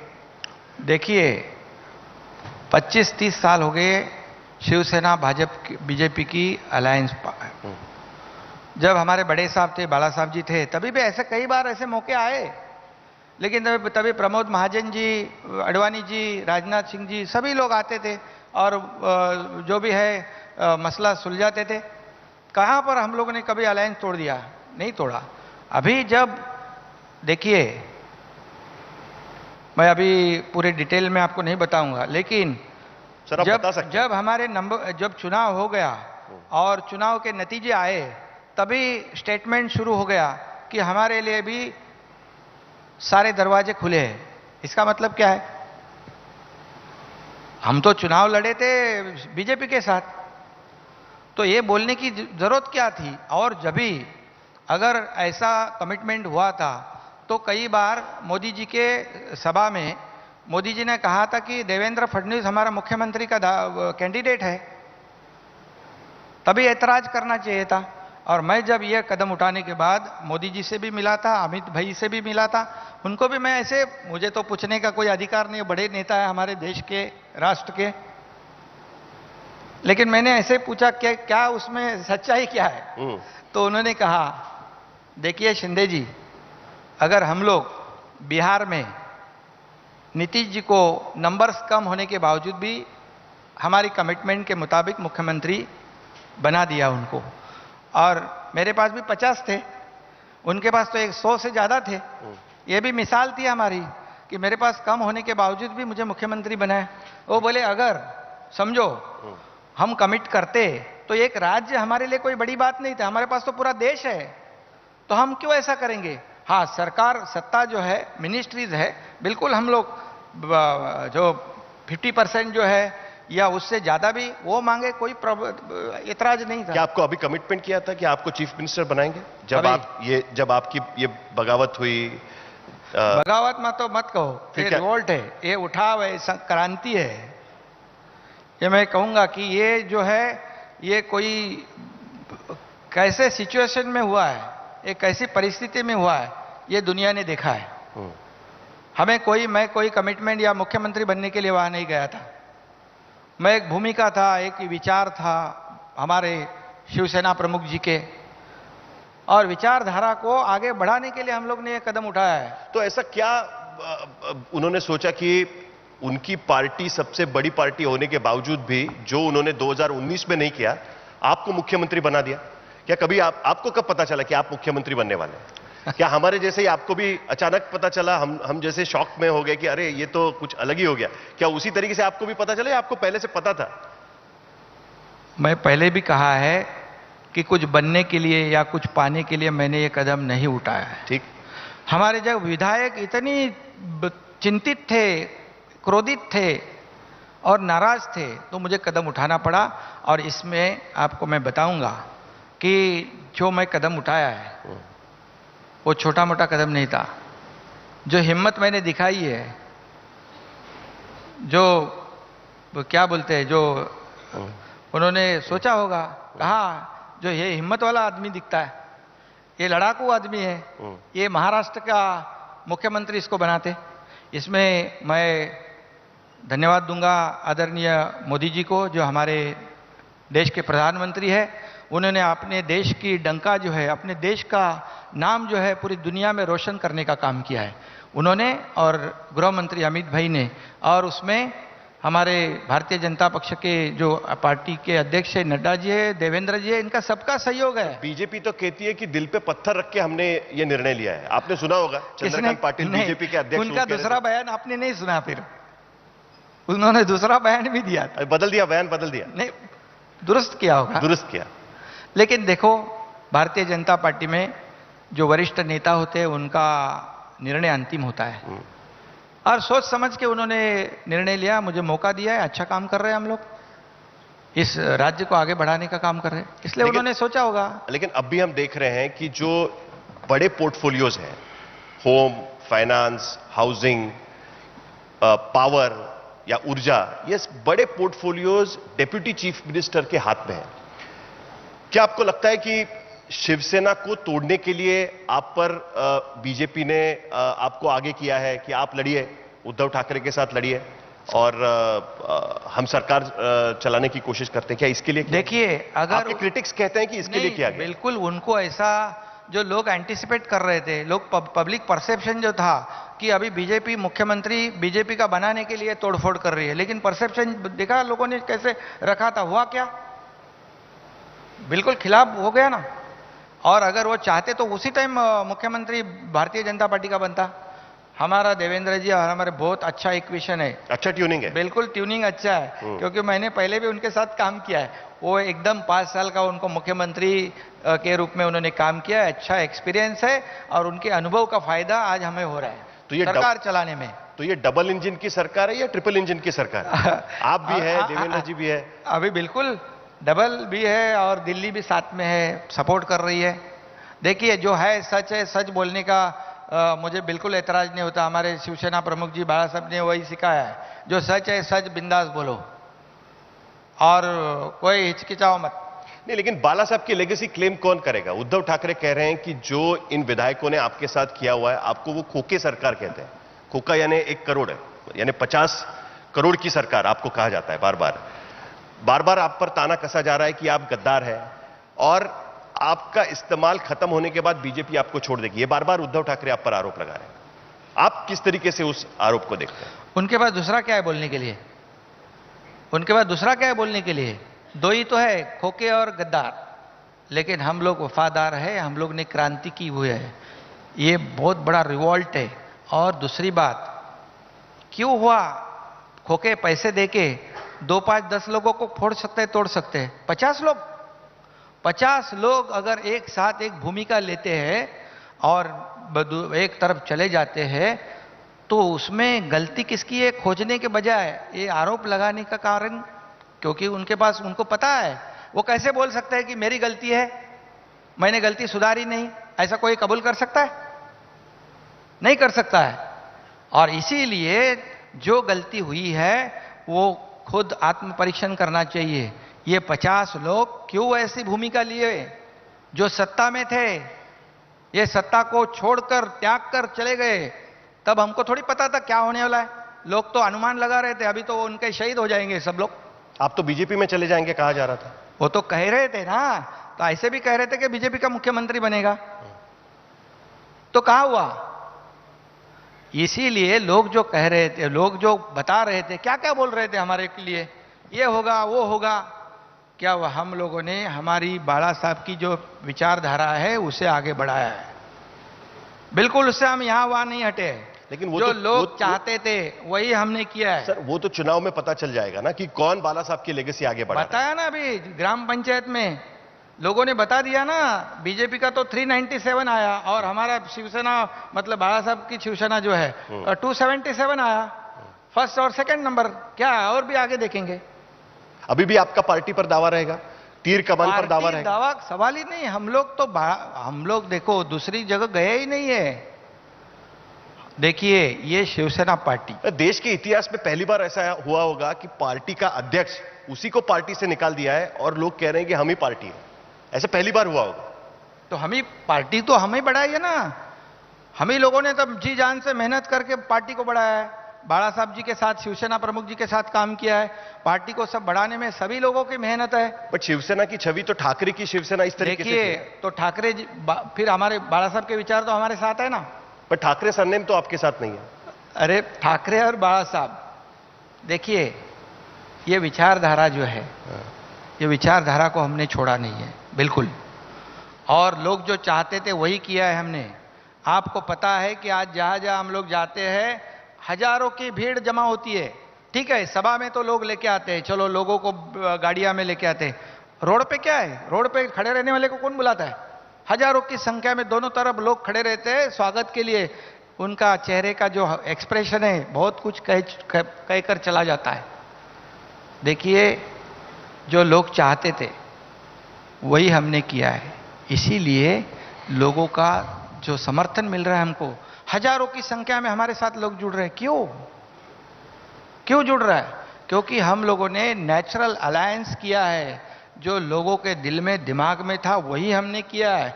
हम बाला साहब के विचार, हमारे गुरु धर्मवीर आनंद के साहब के विचार, यही तो हमारा ऑक्सीजन है। अभी तो आप मुख्यमंत्री बन गए, लेकिन ठीक है, मुख्यमंत्री बन गए, आपका रिवॉल्ट जो आप कह रहे हैं कि वो सक्सेसफुल हुआ, आपकी और बीजेपी की सरकार। आज नाना पटोले जी ने भी कुछ कल कहा है कि शिवसेना हमारा नेचुरल अलायंस पार्टनर नहीं है।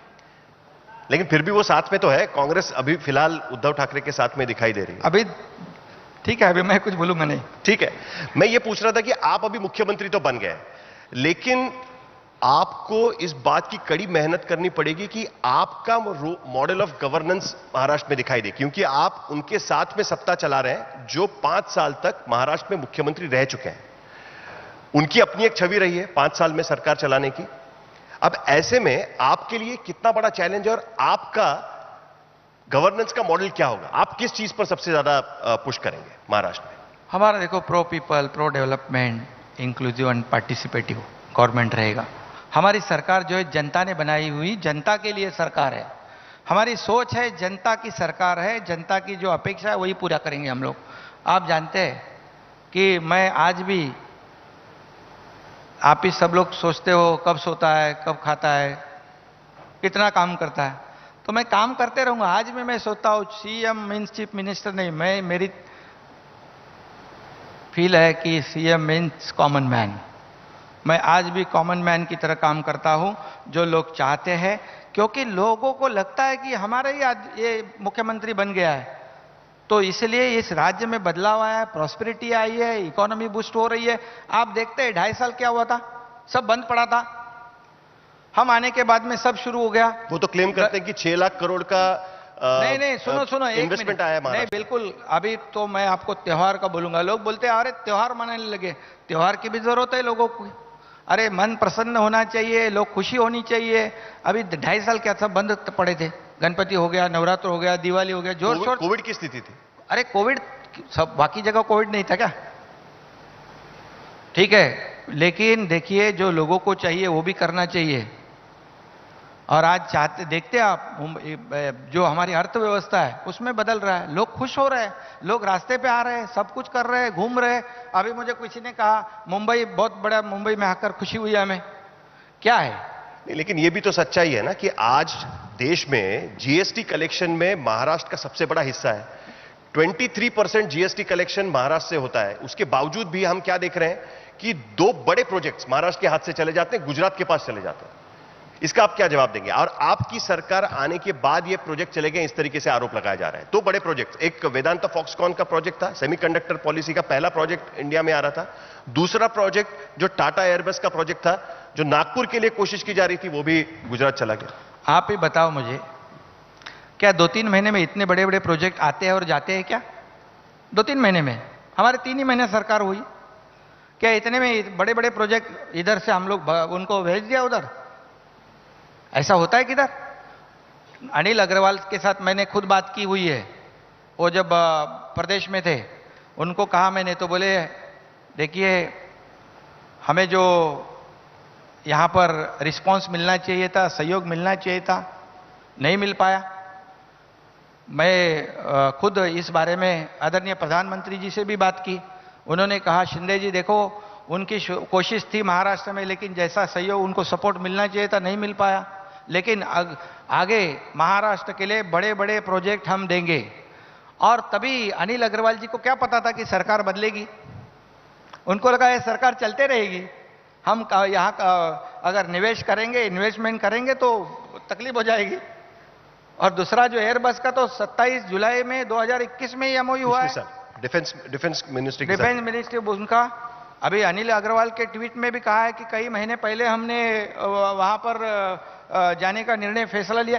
ये देखिए आरटीआई में पूरा सब दूध का दूध, सब सच्चाई आ जाएगी, आ गई है। वो तो हो गया ना, लेकिन आगे क्या होगा? उसमें हम जाते नहीं। चलो ठीक है, हम टीका टिप्पणी नहीं करते। गया प्रोजेक्ट, उसका दुख हमें भी है।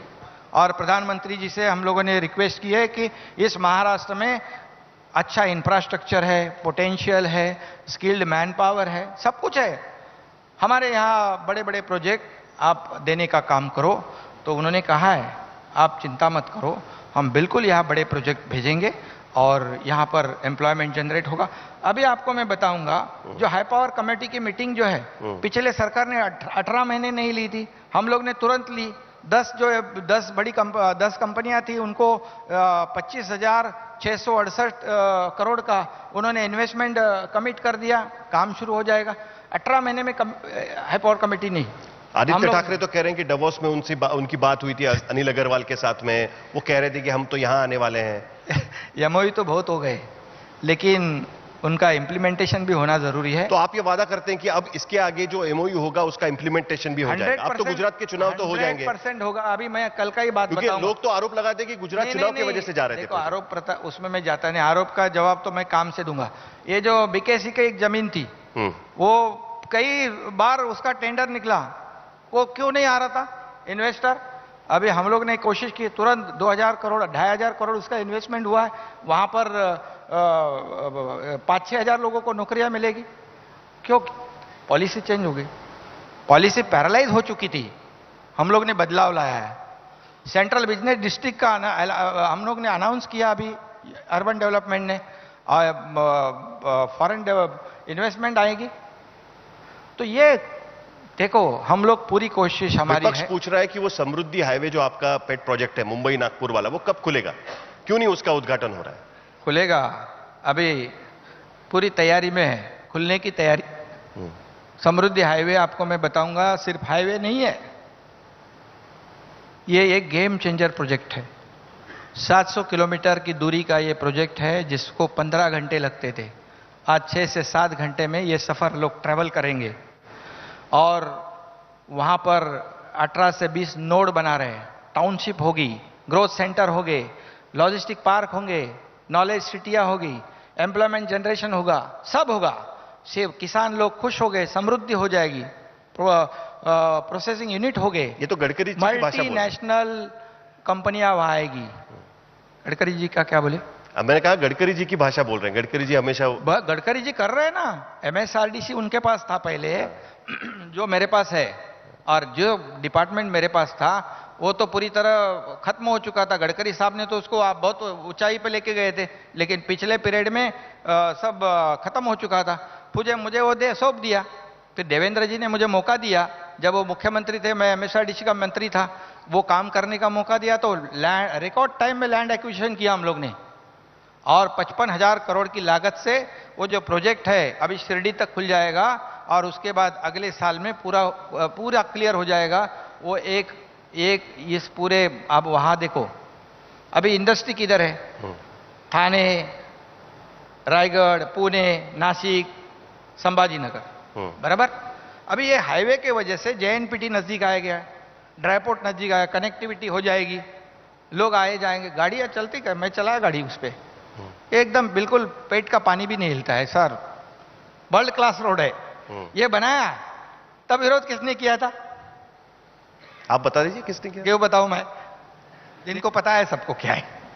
लेकिन तभी से आपका और फडणवीस, देवेंद्र फडणवीस का अलायंस चल रहा है पहले से है ना, हम लोग साथ में है ना, हम लोग, वो भी एकदम प्रोएक्टिव है, और उनके हम लोग ये राज्य के लिए उन्होंने कितने प्रोजेक्ट शुरू किए उस वक्त, मेट्रो शुरू किया, समृद्धि शुरू किया, मुंबई पुणे जैसा जब भी हमारे शिवसेना प्रमुख जी के संकल्पना में नितिन गडकरी जी ने बनाया।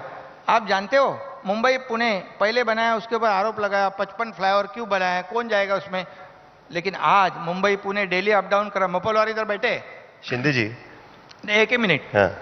वहां पुणे में IT पार्क हो गया, ऑटोमोबाइल इंडस्ट्री आ गई, रियल इस्टेट बूम हो गई, सर्विस इंडस्ट्री आई।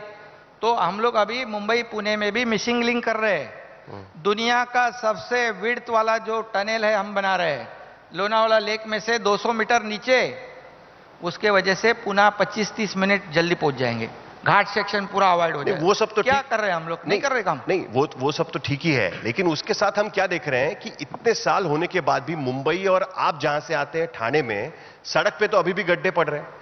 आज भी मुंबई में थोड़ी बारिश हो जाती है तो उसके बाद हम देखते हैं कि गाड़ियां ठीक से चल नहीं पाती है। मुंबई पे अभी भी ट्रैफिक जैम की समस्या है। मेट्रो का प्रोजेक्ट तो समय सीमा से आगे चल रहा है, समय सीमा में खत्म नहीं हो पा रहा है।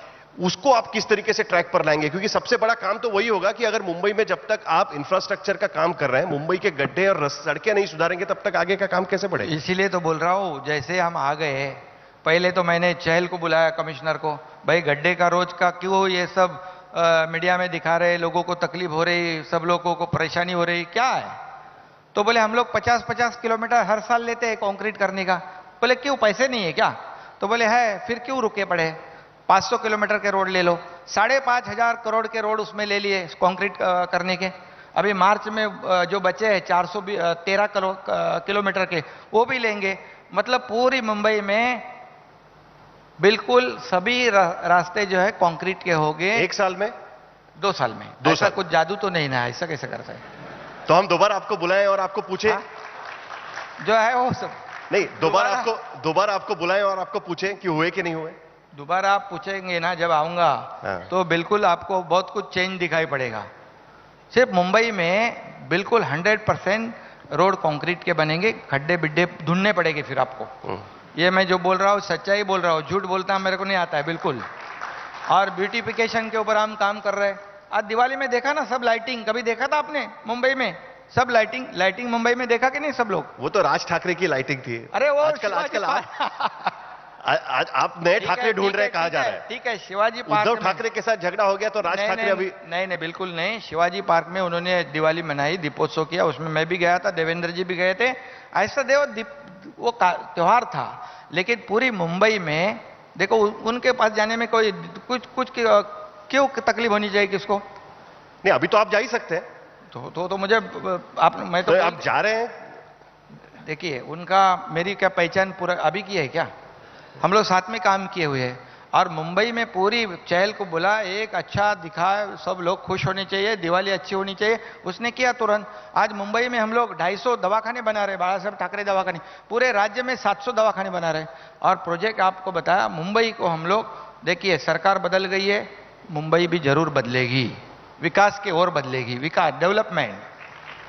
ये इंटरनेशनल सिटी है। और बताता हूं, अभी आप नरीमन पॉइंट से उरन जाओगे तो 3 घंटे लगते हैं। ये MTHL जो प्रोजेक्ट कर रहे हैं, ये ट्रांस हार्बर लिंक, जो कोस्टल हाईवे से लेके सीधा चिरले उरन में उतरेगा, लैंड होगा, वो 22 किलोमीटर का लॉन्गेस्ट सी लिंक है हमारे देश में। और उसकी वजह से 15 से 20 मिनट में मुंबई का नरीमन पॉइंट से सीधा रायगढ़ पहुंच जाएगा। और नरीमन पॉइंट से विरार जो 3-3.5 घंटे लगते हैं, वो भी हम लोग कर रहे हैं। कोस्टल रोड और वो सीलिंग विरार से बांद्रा सीलिंग जो वरली है, वरली बांद्रा वर्सोवा विरार। इसीलिए मैंने कहा ना कि कोई डेडलाइन तो बताइए। आपने कहा कि 2 साल में कंक्रीटाइजेशन हो जाए। हाँ, 2 साल में तो करेंगे।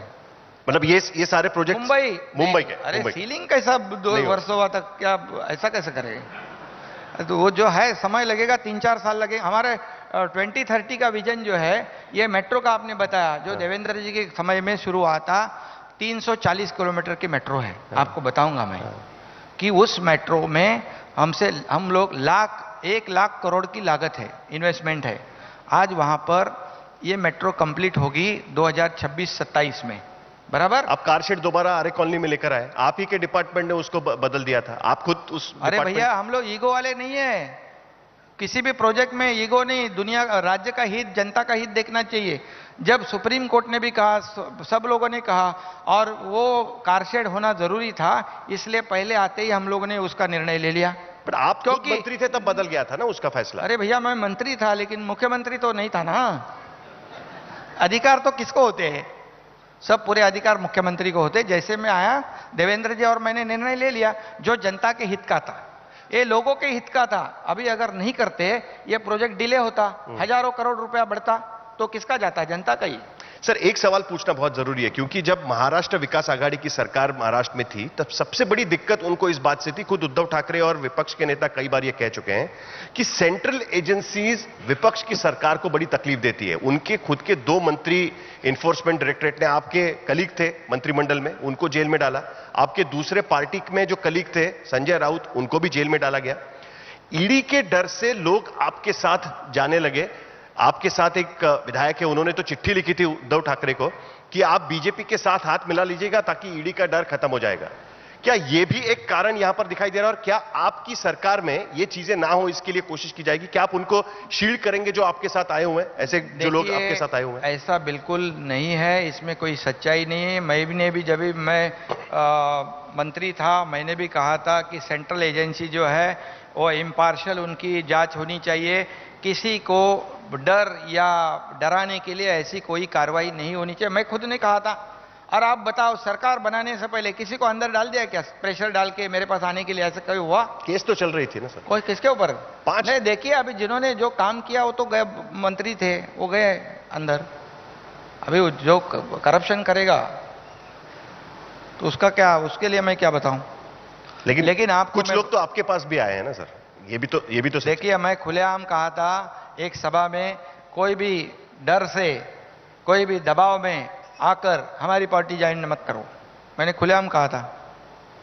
तो जिनके खिलाफ अभी आपके साथ जो लोग आए हुए और जिनके खिलाफ सेंट्रल एजेंसीज की कार्रवाई चल रही है, उनकी उस कार्रवाई का क्या होगा? लोग ये भी देखते हैं ना कि अचानक ये कार्रवाई बंद हो जाती है, क्या ऐसा होगा? नहीं, देखिए, ऐसी कार्रवाई कोई अचानक शुरू भी नहीं होती है, बंद भी नहीं होती। ऐसा कोई ये नहीं होता है किसी के दिल में आया तो शुरू करो, दिल में आया तो बंद करो। पब्लिक भी है, पब्लिक भी सुनती है, जानती है सब ना, ये तो सभी लोगों को समझना है। ये ऐसा नहीं होता है, और जिसके खिलाफ में एविडेंस होते हैं और तभी उसके ऊपर कार्रवाई होती है, उसकी जांच होती है। अगर उसमें कुछ गलती नहीं है तो उसको कोई किसी को भी तकलीफ देने की आवश्यकता नहीं है और नहीं होगी, बिल्कुल नहीं होगी। आगे की राजनीति आपकी किस तरीके से होगी? अभी तो सरकार बन गई, आप कह रहे हैं कि आपका मॉडल ऑफ गवर्नेंस आपका खुद का होगा, देवेंद्र फडणवीस के साथ आपके अच्छे रिश्ते हैं, मतलब आमतौर पर बॉस उनके अंडर आपने काम किया था, अब वो आपके अंडर काम कर रहे हैं। नहीं, ऐसा मत बोलो, अंडर नहीं, साथ में है, साथ में है, और उन्होंने पार्टी के आदेश का पालन किया है। पार्टी ने कहा कि आपको ये जिम्मेदारी निभानी है और वो निभा रहे, और बिल्कुल साथ में हम लोग पूरे विश्वास के था। हमारा कोई पर्सनल एजेंडा नहीं है। हम लोगों ने, इसलिए आपको बताऊंगा कि जो भी निर्णय लिए हैं 3 महीने में, बहुत बड़े निर्णय लिए हैं। आपको मालूम है कि जैसे हमारी सरकार आ गई, तुरंत पेट्रोल डीजल के दाम हमने कम कर दिए। किसानों के लिए हम लोग ने प्रोजेक्ट जो बंद पड़े थे वो शुरू किए। आज जो नुकसान हो गया, क्या बोल रहे लोग कि जाते मंत्री जाते नहीं लोगों को, किसान को अरे उनको मिलने से अच्छा उनको देना चाहिए ना।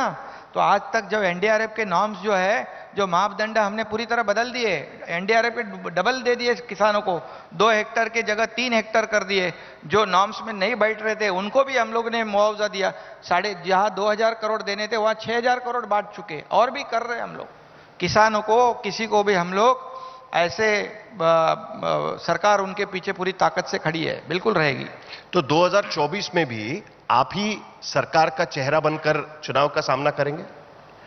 2024 में जब विधानसभा के चुनाव होंगे, क्योंकि उसके पहले लोकसभा के चुनाव होने वाले हैं, आपके जो विरोधक है वो कहते हैं कि लोकसभा चुनाव के लिए बीजेपी को जरूरत है कि किसी ना किसी तरीके से आप उनके साथ में रहें। देखिए, इस देश के प्रधानमंत्री नरेंद्र मोदी जी का करिश्मा तो देश ने भी देखा है, देशवासियों ने भी देखा है, दुनिया ने भी देखा है।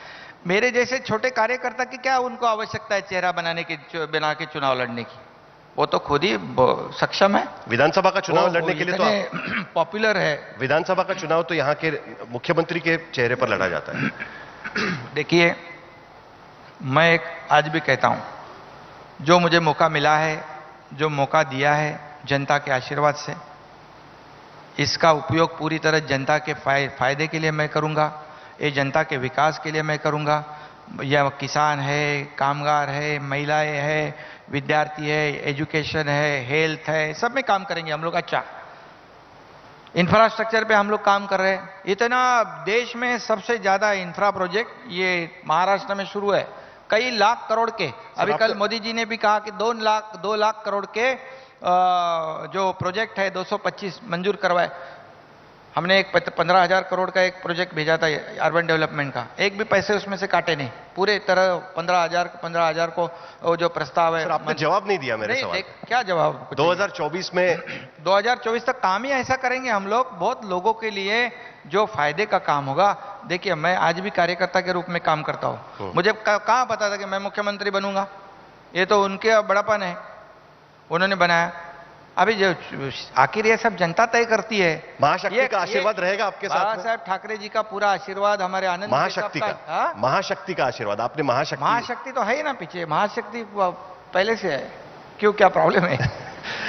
आखिर में सर, क्योंकि देखिए अच्छा काम करने वाले जो जुझारू नेता है या लीडर है, जिसने जो हिम्मत वाला कदम उठाया है, जैसे इसीलिए उन्होंने मौका दिया, मैं उसका पूरा मौके का जो खुद, देखिए जो मौका मिला है ये लोगों के काम में मैं पूरी तरह खर्च करूंगा। खुद की प्रॉपर्टी दोबारा मुख्यमंत्री बनेंगे? खुद की प्रॉपर्टी बनाने के लिए नहीं करूंगा, आपको ये बताऊंगा। इसलिए लोग चाहते हैं कि ये हमारे में से कोई बन गया है मुख्यमंत्री। तो दोबारा मुख्यमंत्री बनेंगे आप महाराष्ट्र? देखिए, वो तो जनता तय करती है ना, ऐसा बोल के थोड़ी चलता है कुछ। आखिर ये जनता के दरबार में, जनता के हाथ में होता है। काम अच्छा करना हमारे हाथ में है। चलिए, आखिर काम अच्छा है, काम अच्छा करेंगे हम लोग, जो लोग चाहते हैं वही हम करेंगे। शिंदे जी, आखिर में एक सवाल पूछना बहुत जरूरी है, क्योंकि 2019 के बाद महाराष्ट्र की राजनीति में कोई भी प्रेडिक्शन करना ये मूर्खता होगी, क्योंकि हर 2 साल में क्या होता है वो बताना बड़ा मुश्किल हो जाता है। लेकिन फिर भी एक सवाल पूछना बहुत जरूरी है कि क्या महाराष्ट्र की राजनीति में हमने देखा है कि दोस्त दुश्मन बनते हैं, दुश्मन दोस्त बनते हैं, मुख्यमंत्री नेता विपक्ष बनता है, नेता विपक्ष उपमुख्यमंत्री बनता है, या मुख्यमंत्री बन जाता है। तो क्या उस तरीके से जिस तरीके से हमने AIADMK का देखा कि जयललिता और जानकी रामचंद्रन फ्रैक्शन एक साथ आ गए, TDP के 2 फ्रैक्शंस एक साथ आ गए, हमने देखा आंध्र प्रदेश में, क्या उस तरीके से शिवसेना के जो 2 धड़े बन गए हैं, क्या वो कभी एक साथ आ सकते हैं? देखिए, मराठी में कहावत है जर आणि तर, इफ एंड बट। इसमें कोई वो समय वक्त उसमें जाने से कोई मतलब है। अभी मराठी में ये भी कहते हैं, अभी हमारी मराठी में ये भी कहते हैं कि राजकारणात काही होऊ शकतं। अभी हमारी शिवसेना भाजपा की अलायंस है, यहाँ पर हम लोग अलायंस में काम कर रहे हैं, ये मुझे पता है। कोई उद्धव ठाकरे के साथ दोबारा, चलिए साथ में आते हैं, दोनों बाला साहब के ही विचारों को लेकर चलने की कोशिश करेंगे। अभी विचार तो हम लोग आगे ले जा रहे हैं और इसीलिए तो उनकी विचारधारा के वजह से हमें समर्थन मिल रहा है, तो बाकी लोगों ने सोचना चाहिए क्या है वो। चलिए, एकनाथ शिंदे, आप हमारे स्टेज पर आए। आपने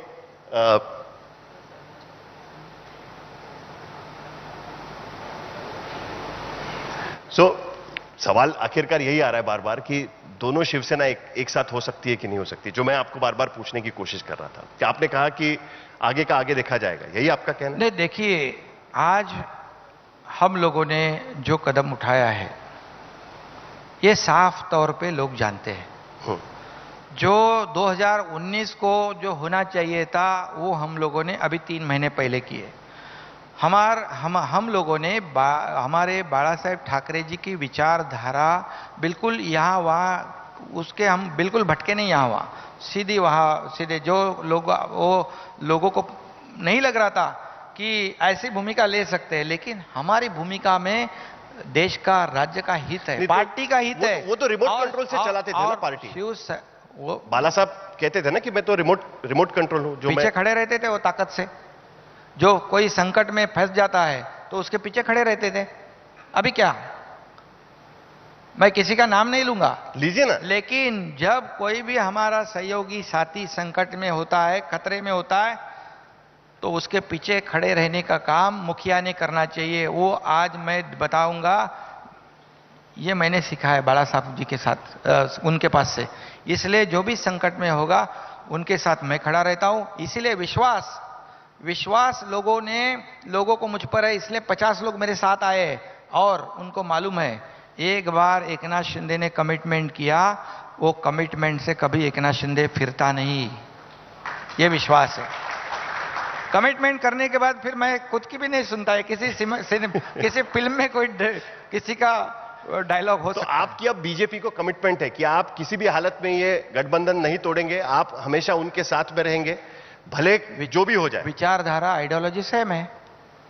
जो हमारे शिवसेना प्रमुख जी की थी वही उनकी भी है। उनके जो सपने वो पूरे कर रहे, तो उनके साथ ही क्यों नहीं, साथ ही रहेंगे ना। ये अलायंस जो है ये विचारधारा वाली अलायंस है।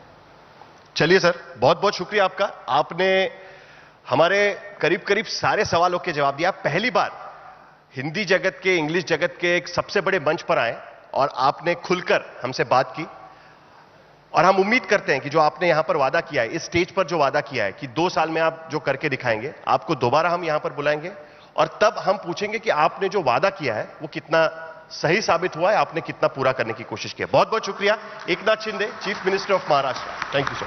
धन्यवाद, आपने मुझे मौका दिया, इसलिए इंडिया टुडे और अपना आपके इस प्लेटफॉर्म के लिए मैं शुक्रिया अदा करता हूं। आप सभी, आपकी टीम को मैं बहुत बहुत धन्यवाद देता हूं और सभी लोगों को शुभकामनाएं भी देता हूं। साथ में इस राज्य के हित में जब भी कुछ सुझाव होगा, सजेशन होंगे, नक्की आप करो, उसका सम्मान किया जाएगा। बहुत बहुत धन्यवाद। Thank you sir.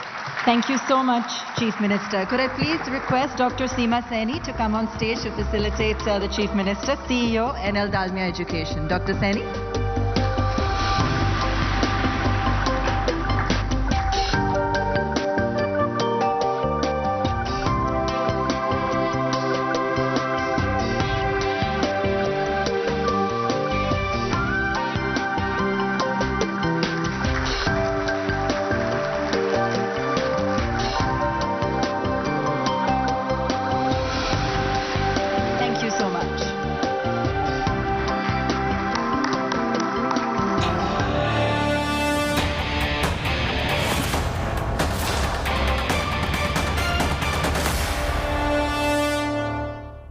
रितिका, अरे हर मैच में फिंगर्स क्यों क्रॉस करती हो? सिली।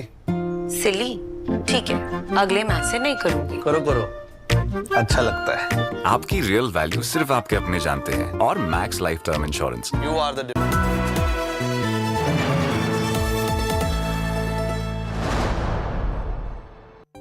India Today Conclave, November 4th and 5th, Mumbai. Listen to Nitin Gadkari, Piyush Goyal, Eknath Shinde, Kiran Rijiju, Devendra Fadnavis, Aditya Thackeray, Tejasvi Surya, Abhishek Bachchan, Varun Dhawan, Rajkumar Rao, Salvatore Babonis, Vaibhav Purandare, Chirag Tekchandani, Aishwarya Sridhar. Book your seat now. Visit www.indiatodayconclave.com. Conclave Mumbai 22.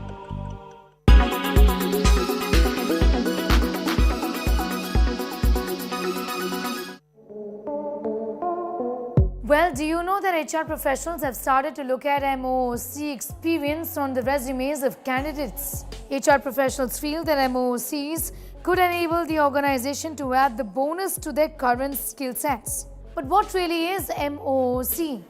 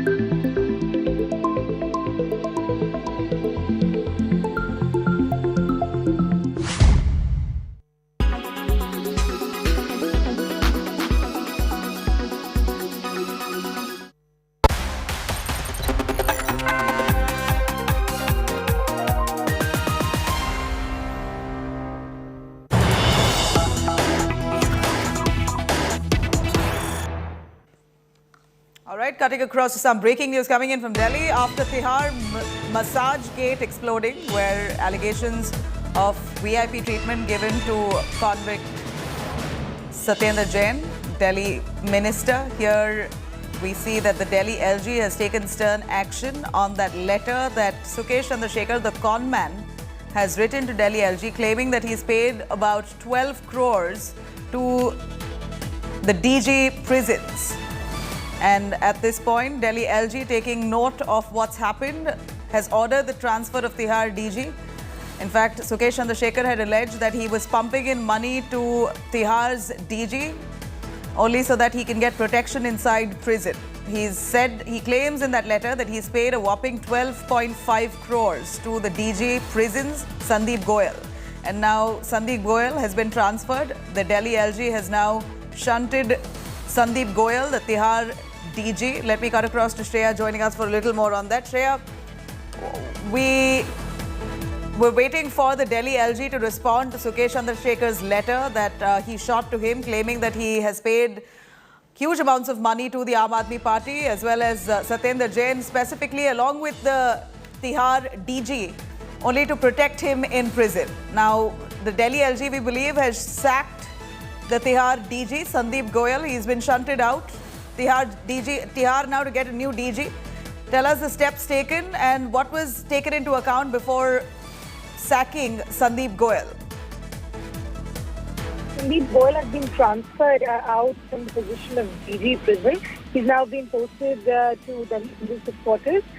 In the meantime, we know that Tihar had been given a new DG, that is Sanjay Beniwal. He was now formerly the Special Commissioner in Perception Management and Media Cell. Now he's the Director General. As Sandeep Goyal has been transferred, it's but obvious that this action comes at a time when the con man Sukesh Chandrasekhar had written a letter to the LG suggesting and naming the former DG Sandeep Goyal for working in convict with Satyendra Jain in extorting money from Sukesh Chandrasekhar in return of protection while he stayed in the prison. Obviously, the matter is being inquired. There's also reports that's been sought by the very Chief Secretary. Shreya, at this point, stay with us. I'm going to quickly cut across to Munish joining us for a little more. Munish, we hear that the Delhi LG has taken a decision and has decided to transfer, not sack, but to transfer Tihar DG.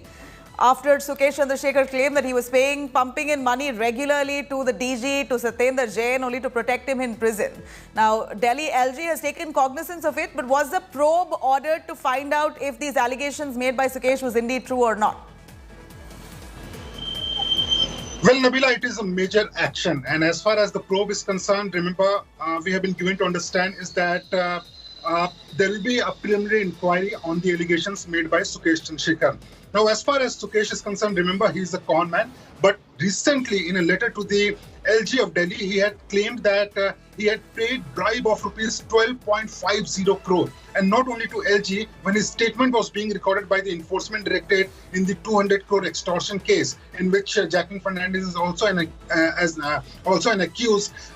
In that also, he had told the ED officials that he had paid a bribe of over 10 crore rupees to then DG Sandeep Goyal. Apart from that, Nabila, why this decision has been taken, we have been given to understand is that apart from this bribery, even if these allegations are not true, what was happening with Sukesh Chandrasekhar? While he was in Tihar Jail as an accused, he was enjoying a luxurious life. More than 80 Tihar officials were facilitating all the facilities which Sukesh Chandrasekhar wanted at that point of time. He was getting VIP treatment there, and not only VIP treatment, even when he wanted to meet certain Bollywood celebrities or TV celebrities, those celebrities would enter, meet Sukesh Chandrasekhar without any entry. So these are the allegations which were being leveled against Tihar officials. But as he was the super boss of Tihar officials, again he had to face the brunt of it, and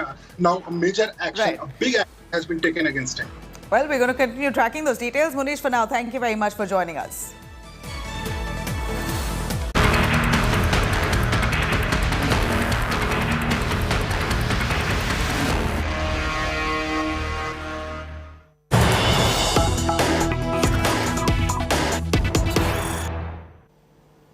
All right, some more big news coming in. Delhi LG now writes to Punjab Chief Minister over farm fires.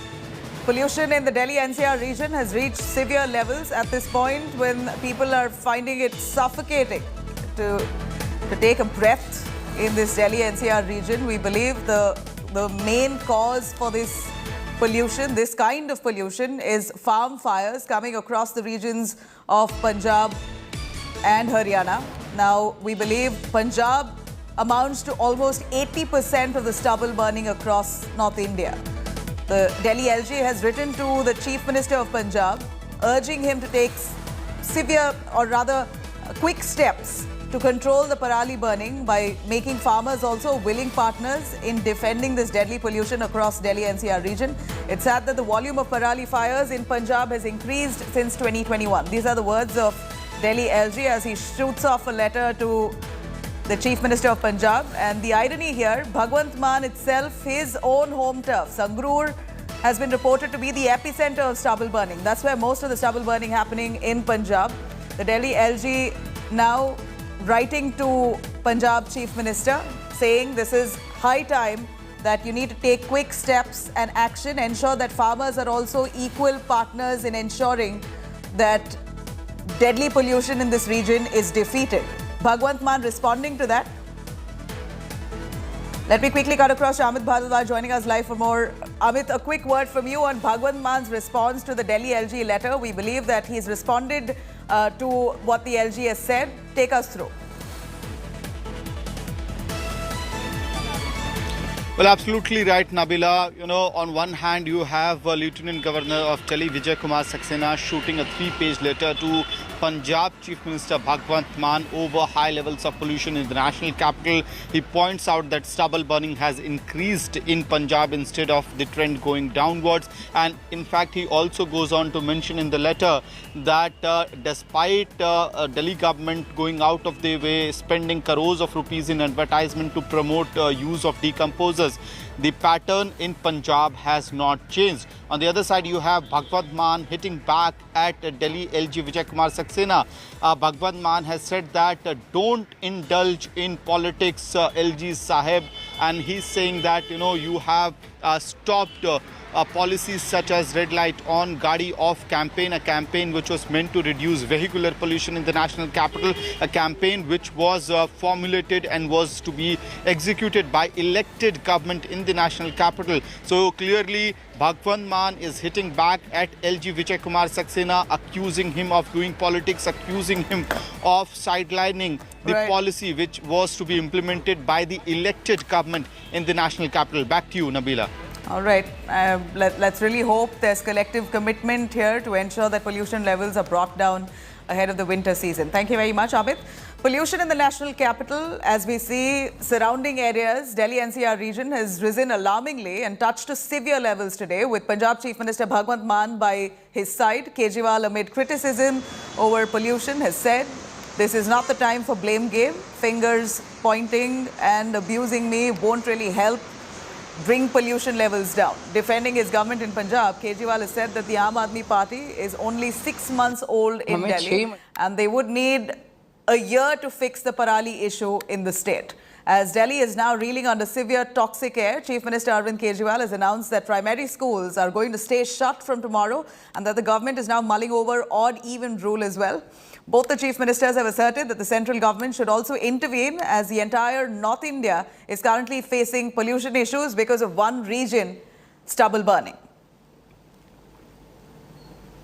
मैं देख रहा हूँ रोज अखबारों के अंदर केजरीवाल ने ये नहीं किया, केजरीवाल ने ये नहीं किया, केजरीवाल ने ये नहीं। अगर केजरीवाल को गालियाँ देने से अगर देश का प्रदूषण खत्म होता हो तो दे लो। प्रदूषण तो खत्म नहीं हो रहा ना केजरीवाल को गाली देने से, समाधान तो निकालना ही पड़ेगा ना। राजनीति से नहीं होगा, मिल बैठ के कंस्ट्रक्टिव अप्रोच करनी पड़ेगी। हमें 6 महीने मिले, 6 महीने बहुत कम होते हैं, मतलब कुछ भी नहीं होते, इतनी बड़ी समस्या है। उसमें भी मतलब पहले कुछ महीने तो लॉ एंड ऑर्डर उसको सब चीज़ों को कंट्रोल करने में लगे, तो 1 साल और दीजिए, हमें 1 साल मांग रहे हैं। हमें पूरी उम्मीद है जिस तरह से दिल्ली से हमारी आम आदमी पार्टी की सरकारें काम करती हैं, अच्छी नीयत से, पढ़े लिखे लोग हैं हम, तो इसको भी समस्या का समाधान निकालेंगे। बेलर्स भी लेके आएंगे, हैप्पी सीडर भी लेके आएंगे, क्रॉप डाइवर्सिफिकेशन की ज़रूरत है वो भी करेंगे। सारी चीज़ों के ऊपर काम अभी पैरेलली चल रहा है। पंजाब में और दिल्ली में हमारी सरकार है, ये वक्त फिंगर पॉइंटिंग का नहीं है, ब्लेम गेम का नहीं है, एक दूसरे को गाली देने का नहीं है, इतने सेंसिटिव मुद्दे पे राजनीति करने का नहीं है, उससे समाधान नहीं निकलता। हम करते रहे राजनीति, वो कहते रहे केजरीवाल जिम्मेदार है, हम कहते रहे वो जिम्मेदार है, इससे कोई समाधान तो नहीं निकलता, जनता को इससे फ़ायदा तो नहीं होता। जनता को तो समाधान चाहिए। देखो, 2 प्रस्ताव हमने भेजे थे। एक तो था कि 1500 आप दे दो, 500 दिल्ली गवर्नमेंट से ले लेंगे, 500 हम दे देंगे, लेकिन वो प्रस्ताव माना नहीं है। फिर हमने कहा कि बहुत सी कंपनियां ऐसी हैं जो पराली से बिजली बनाना चाहती हैं, बायोगैस बनाना चाहती हैं, उनके लिए फेडरल गवर्नमेंट से, सेंट्रल गवर्नमेंट से हमें परमिशन चाहिए थी, वो भी इतनी जल्दी में हो नहीं पाई। अभी भी हम कोशिश कर रहे हैं दोबारा कि चलो ये सीज़न हो गया तो अगला सीज़न तक तो कम से कम कर लें। All right, now cutting across to some more news as we get, as Delhi has been reporting severe smog. It appears the Delhi NCR region itself has been quite struggling with this kind of pollution levels. Air emergency has once again been sounded across the national capital, with AQI reaching severe categories, breaching 500 mark in several areas. Smog Tower was one of the initiatives by the Delhi government to tackle pollution, but it's done very little to curb the toxic air. Here's a quick look at this special report.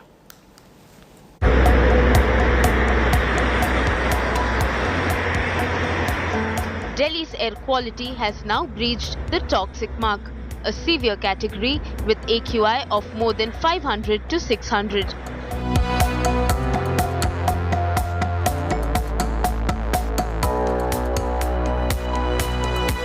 One of the steps taken by the Delhi government to curb pollution was installation of 2 smog towers after a Supreme Court ruling in August last year. What is a smog tower?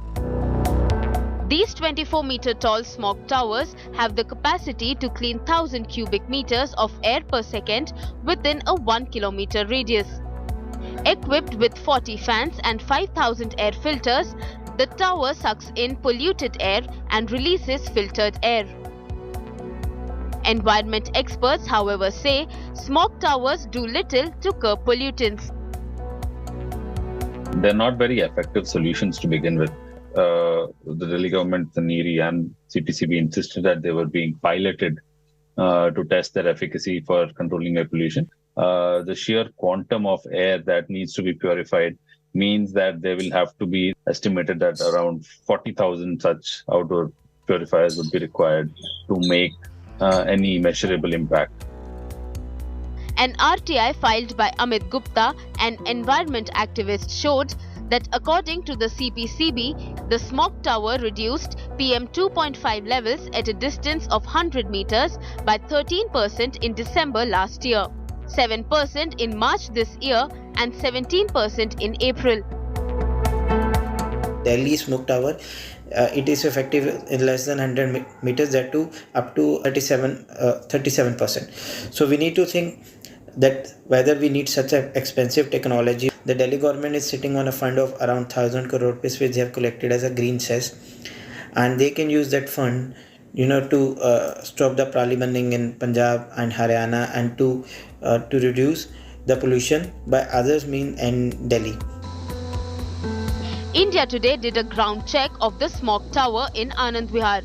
Here's what we found. If this particular smog tower, the meter reading of which is not being shown on the front, does only about 17% of the air purification, the entire Anand Vihar AQI, which is currently at about 500 as we are speaking throughout the day, is not enough to reduce the pollution of the entire national capital region, let alone the hot spot of pollution, which is Anand Vihar itself. At another smog tower in central Delhi, there is little impact on pollution beyond 300 meters from where it is installed, by Delhi government's own admission. A team of IIT Bombay, IIT Delhi and DPCC has recently submitted the first study report after the completion of 1 year of smog tower use. Data clearly shows these smog towers are hardly Delhi's solution to clean air. The air quality index right now here is 197, PM 2.5 is also at 170. But the question is that beyond 300 meters, there is very little impact of the smog towers that have been installed in Delhi, and that's the question. This one that has been built at a cost of 22 crore rupees. How many of such smog towers will actually be needed in a city like Delhi to bring down its dirty air quality to a breathable level. With Kirpal Singh in New Delhi, Milan Sharma for India. Now, from what we know, when the flames rage in the farms of Punjab and Haryana, when fumes hit the sky in the Parali belt, it's really the Delhi NCR residents who choke due to this hazardous air quality levels. While the highest numbers of farm fires are being reported from Punjab, stubble burning in Haryana is not an exceptional affair. Here's a quick look at a ground report coming in from Haryana's Sonipat. Fire and the smog coming out of the stubble from the farms of Haryana raises an alarming situation in the Delhi NCR. The farmers out here in Haryana's Sonipat do ask a question from the present ML Khattar government that what are the solutions that are available to them. On one hand, either they can use a matchstick to get rid of the parali, the stubble that is standing on their farms, or they can continuously keep on waiting for compensation from the government, equipment from the government, as well as decomposers. These farmers say that they are yet to get anything from the Khattar government except for notices that are being served to them for this parali. On the other hand, it is the NCR residents who are choking in the extremely unsafe AQI levels as the situation worsens with every passing day. And here in the heat of parali, the situation is also dangerous for the farmers and the residents living in the nearby areas. With video journalist Satya, this is Amit Bhardwaj reporting for India Today from Sonipat.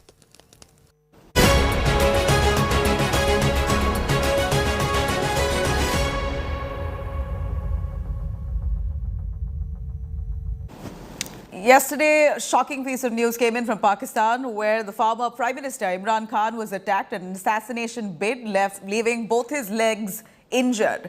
After Imran Khan was attacked by this assailant, the country itself is now witnessing huge political chaos. Let me take you through all those top developments coming in. A day after he was attacked during his rally in Wazirabad, former Pakistan Prime Minister Imran Khan is now stable. India Today has now accessed first images of the PTI chief in hospital in Lahore. Imran Khan, who was shot at on his leg, can be seen lying on the hospital bed with a plaster on his attacked leg. Massive protests erupted in Pakistan as supporters of Imran Khan took to the streets, expressing their solidarity for their leader and blocking off roads in various cities hours after the PTI chief was attacked. Protesters have also gathered outside the residence of Pakistan Minister Rana Sanaullah, registering their anger against the assassination attempt.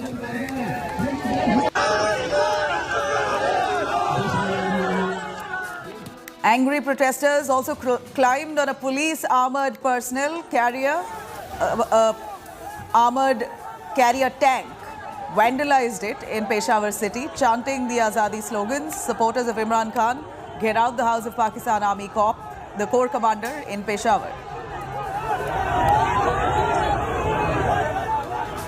As injured Imran Khan undergoes treatment, PTI's senior leadership meeting has been convened in Lahore today, claiming that Azadi March will not be affected by the attack. Party leader and former Pakistan Minister Fawad Chaudhry has said that his party will continue to fight for people's rights.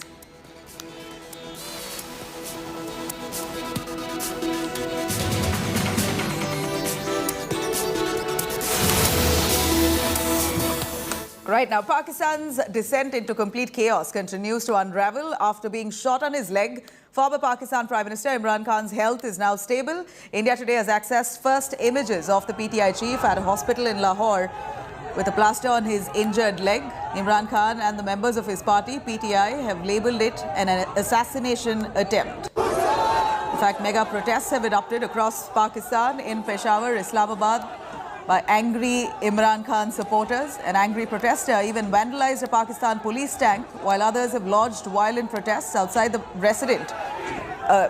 residence of Pakistan's army chief. At the Long March rally, Imran Khan's container was shot at by an assailant who was brandishing an AK-47 gun. It also appeared to be a pistol. That clarity needs to come in as yet. Imran Khan was shot at along with 14 others from his party, PTI, including his close aides who have sustained some serious injuries. Imran Khan's party, PTI, has accused Pakistan Prime Minister Shehbaz Sharif and the current Interior Minister of playing a role in this attack against the former Pakistan Prime Minister.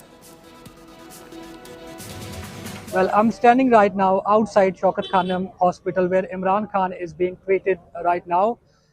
As you can see behind me, a large number of police personnel have been deployed for the security reasons.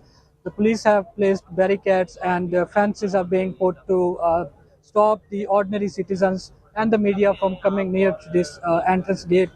We have been told by the sources that a medical board will announce around 11 o'clock either Imran Khan is going home tonight or he will be spending the night at hospital.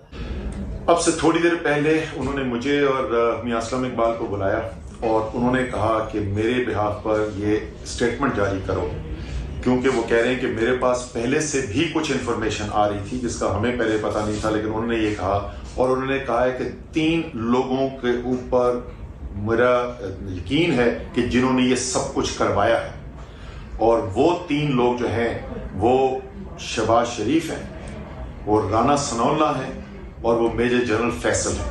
मैं ये ज़रूर कहूँगी कि इस वाक़े पे सियासत मत करें, इस वाक़े पे बिल्कुल सियासत मत करें। अपने जो अल्फाज हैं उनका चुनाव जिम्मेदारी के साथ करें। जब तक हक़ाइक़ सामने नहीं आते, पंजाब की हुकूमत जब तक कोई हतमी वो नहीं देती, खुदा का वास्ता है ये जो गैर जिम्मेदाराना स्टेटमेंट्स हैं इनसे परहेज़ किया जाए।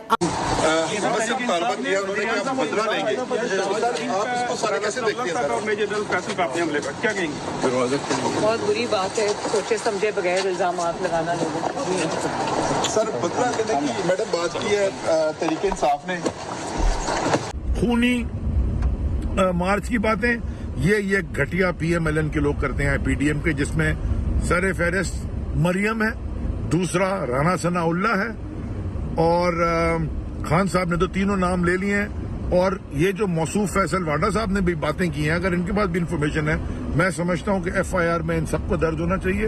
अब आप मुल्क चला सकते हैं तो चला लें, क्योंकि अभी तक हम पीसफुल थे और हम अभी भी पीसफुल रहेंगे, लेकिन हमारा एहतजाज peaceful shut down, it is going to be a shut down across the country, पूरा मुल्क अब बंद होगा। All right, news coming in from Madhya Pradesh. Massive controversy has broken out in Madhya Pradesh's Guna district, where a student was allegedly reprimanded for chanting Bharat Mata Ki Jai. VHP and some of the right-wing Hindu groups are now up in arms against that school where he was studying in class 7. He was pulled up for chanting Bharat Mata Ki Jai while going to his class from the assembly. The right-wing outfit staged a protest outside that school and carried out Sundarkand Path within the school premises. An FIR has been filed against the 2 teachers who stopped the chants. This comes after former MLA of the region demanded action against that school. The school principal, after much of the uproar, gave an undertaking that such incidents won't be repeated and Bharat Mata Ki Jai chants will be raised during school assembly from now. Principal पे FIR हो। भारत माता की मूर्ति लगे भैया, वो खुलिए नहीं।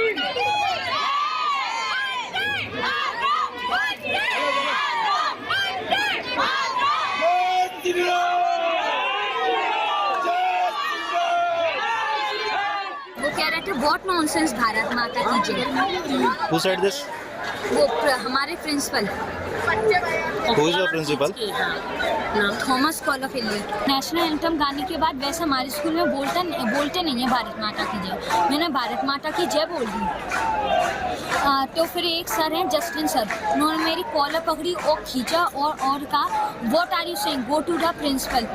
फिर वो प्रिंसिपल तो मेरी हिंदी वाली टीचर आ गई। हिंदी वाली टीचर ने कहा चलो कोई बात नहीं, ऐसा करो तुम अपने क्लास टीचर के पास चले जाओ। मैं क्लास टीचर के पास गया तो वो मेरे को डांटने लगी और बोल रही थी कि ये सब ना तुम अपने घर पे जाके बोलना, यहाँ पे नहीं चलेगा ये सब। फिर उन्होंने 4-5 मेरे को कहा कि तुम पूरे दिन यहाँ पे बैठोगे जमीन पे डाला पूरे टाइम। फिर क्योंकि भारत माता की जय बोला इसमें। FIR हुई है 323, 526, 34 में IPC की धारा जो होती है उसमें FIR हो गई है किशोर अधिनियम में। ये जो केस दर्ज हुआ है जस्मीन खातून और जस्टिल शिक्षक हैं, इनके ऊपर है, इन दोनों पे आरोप है उसका। बाकी अब विवेचना में उसको ले लिया है पुलिस आगे की कार्रवाई करेगी बाद में। FIR मुझे लगता है शिक्षकों पे करना ये हमारी सभ्यता नहीं रही है। हाँ, हर स्कूल के अंदर अनुमति होनी चाहिए भारत माता की जय कहने की, इसमें क्या हर्ज है, ये स्कूल वाले बताएंगे। उस स्कूल के कुछ नियम होते हैं, कोई डिसिप्लिन होता है, नारेबाजी कहीं पर शायद प्रतिबंधित भी होती है, सबका अपनी अपना स्थान होता है अपनी जगह के ऊपर। लेकिन अगर कोई देश के समर्थन के अंदर कोई नारा है, उसका विरोध कर रहा है, तो सरकार जो एजेंसीज हैं वहाँ पर वो हस्तक्षेप करें। अचानक बच्चे ने भारत माता की जय बताया, कुछ बच्चे इसके साथ कुछ बोल रहे थे, लेकिन और टीचर ने क्या है, वो ऐसा नोटी बच्चे था इसलिए कि उस क्लास में नीचे बिठाया था उसको, इतना ही हुआ है बात। मैंने टीचर को ये शॉकॉस नोट्स दिया है और कारण पूछा है क्या है, सो कल वो लिख कर दे देंगी, उसके अनुसार हम एक्शन ले लेंगे। उस टीचर ने अपराध किया है, अपराध की सजा उसको मिलेगी और हम कोशिश कर रहे हैं और वहाँ के स्कूल प्रशासन का ये दायित्व है कि पहले टीचर को सजा दे या तो स्कूल से बाहर करे। मिशनरी स्कूलों को कान खोल कर सुन लो, मदरसों वालों कान खोल कर सुन लो, भारत माता की जय बोलना ये अपराध नहीं है, स्वाभिमान है, और इस स्वाभिमान को किसी ने चोट पहुंचाई तो उसकी सजा उसको मिलेगी।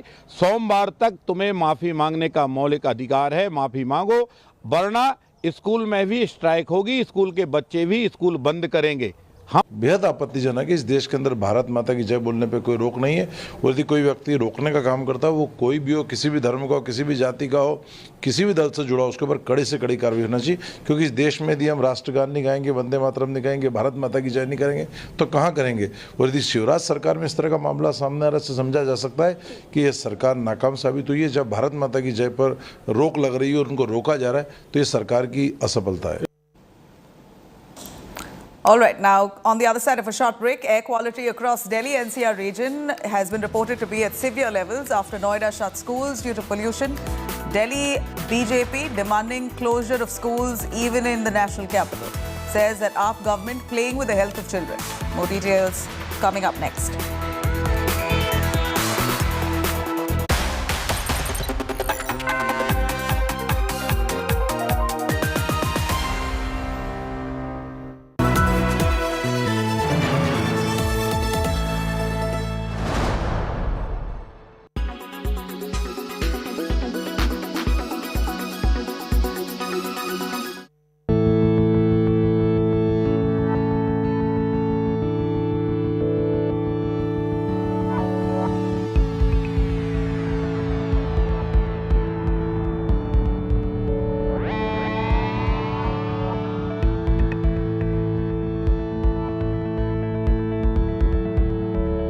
La main des aides-soignants.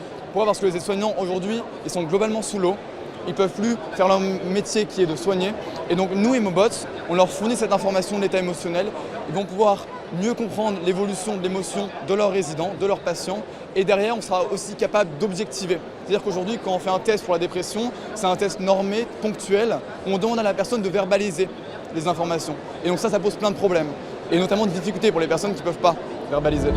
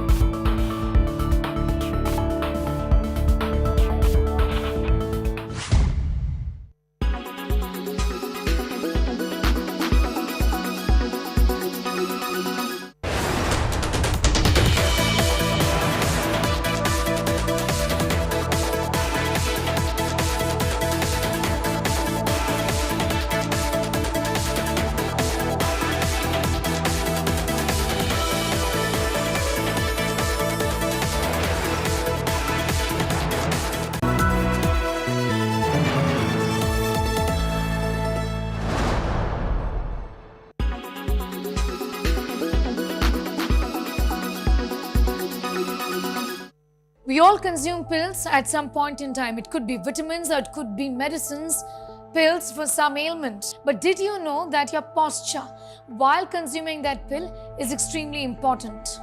How you take your pills may affect how they work. According to a recent study published in the journal Physics of Fluids, the position of your body when you swallow a pill has a direct bearing on how effectively it is working. The team actually tested 4 postures to understand absorption of the medicine: standing, sitting upright, lying down, turn to the right, lying down, turn to the left. Essentially, what they found was that lying to the left and leaning towards the left was the worst position to be in after consuming a pill. It took up to 5 times longer to absorb pills compared to when they were taken in an upright posture. Well, if the pill lands very close to the lowest part of the stomach, the faster it's going to dissolve and empty its contents into the small intestine. Most of the drugs are actually absorbed in the small intestine. Thanks to gravity and the natural unevenness of the stomach, it makes sense that the position you're in when you take a pill could affect how it makes its way through your GI system.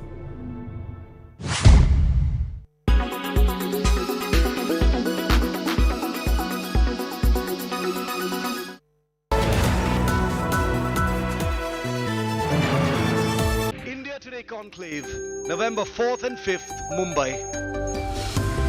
Listen to Nitin Gadkari, Kiran Rijiju, Devendra Fadnavis, Aditya Thackeray, Abhishek Bachchan, Varun Dhawan, Lara Datta, Pawan K. Verma, Ramachandra Guha, Devdutt Patnaik, Pratik Kuhad, Ankur Wariku, Srijan Sharma. Book your seat now. Visit www.indiatodayconclave.com. Conclave Mumbai 22. Presenting sponsor Vedanta, transforming for good.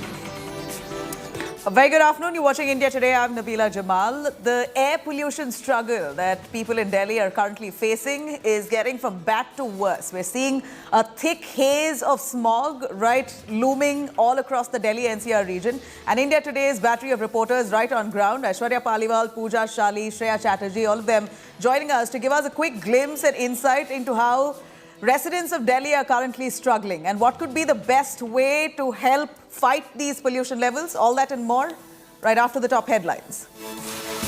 Big declaration coming in from Maharashtra Chief Minister speaking at India Today Conclave Mumbai. Eknath Shinde says 2 warring factions of the Sena cannot possibly come together now. 2 धड़े बन गए हैं, क्या वो कभी एक साथ आ सकते हैं? देखिए, मराठी में कहावत है जर आणि तर, इफ एंड बट. इसमें कोई वो समय वक्त उसमें जाने से कोई मतलब है. Air quality across Delhi NCR region at severe category after Noida shut schools due to pollution. Delhi BJP now demanding that schools must be shut in Delhi as well. Says that AAP is playing with the health of children. तकलीफ में सांस लेना उनको दूभर हो रहा है और दिल्ली में अरविंद केजरीवाल जी की सरकार वो कोई भी बच्चों के स्कूल बंद हो इसके लिए कोई कार्रवाई कर रही है. Delhi pollution battle reaches top court. Petition seeking immediate action on farm fires and pollution. Supreme Court now to hear this plea on November 10th. Imran Khan shot during his long march rally in Wazirabad. Protests have erupted across Pakistan after this assassination bid on the former Prime Minister. Tihar Jail DG Sandeep Goel shunted out after Tihar massage gate. Conman Sakesh Chandrasekhar alleged that he had given Tihar DG 12 crores only to get protection in prison. The LG now cracking a whip.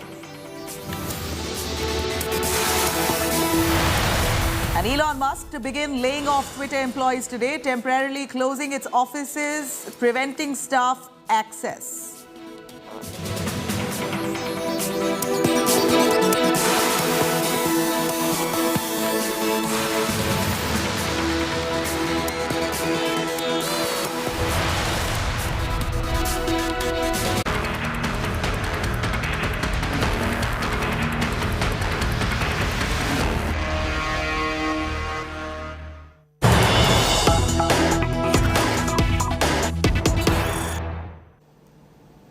All right, India Today's reporters have been spread across the national capital, Delhi NCR region. They're bringing us a little insight into what kind of struggle that Delhi residents are facing at this point due to severe pollution levels. But before that, before I get to our reporters, here's a quick news that we're breaking for you. Agricultural Minister now breaking his silence on the farm fires. Tomar says, discuss how to solve the issue, do not politicize it. Tomar says, gave over 1,400 crores to Punjab for stubble, but yet the situation has not been dealt with. He says that states bought machinery worth 2 crores. No solution that's found yet. Politics is being played out, but a solution is lacking. Discuss the solution first. Do not politicize the issue. This is what Tomar says, Agricultural Minister, now breaking his silence, saying that he's given 1,400 crores to Punjab for stubble. Remember, this has now become a political slugfest between the AAP and the BJP. AAP claiming that BJP has been only blaming the AAP but hasn't really helped in incentivizing the farming community so that they are deterred from stubble burning. But here you have the Agricultural Minister, Narendra Singh Tomar, who's now responded as he claims that he's given 1,400 crores as part of this package to Punjab itself to ensure that farmers get it so that they stop stubble burning. This is Agricultural Minister Tomar claiming that politics being played out but very little done to find a solution on this matter.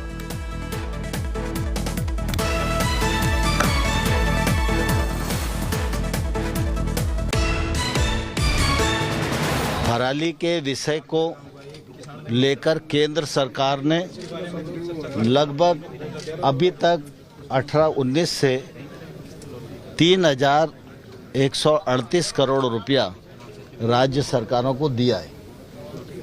अनेक राज्य सरकारों ने अच्छा काम किया है। मैं समझता हूँ अच्छा ये होगा कि राजनीति में काम करने वाले लोग, सरकारों में रहने वाले लोग पराली से निजात कैसे पाएं, इस पर काम करें। All right, now pollution in the national capital and surrounding areas have risen alarmingly, has touched severe levels today with Punjab Chief Minister Bhagwant Mann by his side. Kejriwal, amid all that criticism over pollution, has said, and I quote, "This is not the time for blame game and finger pointing, and abusing me won't really help bring down pollution levels." Defending his government in Punjab, Arvind Kejriwal says that Aam Aadmi Party is only 6 months old in Delhi and that they need at least a year to fix this parali issue in the state. As Delhi is now reeling under toxic air, Chief Minister Arvind Kejriwal has announced that primary schools are going to stay shut from tomorrow and the government is mulling over odd-even rule to return. Both Kejriwal and Bhagwant Mann reiterated that the central government has come up with a joint action plan to tackle air pollution as it's affecting not just Delhi NCR region but the entire North India.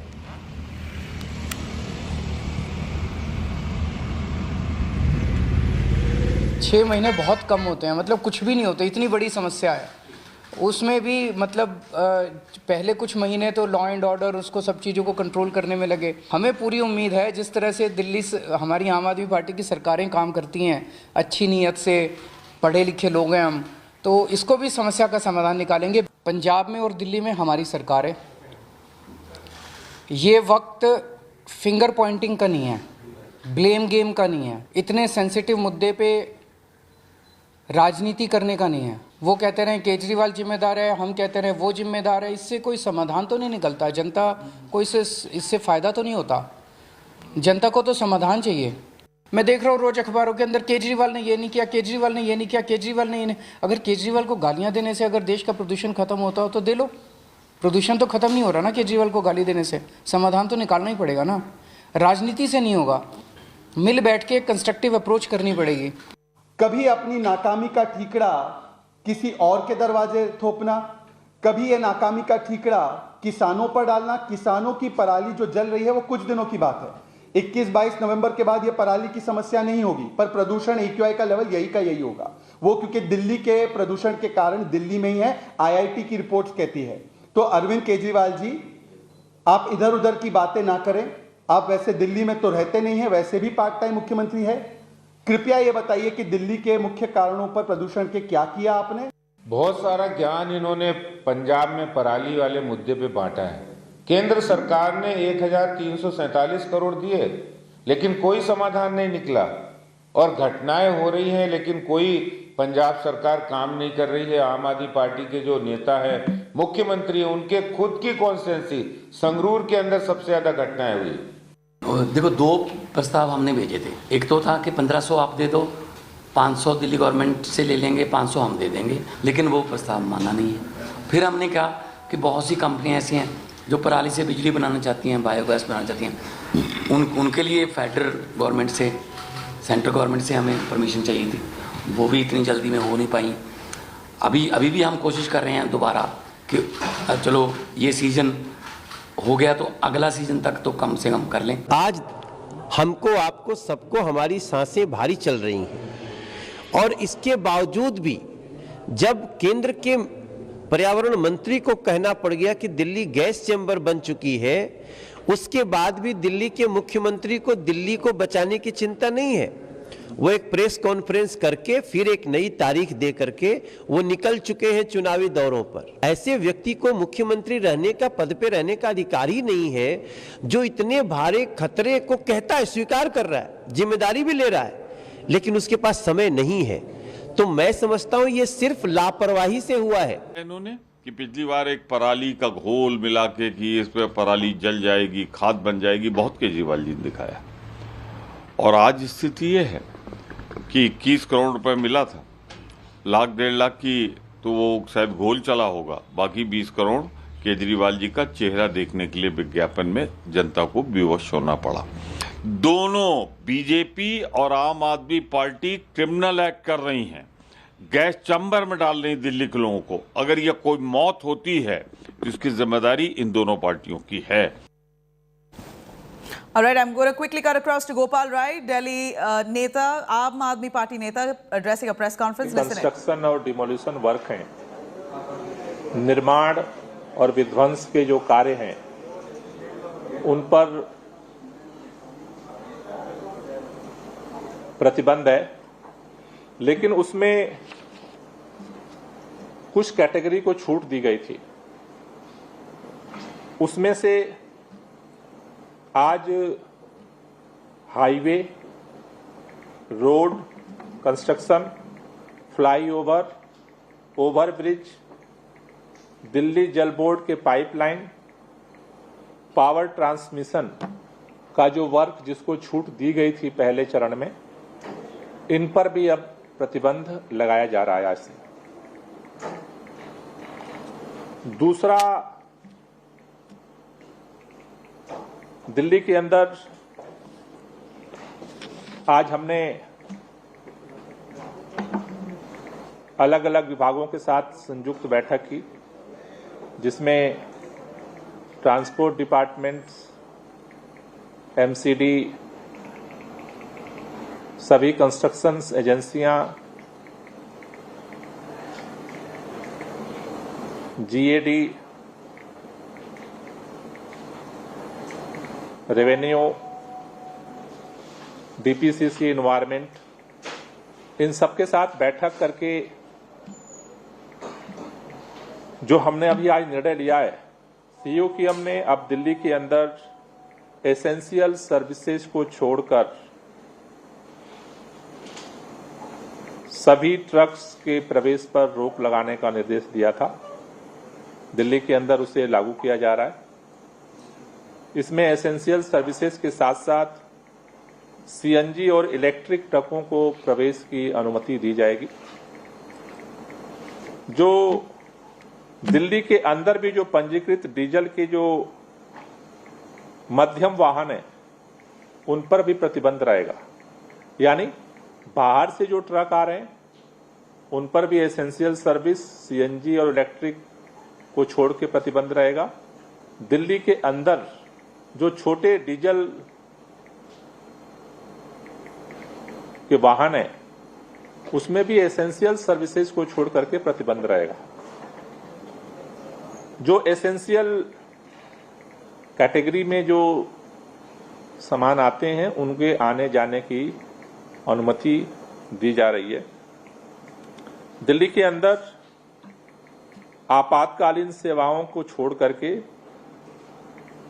BS6 वाहनों को अनुमति होगी, उसके अलावा सब पर प्रतिबंध रहेगा। सर पेट्रोल भी BS6 जो नहीं होगा उस पर भी प्रतिबंध, डीजल पे।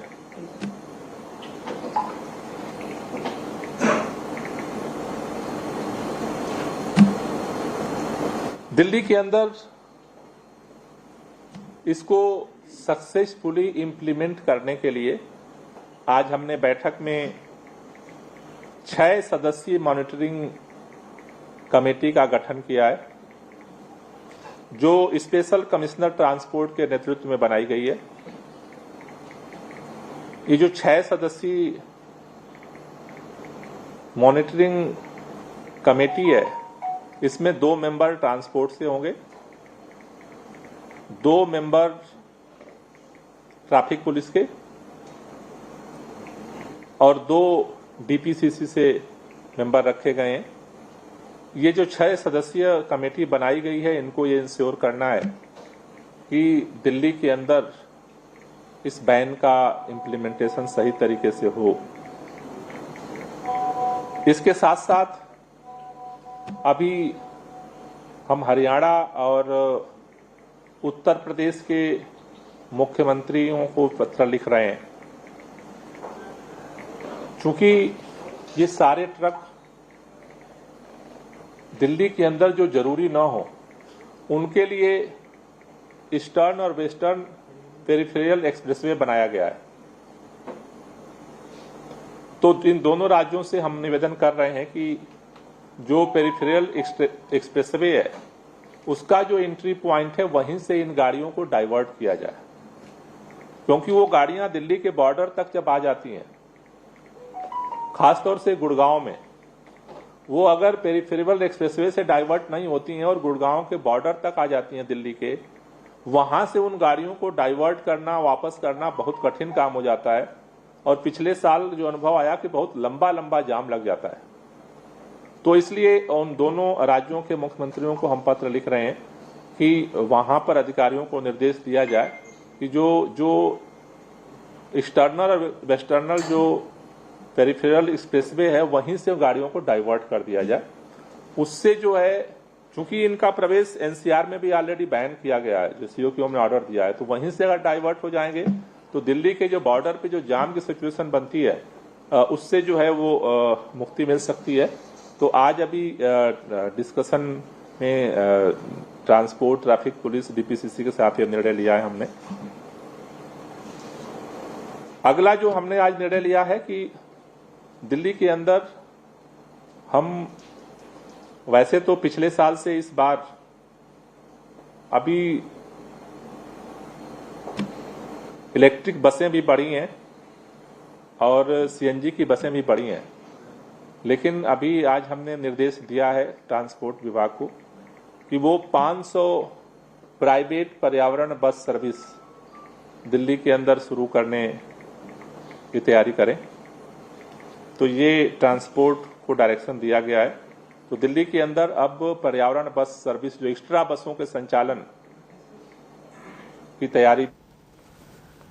All right, now Delhi Environment Minister Gopal Rai is just making some announcements there on what steps Delhi is now taking to ensure pollution levels are brought down. But if I could cut across to our reporters who've been right on the ground across the Delhi NCR region, picking up elements for us to give us a sense on how real is this struggle. Aishwarya Paliwal joining us from the India Gate in Delhi, Amit Bharadwaj, Delhi Secretariat. We have Akshay Dongre joining us from the ITO area of Delhi, Milan Sharma coming from Noida, Varun Sindha from the Pusa Road, Delhi, and Pooja Shali coming from Noida, Shreya Chatterjee as well from Amritsar, Punjab, where the crux of, that's basically the place where the epicenter of stubble burning has been reported. Now, let me cut across to Aishwarya first, coming from India Gate. Aishwarya, the India Gate image is almost like a poster image of the Delhi's pollution levels. Every time you see thick pollution, India Gate is the image that comes to your mind. Fully grey, full, thick smog and haze that's literally looming over Delhi at this point. And it's becoming all the more difficult for people to take a deep breath, let alone wandering about on the streets. Even in your homes, it's difficult at this point to breathe clean air. It's becoming quite a struggle. If you can show us around a bit and tell us more. Well, if we tell anyone that you'll not be able to see India Gate because of smog, people might not believe it. But I'm getting you visuals barely 100 meters away from India Gate, and you will not be able to spot something which, while you travel from or when you travel to Delhi, you can also see India Gate from the sky. But at the moment, you'll not be able to see it. This is not haze. This is pollution. Now, the other thing that I want to show you is the AQI of this level. I have data on my phone which shows, can you see the arrow which is blinking? It is 429, which means it is severe. This air is poisonous. It could also lead to lung cancer. People can also, in extreme cases, have cases of heart attack. That's what reports at the moment are pointing towards. But unfortunately, we are only seeing the political leaders doing a blame game. This is something which has been happening over the past many years. It's that time of the year when people just want to stay indoors. But even if you stay indoors, you cannot escape this poisonous air. I'm certainly worried for you too, and so for Pooja Shali. Pooja is also standing at a spot where we see thick haze looming over Noida. Pooja, Delhi, Noida, all the same. Pollution levels leaning to severe plus category. And this is worsening. We know that the wind speed is slowed down. So it's also the environmental factors attributing to this kind of pollution suspended in the air. Show us what's around you. So I'm atop a building right now, which is at least 6 floors. This is to help the viewer understand about what the cityscape right now is of Noida and adjacent city, the Delhi. Now, the toxic air, the pollution is supposed to be usually late morning, early evening. It's about 1 in the afternoon, and behind me, you barely can see about 2 buildings beyond. On a usual day, about a month ago, I could definitely see about a kilometer from here. I cannot see behind 2 buildings right now. This is the air that not just we are breathing, but we can see it, we can feel it on our skin. The skin that is itching, eyes that are watering. It's a dry cough that almost everyone breathing this air is feeling right now. Now, remember, we can afford an air purifier. How many Delhi, Noida residents can afford it? And why should we have to afford an air purifier? It's a civic basic issue of breathing in air. We're also talking about an air quality index that's definitely crossed 500 in many parts of Delhi and Noida. While the political blame game is on, I can tell you that it is the impact largely on children with developing lungs and elderly who already have respiratory issues, especially asthma. Now this, remember, Diwali is long over, stubble burning is on, politics is on. This was supposed to be a winter fog that Delhi, Noida residents were usually looking forward to perhaps a decade ago. Right now, this is definitely not what we await or want at all. It has serious consequences. Experts have said this is a killer pollution and is giving diseases that are slow and steady to its residents. Yeah, it just takes a couple of years of breathing this for you to develop all kinds of diseases like asthma, most basic. Many of the children at this point, we hear increasing number of children have been reported to have asthma and respiratory diseases as the years progresses. If this pollution is not dealt with, then we can only imagine what kind of long-lasting health effects it could have on young kids. We have Shreya Chatterjee joining us from Amritsar, the real epicenter of this stubble burning. Shreya, we saw you enter Punjab, get into the Chief Minister Bhagwant Mann's home turf, Sangrur, which is known to be the epicenter of the stubble burning. And 80% of all the stubble burning happens from there. And that, we believe, is also 80% contributor to the pollution levels in Delhi NCR. Well, exactly. So, Nabila, I've travelled from Sangrur to Kapurthala to Amritsar. Unfortunately, the scenes behind me haven't changed. I'll ask my cameraman to pan around the farmland where I'm right now. This is in Amritsar. And it's important to point out that from 2021 till 2022, there has been an increase in the number of farm fires that has happened in Amritsar. This is according to the remote sensing data that's been made available from Ludhiana. And it's very unfortunate that despite the farmers suggesting that they do not want to burn stubble, if they're given an alternative like compensations of 200 rupees per quintal to remove the stubble, or probably they are also given MSP on crops, they will also move to crop diversification. These are methods that are available on the ground, and there are some farmers who are also choosing so, but largely it has still not been made the norm in Punjab. We've seen the Bhagwant Mann, the Chief Minister of Punjab, agreeing that they have failed this season and probably they'll change the scenario the next year round. But for now, Delhi will breathe polluted air, Punjab will breathe polluted air, and we will constantly see rise in cases regarding respiratory ailments. Nabila. I'm going to come back to you on a quick word on why are farmers not willing to stop stubble burning? Has there been an alternative provided to them? Why is there such a struggle to stop them from committing this crime almost?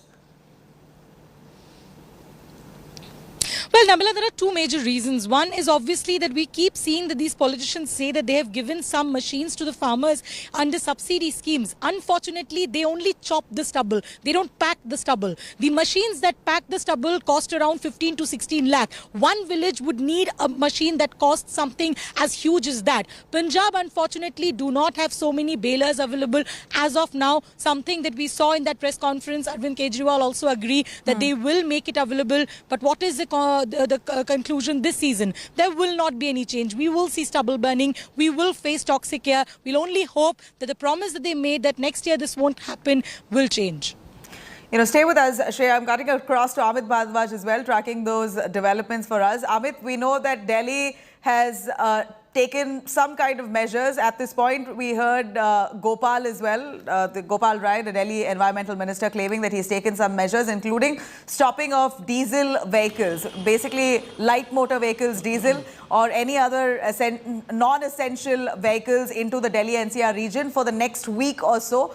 Would you be able to tell us a little more? If we have Akshay Dongran. Akshay, if you jump in on that. Akshay, tell us a little on Delhi's decision not to allow non-emergency or non-basic essential vehicles into Delhi NCR region.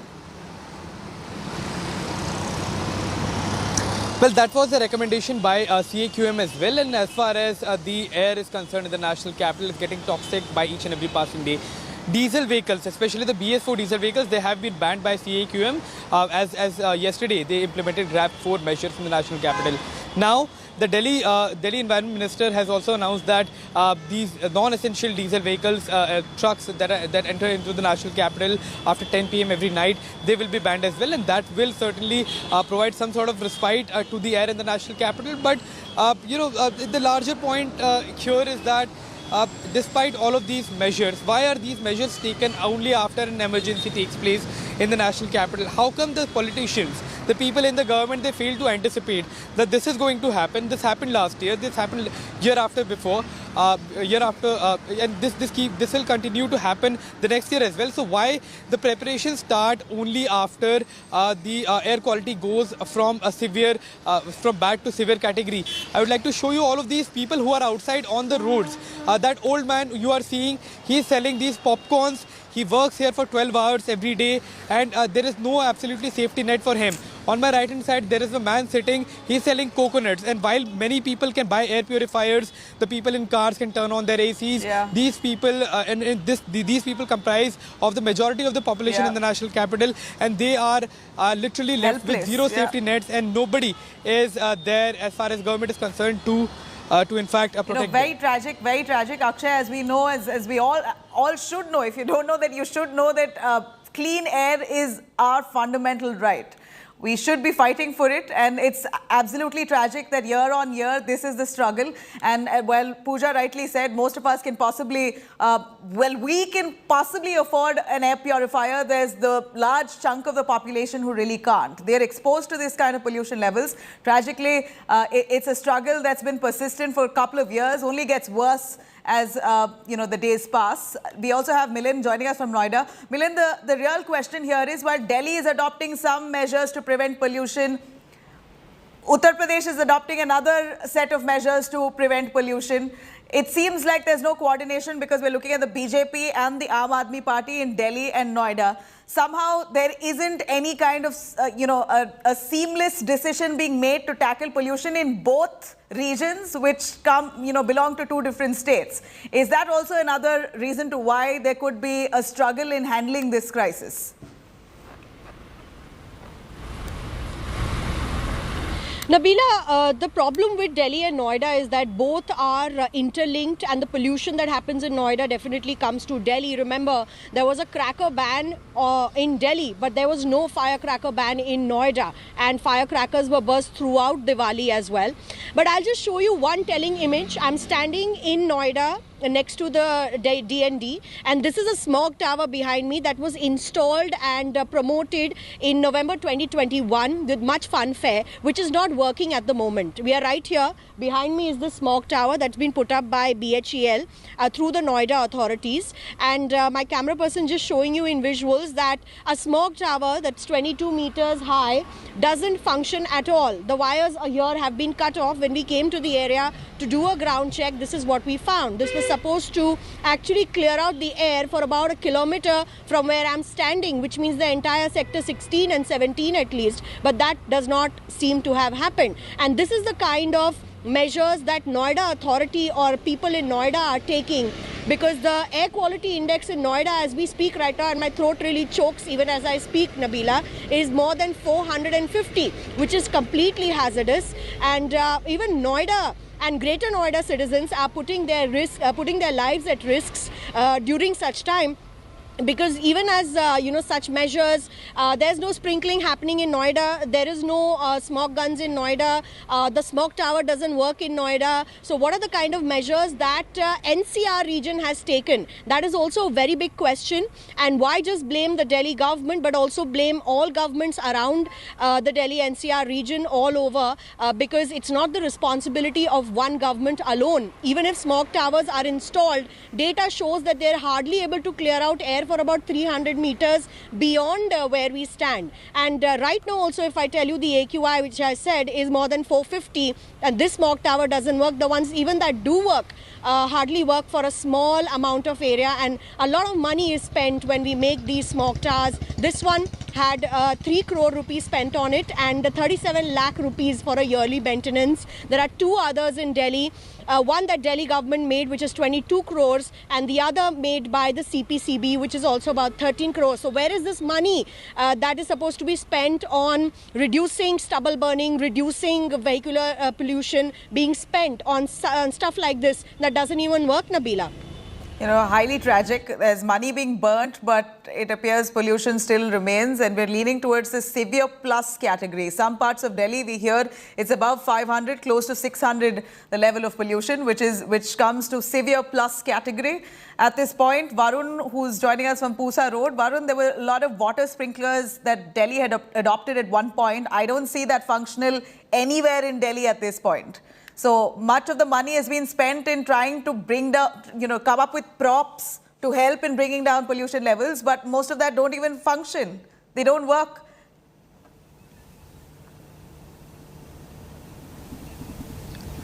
बिल्कुल, शायद पैसा बर्बाद किया जा रहा है और शायद यही वजह है कि जिस तरीके से तमाम सहयोगी मेरे बता भी रहे थे कि सेंट्रल गवर्नमेंट ने पिछले 1.5 साल के अंदर अब तक 3,000 करोड़ रुपए 3,000 करोड़ रुपए जो है वो अलग अलग स्टेट्स को दिए हैं, और उन स्टेट्स में 2 लाख से ज्यादा जो मशीनें हैं वो पराली को डिस्पोज करने के लिए खरीदी गई, लेकिन उसके बाद भी जस के तस हालात बने हुए हैं। दूसरी बात है कि ब्लेम गेम अब लगातार शुरू हो चुका है। आप देख भी रहे हैं लगातार हरियाणा जो है वो पंजाब पर, पंजाब जो है दिल्ली जो है वो जो है सेंट्रल गवर्नमेंट पे, और ये आसपास के जो इलाके हैं वो एक दूसरे पर आरोप इस तरीके से लगाते हुए नजर आ रहे हैं, जो ये समझा रहे हैं कि कहीं ना कहीं राजनीति की वजह से ये सारी चीजें निकल के सामने आ रही है। एक और बात जरूर है कि आज कृषि केंद्रीय मंत्री नरेंद्र सिंह तोमर ने सीधे तौर पे ये कहा कि पिछले 1.5 साल में हमने जितना भी काम किया है उसमें हमने कोशिश करी कि जो स्टेट गवर्नमेंट है वो अपनी रिस्पॉन्सिबिलिटी को समझे, और हमने उनको मशीन्स प्रोवाइड करी, हमने उनको पैसा प्रोवाइड कराया गया, लेकिन अभी अगर स्थिति ऐसे बनती है तो इसमें जिम्मेदारी कहीं ना कहीं राज्य सरकारों की बनती है।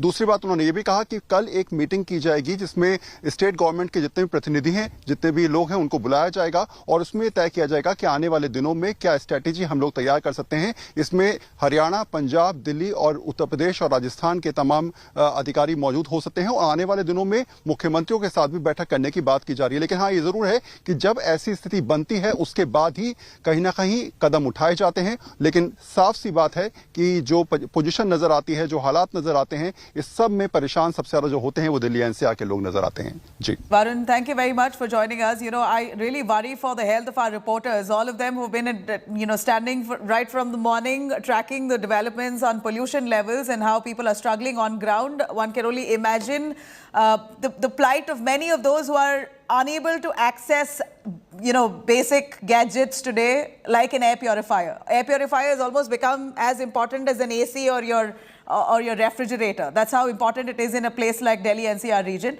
I'm going to cut across to some big news coming in from the Aam Aadmi Party, as they've now announced some measures to crack down on pollution levels. Gopal Rai, the Environmental Minister, has announced 500 private environmental buses will be in use for transport. The Transport Department will be engaging 500 private buses to help people commute at this point, only to bring down pollution levels. Delhi government also now announcing work from home for government officials. 50% employees to be working from home. That's going to be a direction going out to companies as well by the Delhi government, asking for 50% of employees to work from home, while Delhi government officials entirely to be working from home. Staggered market timings also being decided in Delhi due to high levels of pollution. And also, of course, the odd-even formula to come back in motion. These are some of the measures that the Delhi government is mulling over adopting. But for now, we hear the announcement has been made for 500 private buses to be used. These are private environmental buses, environmental-friendly buses. Many of them could be electric buses as well. 500 of these buses will be in motion only to help people move about. Instead of these diesel-run buses, it appears that these environmentally friendly buses, including electric buses, will be in motion. Delhi government officials are said to be working from home, with 50% employees to work from home announcement going out. Gopal Rai, Environmental Minister of Delhi, coming out with this announcement. Let's take a listen.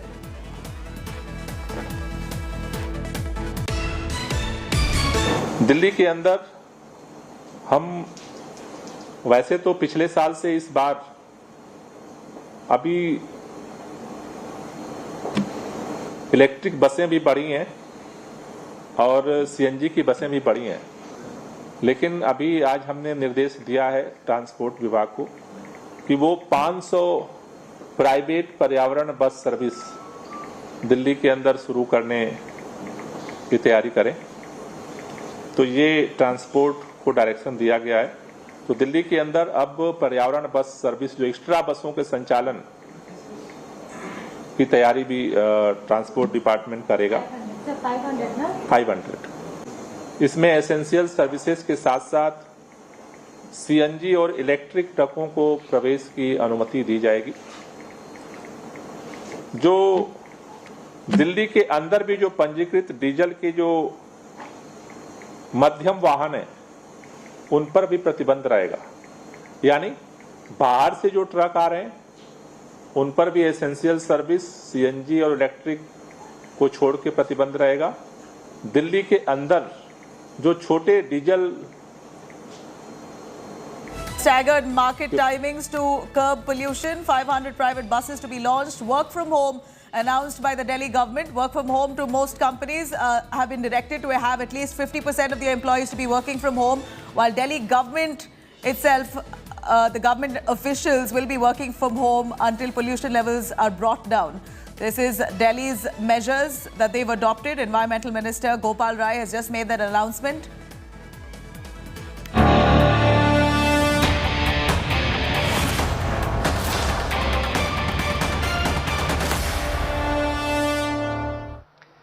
Across to the India Today conclave in Mumbai, Aditya Thackeray, Uddhav Thackeray's son, all set to speak. Conclave. If there is one issue which has dominated the politics of this part of the country in the last few months, it is the future of the Shiv Sena, the original Sons of the Soil party of Mumbai and Maharashtra, which finds itself facing an unprecedented crisis at the moment. Which is why we thought it would be only appropriate that someone who has, in a way, become the face of the next generation of the Shiv Sena, Aditya Thackeray, welcome to the India Today Mumbai conclave. Good to have you. Thank you, and welcome to the India Today group to Maharashtra and Mumbai. Swagat hai tumcha. Thank you. Namaskar. आपण इथे आला याबद्दल आमचा आभार.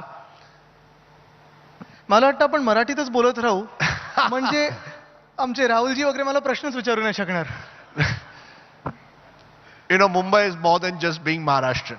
It is a complete melting pot of every community. That's what makes Mumbai great. You can speak Marathi, Hindi, English, and you can celebrate being a Mumbaikar.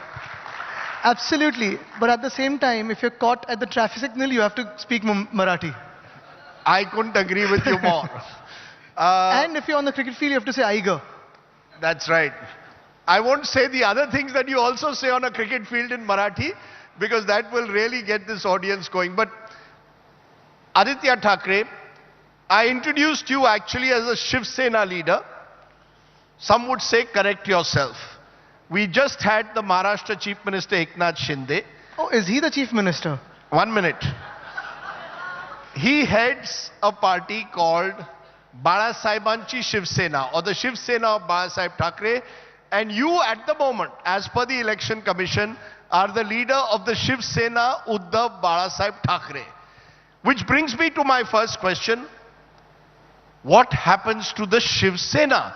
If the Shiv Sena has now split apart into two groups, even the symbol is no longer the bow and arrow, traditional symbol is no longer, as of now at least, with either of these two factions.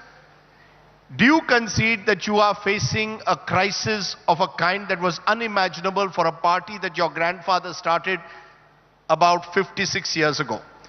So, two corrections to that, and very humbly. You know, first is, it's not a recognized party as yet. What he has got, he was trying to take away our name. He was trying to take away the logo for the Andheri elections that they did not even intend to contest. The only intention was to damage the Shiv Sena, damage Maharashtra, and put the sustainable development and politics of Maharashtra on the back burner. What they have got is Balasaheb'anchi Shiv Sena. Now, there are multiple Balasahebs across the country, so it could be anyone's Shiv Sena that they are talking about. What we have got is Shiv Sena Uddhav Balasaheb Thackeray. These words are inseparable, and the Election Commission also has proved it so that these words are inseparable. What also is very important is Shiv Sena and Uddhav Balasaheb Thackeray during COVID times and the 2.5 years of our governance in Maharashtra has shown to the world that we can be transparent, accountable, listening to different voices from different sectors and areas of society, and work for the people. So this is what we were going ahead with. In terms of what is the future of Shiv Sena and, you know, the question of whether Shiv Sena is in crisis, for me, that is not a question anymore, because we are fighting it out. It could not be worse than what we have come to. They've run away with 40 Gaddars from our party and 12 Gaddar MPs, and they will face elections and the people will decide. For me, what is important today and what is crucial today is what happens to the ideals of our constitution. What happens to democracy? What happens to rule of law? What happens to justice? If today, across our country, we have smaller Gaddaris, and I call this Gaddari because there's no other appropriate word for this, you know, people who've run away and just gone to another party. If this happens across the country and this gets legitimized, you will have unrest, political unrest in every state of India. You will have random people claiming names and logos and parties for not just parties like Shiv Sena and other regional parties, but also the national parties like the BJP and the Congress.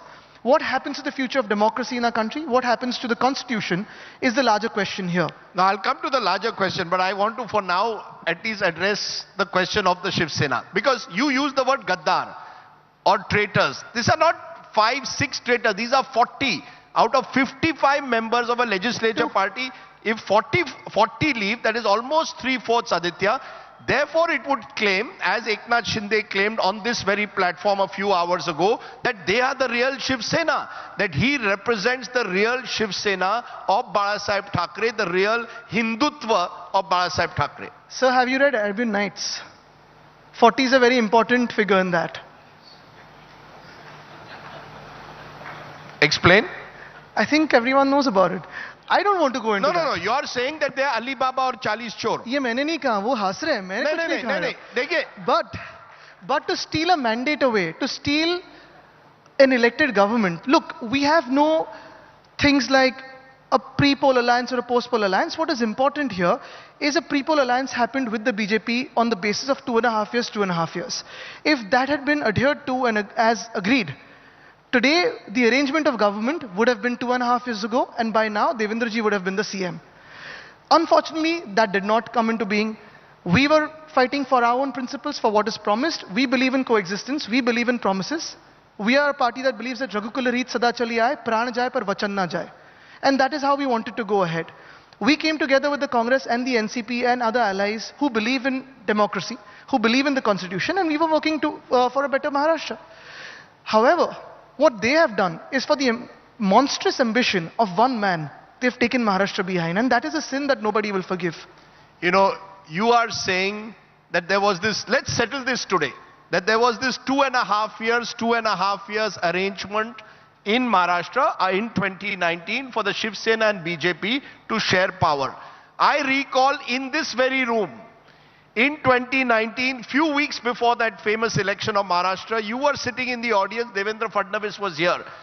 He didn't sound to me, Aditya Thackeray, like someone who was going to share 2.5 years with you. Which is why whatever happened. No, so let's be clear. Today when Eknath Shinde was asked the question, he said that question, only Amit Shah ji and Uddhav Thackeray were in one room when this was decided. No one else knows this. So they could easily turn around, Eknath Shinde could easily turn around and say, look, at the end of the day, the Shiv Sena, i.e. the Uddhav Thackeray Shiv Sena, did not even keep that basic promise of 2.5 years to the BJP, did not keep the basic promise to the principles of Hindutva. Hence this breakup took place, and that's why I had to leave. He said, I am not a rebel. I represent the original Shiv Sena. What are the principles of Hindutva according to him? They have no answer on that. What are the issues that they had with the MVA government? They have no answers to that. For 2.5 years, they enjoyed that everything they could. For 2.5 years, they were quite silent. Only when there were things against him, there were things that were going against him where he thought that he might be in problems, he has decided to run away from that. And therefore, I do not give much importance to whatever's being said from the opposition, because if you take a poll even today on the trustworthiness of Mr. Uddhav Balasaheb Thackeray vis-a-vis any other politician in Maharashtra, I think you will get your answer to that. No, the answer that the people of Maharashtra are looking for when it comes to the Shiv Sena, I want, as I said, to settle this. Who is the real Shiv Sena? Is it the party where 40 out of 55 have left? Or is it the party, as your opponents accuse, a party of the Thackeray Parivar? They say they are the party of the Sainiks, i.e. Eknath Shinde and others, and that your party or the Uddhav Balasaheb Thackeray family has become the party of Uddhav, Aditya and the Thackeray Parivar. So there is absolutely no difference between the Thackeray Parivar and the Shiv Sena Parivar, and that is one. So it is one family, one party. But for this again, if they want elections, I am challenging them every single day. Let the 40 of them come into the electoral ring. I will resign as an MLA and come into the electoral ring. Let's fight. Let's see who wins. Let the people decide once and for all. Whatever the people decide, I'll be happy for it. You are calling for all the MLAs who switch all 40 sides, of them, yes. all 40 of them to resign and recontest the elections. You and the other 14 Shiv Sena MLAs will also resign, and we will have 55 elections in Maharashtra, is what you're calling for. I won't ask 55 by-elections, or are you calling for a fresh election? I'm calling for 41 elections. I'm not pulling in the other 15 who stayed with us into an electoral ring. I am saying 40 of you resign, I will resign, let's contest, let's see who wins. That's all very well. And that is what a democracy is, right? I mean, you have seen many defections in your life. You've covered politics for a long, long time. Tell me in which state or in what year of Indian history or in Indian politics have you seen a defection that is so shameless that they did not have the courage to resign and face elections at their own home ground? Aditya Thackeray, I must say, I have seen defections. It's routine now. It does, but they resign, they contest elections and they become MPs or MLAs and go to the other party. This is running away from your responsibility. This is not even having the courage to fight in your own home turf. Law allows you to split a party with 2/3. More than 2/3 of your legislature party split. Therefore, they have gone to the election commission, even asked for the bow and arrow symbol. 2/3 is about the entire party, not the electoral party. And this is what I'm saying. If 2/3 of any party in a legislative party starts breaking away and you legitimize this, you will have a lot of this breaking away in a lot of states for a lot of parties. This is going to be a dangerous trend for the political stability of India.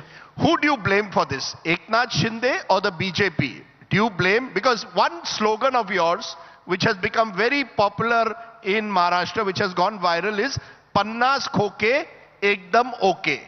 Basically suggesting that 50 crores is completely okay. You have made a direct insinuation in every speech that basically the Shiv Sena MLAs who switched were paid 50 crores. Do you have evidence of that when you make that allegation? Do you have any evidence to suggest that they were paid 50 crores? One of the MLAs also speaking about that. Just yesterday, I think Mr. Bachchu Kaddu has spoken about that, or Mr. Rana has spoken about that. But about the blame, I think it is we who are to be blamed. I take that blame myself, and of course, both of us, my father and I, because we trusted them blindly. We thought them to be our people. We thought that they will stick around even after giving them a post like UD, which no other chief minister in the past 40, 50 years has parted from that department. We thought that we could trust them blindly and they would not stab us in the back. We were the ones who did not trouble the opposition parties with tadipari notices or policemen keeping a watch on them. We were the ones who actually did not spy on our own people, and that's our fault. We thought politics is not an extremely dirty place, or you don't have to run in the muck or get dirty in the muck every time when you have to serve the people. So that is our fault. You're not blaming the BJP. I take the blame for it, for not playing dirty politics like them. They will blame in a way your father, who became chief minister, and the charge against Uddhavji was that he didn't spend enough time with the MLAs in Mantralaya, went only twice in a tenure of or 2.5 years. What do you expect the MLAs to do? Eknath Shinde was available to them 24/7. Your father was not available to them in a manner that they would have liked, and they feared that if they went into an election, they would lose. The NCP was growing at the expense of the Shiv Sena. There are two factors to this. One, it is true my father could not meet them from December to almost January, and that was because he underwent 2 surgeries. The second one was an urgent emergency surgery. When I had returned from COP26, and I was of course moving around, meeting people, traveling around, while going to meet him, I had to do 3 COVID tests and 3 RAT tests before I met him. Because of course he was in a bubble, but every single week he was holding the cabinet as the cabinet should be held, over a video conference probably.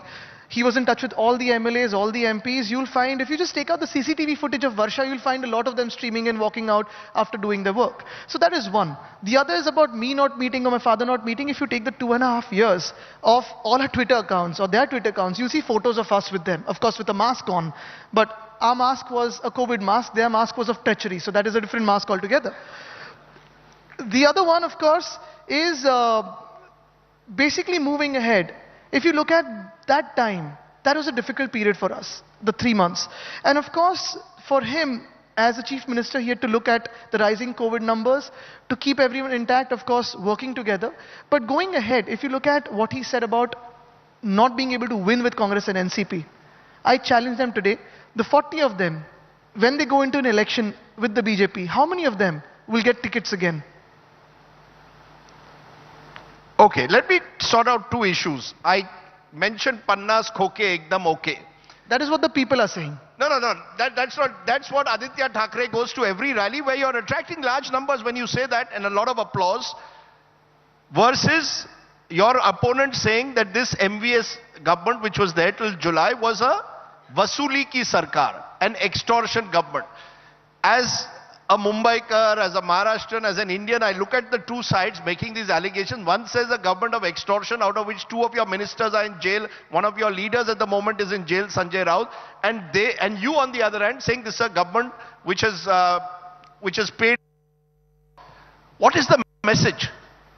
Sab neta chor hai, sab Shiv Sena paise mein hai, one extortionist versus on the other side this 50 crores business. I mean, has politics become a business in Maharashtra?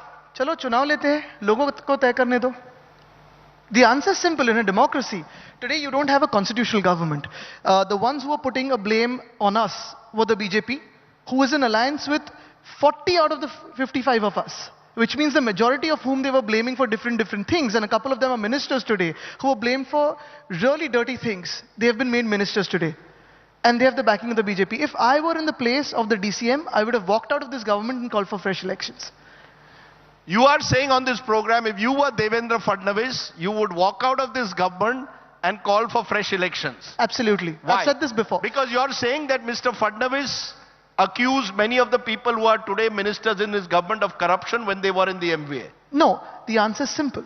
If you look at what has happened over the past 3 or 4 months, today there is absolute lawlessness in Maharashtra. You can see one Gaddar MLA going into a police station and firing 2 bullets at the police. There's an Arms Act case registered against him, but there's no action against that.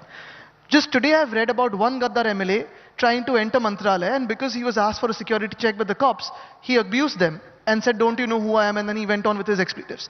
You've got this situation almost everywhere. The other thing is, on one hand, the agriculture sector is failing absolutely. We're shouting Ola Dushkal Jahir Kara, which means you give them the incentives of what is called an Ola Dushkal in Marathi, but basically there's been heavy rainfalls, not once, but twice or thrice across Maharashtra. They deserve compensation that has not been given. The second factor is, for any state, there are 2 sectors which are important, agriculture and industry. Both are failing. No one has trust in Maharashtra's political stability. If you look at Devendraji's time, or if you look at Uddhavji's time, there was a certain sense of political stability. Today, I wonder how a leader as sharp as him is being a part of this government, and he's being defamed for that, and I don't like that. In all genuinity. I read an interesting observation by Mr. Fadnavis saying that the time has come to end political bitterness. Is that an olive branch to the Shiv Sena? Can we see possibly, and this question was asked by my colleague Sahil Joshi to Eknath Shinde as well, a possibility of a grand reunion at some stage before 2024? For all this talk here at the moment, all I'm saying is there any backroom negotiation going on that we don't know and we should know about? Is this a question for Mr. Shinde or for me? For all 3 of you, Mr. I think Shinde. it's for him to not sleep over. For us, it is very clear that we believe in the Constitution, we believe in democracy. And if we want to go ahead as a democratic state, as a state that has always been on the forefront of democratic principles, on the ideals of the Constitution, on being transparent and accountable, and for political stability, it's due that we call for elections. No, these are all nice words. The fact is, your father... But do you not believe in nice words of the Constitution? No, those are fine words. But when I see the kind of politics that's played out, there's a huge gap between what the Constitution envisaged and what is the reality. I will ask you very... Who is responsible for that? Your father, Uddhav Thackeray, met Prime Minister Narendra Modi in 2021, June, July in Delhi. Apparently an effort was made to have a tie-up between the Shiv Sena and the BJP. It didn't work out. I therefore ask you, is there any possibility of Uddhav Thackeray reaching out to Narendra Modi ji again? They haven't attacked each other at any stage, and forming a grand Hindutva coalition once again. So Rajiv ji, of course, when the both of them met, one was the Prime Minister and is still the Prime Minister, the other person was a Chief Minister. It is very common for a Chief Minister to be meeting and calling on a Prime Minister, seeking help for the state. He took along with him Mr. Ashok Chavan and Mr. Ajit Pawar, both of them who had accompanied my father.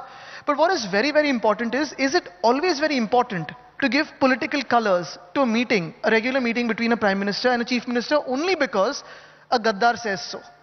About not attacking each other, the Prime Minister and we have had mutual respect and good relationship for a long number of years, way before he became the Prime Minister. And we'll always have that. The fight is not with him.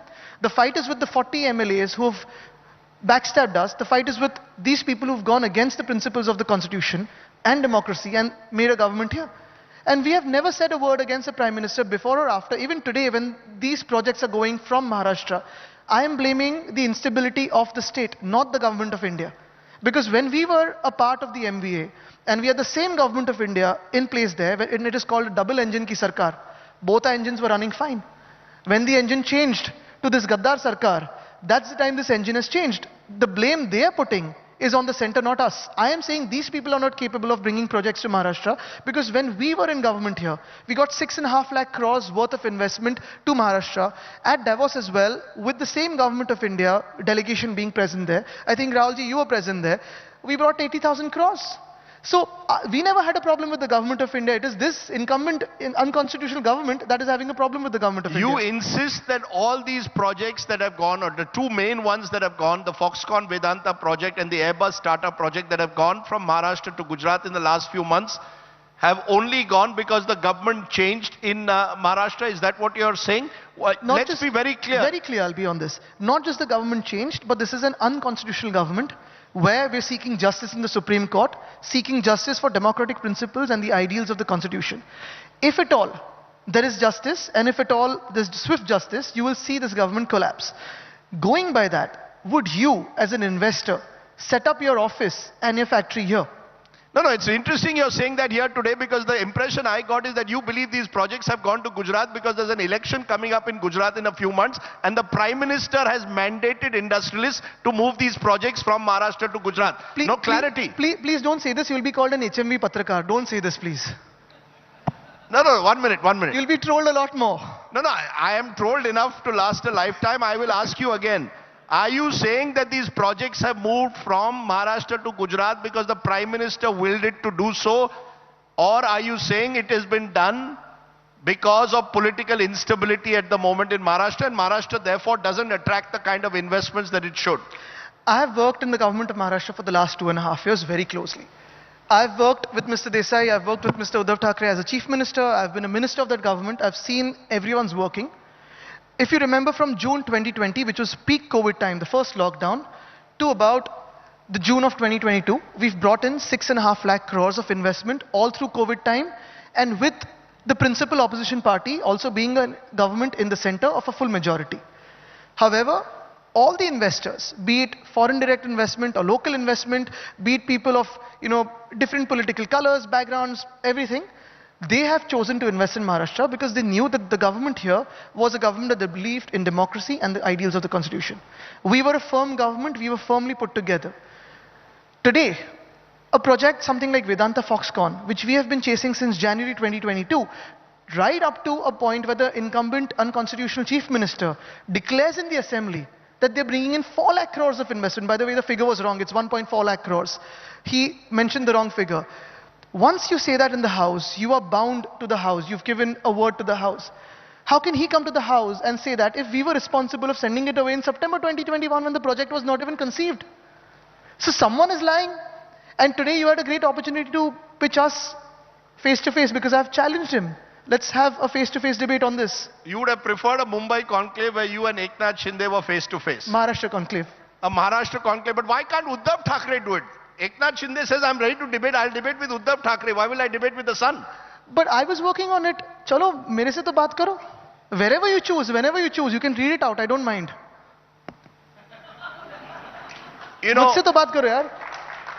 Aditya Thackeray, looking ahead, is it now make or break time? The Mumbai Municipal Corporation elections are coming up. This is seen the Sone ki chidiya. Whoever controls Mumbai controls in a way the resources of Maharashtra. Is this make or break time? I think, Rajiv ji, exactly the phrase that you use is a problematic phase for us as Mumbaikars. Sone ki chidiya is for the people who have never been Mumbaikars. Sone ki chidiya for the parties who are not originating from Mumbai. For us, this is our Janma Bhumi, this is our Karma Bhumi, this is going to be our Bhumi forever. For the last 25 years, we have taken the BMC from deficit to a surplus of 80,000 crores. Every penny for that is accounted for. Every committee has all parties sitting in it with absolute transparency. And you've seen Mumbai grow in the past 2.5 years with basic things like tactical urbanism, safe schools, things like, every minor intervention that we had. Today, what the people or what other parties are looking at BMC for is not what we are looking at the BMC for. We look at it very selfishly. This is our city and this is what we want to take ahead, not something that we want to loot. But having said that, this make or break election thing that you've said, since 2002, since I was 12 years old, I've always read in the newspapers from various journalists that every election, and especially every BMC election, has been tagged as a litmus test for the Shiv Sena. Now the litmus papers also won away, but it is always a litmus test. See, elections come and go, you win, you lose, you win again. The point is, why is the government not calling for elections? If they're so popular, if they have so much goodwill in the people, let them call for elections. We're ready for it. We may lose, we may win. That's in the hands of the people. Aditya Thackeray, you objected to my using the word Sone ki chidiya. When I look at the assets of all your Shiv Sena corporators and how they have gone up by 10 times, 20 times, I sometimes wonder, where does all this money come from? Which ones? Which ones? Look, the fact is, you may not like it, but a dozen of your MLAs have ED cases against them. Where have they gone? The fact is, one of your main leaders... Where have they gone, Rajdeep ji? Where have they gone now? Huh? Where have they gone? They've gone to the other side. And what has happened of the cases?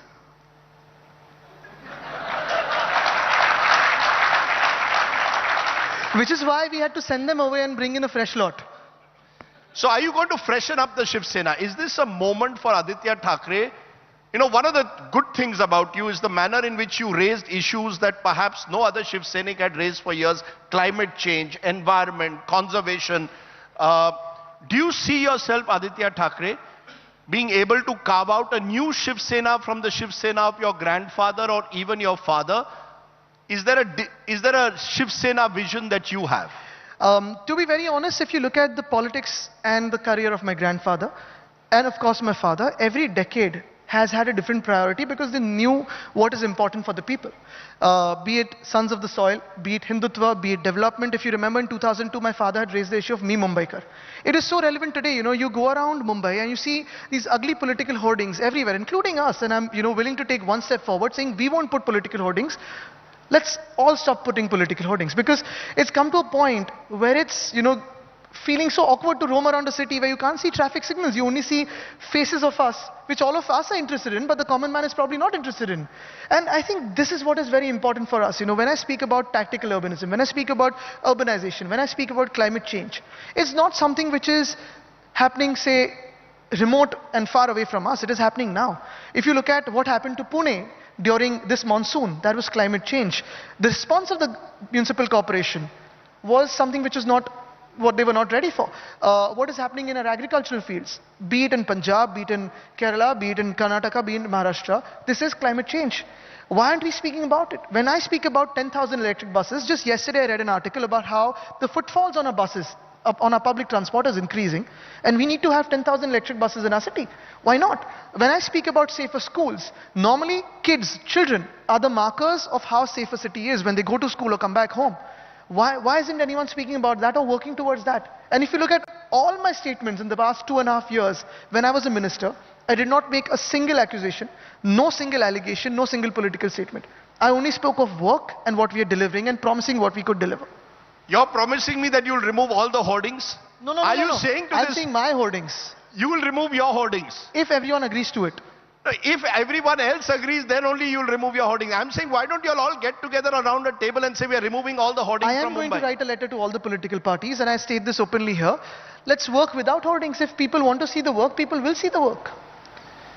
When I'm reminded of your late grandfather, whose politics was very different in a way, but also was very plain speaking. And he was seen to be this Hindutva, Hindu Hriday Samrat. From Hindu Hriday Samrat to climate change warrior.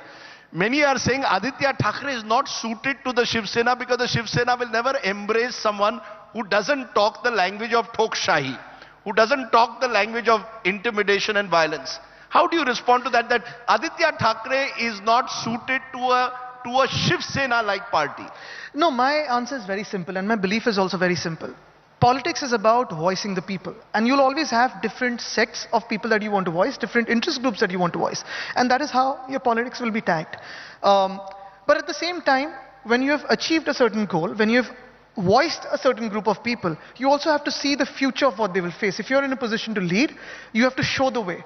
It cannot be rigid. Back then in the 60s and the 70s and the 80s, my grandfather saw that the sons of the soil were not getting whatever they were due for, probably the jobs, the employment. He raised the voice. Today you see a lot of people from localities being, part of the jobs everywhere, be it the hotel sector, the hospitality sector, be it hospitals, schools, wherever. And you see the same theme in different states of Maharashtra, in different states of India. Likewise, my father saw, speaking about urbanization, speaking about farmers, that was relevant then, it is relevant today. And I think as someone who is 32 years old, I have to speak what my generation feels is right, what your generation feels is right, what the next generation feels is right. If I remain rigid as a political party, I'm not going anywhere. I am not doing the work of what a political party should do. I will remain outdated. Today, I have to be adaptable, open to ideas, transparent and answerable to the people, and keep voicing what is relevant to the people and important to the people. Has the Shiv Sena changed also? Of course it has. I mean, look, changing is a process. It's evolving. It's almost like calling yourself the New Labour or compassionate conservatives. These are concepts around the world. You can't parties that have been there for hundreds of years cannot stay back 100 years old. They have to be speaking the voice of today because it's what you are supposed to do as a political party. Who gets the bow and arrow symbol? We will when there is justice. In conclusion, therefore, our time is up, Aditya. I've been seeing you in the last few months going across the state, addressing large gatherings. Have the last few months toughened you up? One of the charges against you was that, dynast hai, Bala Sahib's grandson, Uddhav Thackeray's son. Has this crisis actually been the making of Aditya Thackeray? Has it toughened you up? I see that, you're looking also tougher. You do a lot of weight training. No, this is just putting on some weight. I hope to put on political weight, but this is not something which is, but yeah, I mean, someone called me firebrand the other day. And I don't know, I'm just going out and speaking my heart and mind out. I'm speaking for the people, as I've always done so. Yeah, and that is what it is. And, in terms of going to the people, we've always been there. It's just that we're back on the streets. And we're looking at political climate along with climate change also. My last question, what are the 3 things that the people don't know about Aditya Thackeray that they should know today? For example, your great love for football, I know. But is there other things that we don't know about Aditya Thackeray that we should know, the growing up of Aditya Thackeray in a way? I don't know. I think you could ask them to ask me probably, but I think everything is known probably. That's the easiest answer to give.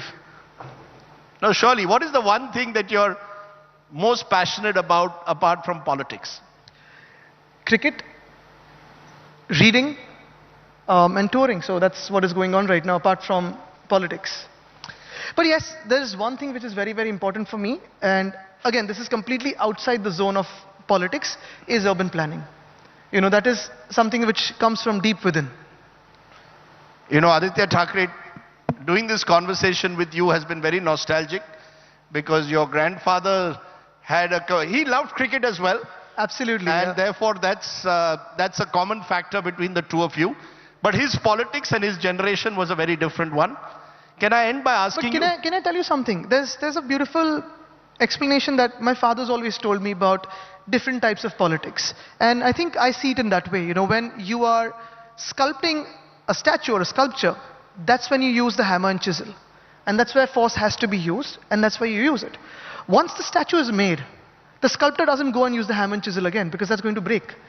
You've got to do puja of that. And that's what we are doing. The Congress has said the Shiv Sena is not a natural ally. So if tomorrow Narendra Modi ji picks up the phone and says, Uddhav ji, ab bahut ho gaya gussa, ek saath aa jate hain, what will the response be? I can't go into hypothetical situations, but we came together for democracy, and that's how we're moving ahead. Ifs and buts is something, or situations for big leaders is not something. You're not ruling it out. You're not ruling it out. No, I'm not answering that, because what's the point of going into hypothesis? Aditya Thackeray, you certainly have come of age as a politician. You seem to know which questions to dodge and which to answer, which is one of the skills of a good politician. And therefore, I wish you very well. You have a few interesting, tough months ahead leading up to that big BMC election. Make or break, I will say again. Or litmus test, as I will say again. But ladies and gentlemen, Generation Next Thackeray, Aditya Thackeray, please give him a very big hand. Thank you. Thank you. Thank you so much. And I'd just like to take a moment to remind everyone that Aditya is all of 32. He's no longer an emerging leader, as Rajdeep so aptly put it. He is one of the brightest stars today and reminds us that the future is actually now. Thank you so much. And could I please welcome Raj Chengappa, Group Editorial Director, Publishing at the India Today Group, to facilitate Aditya.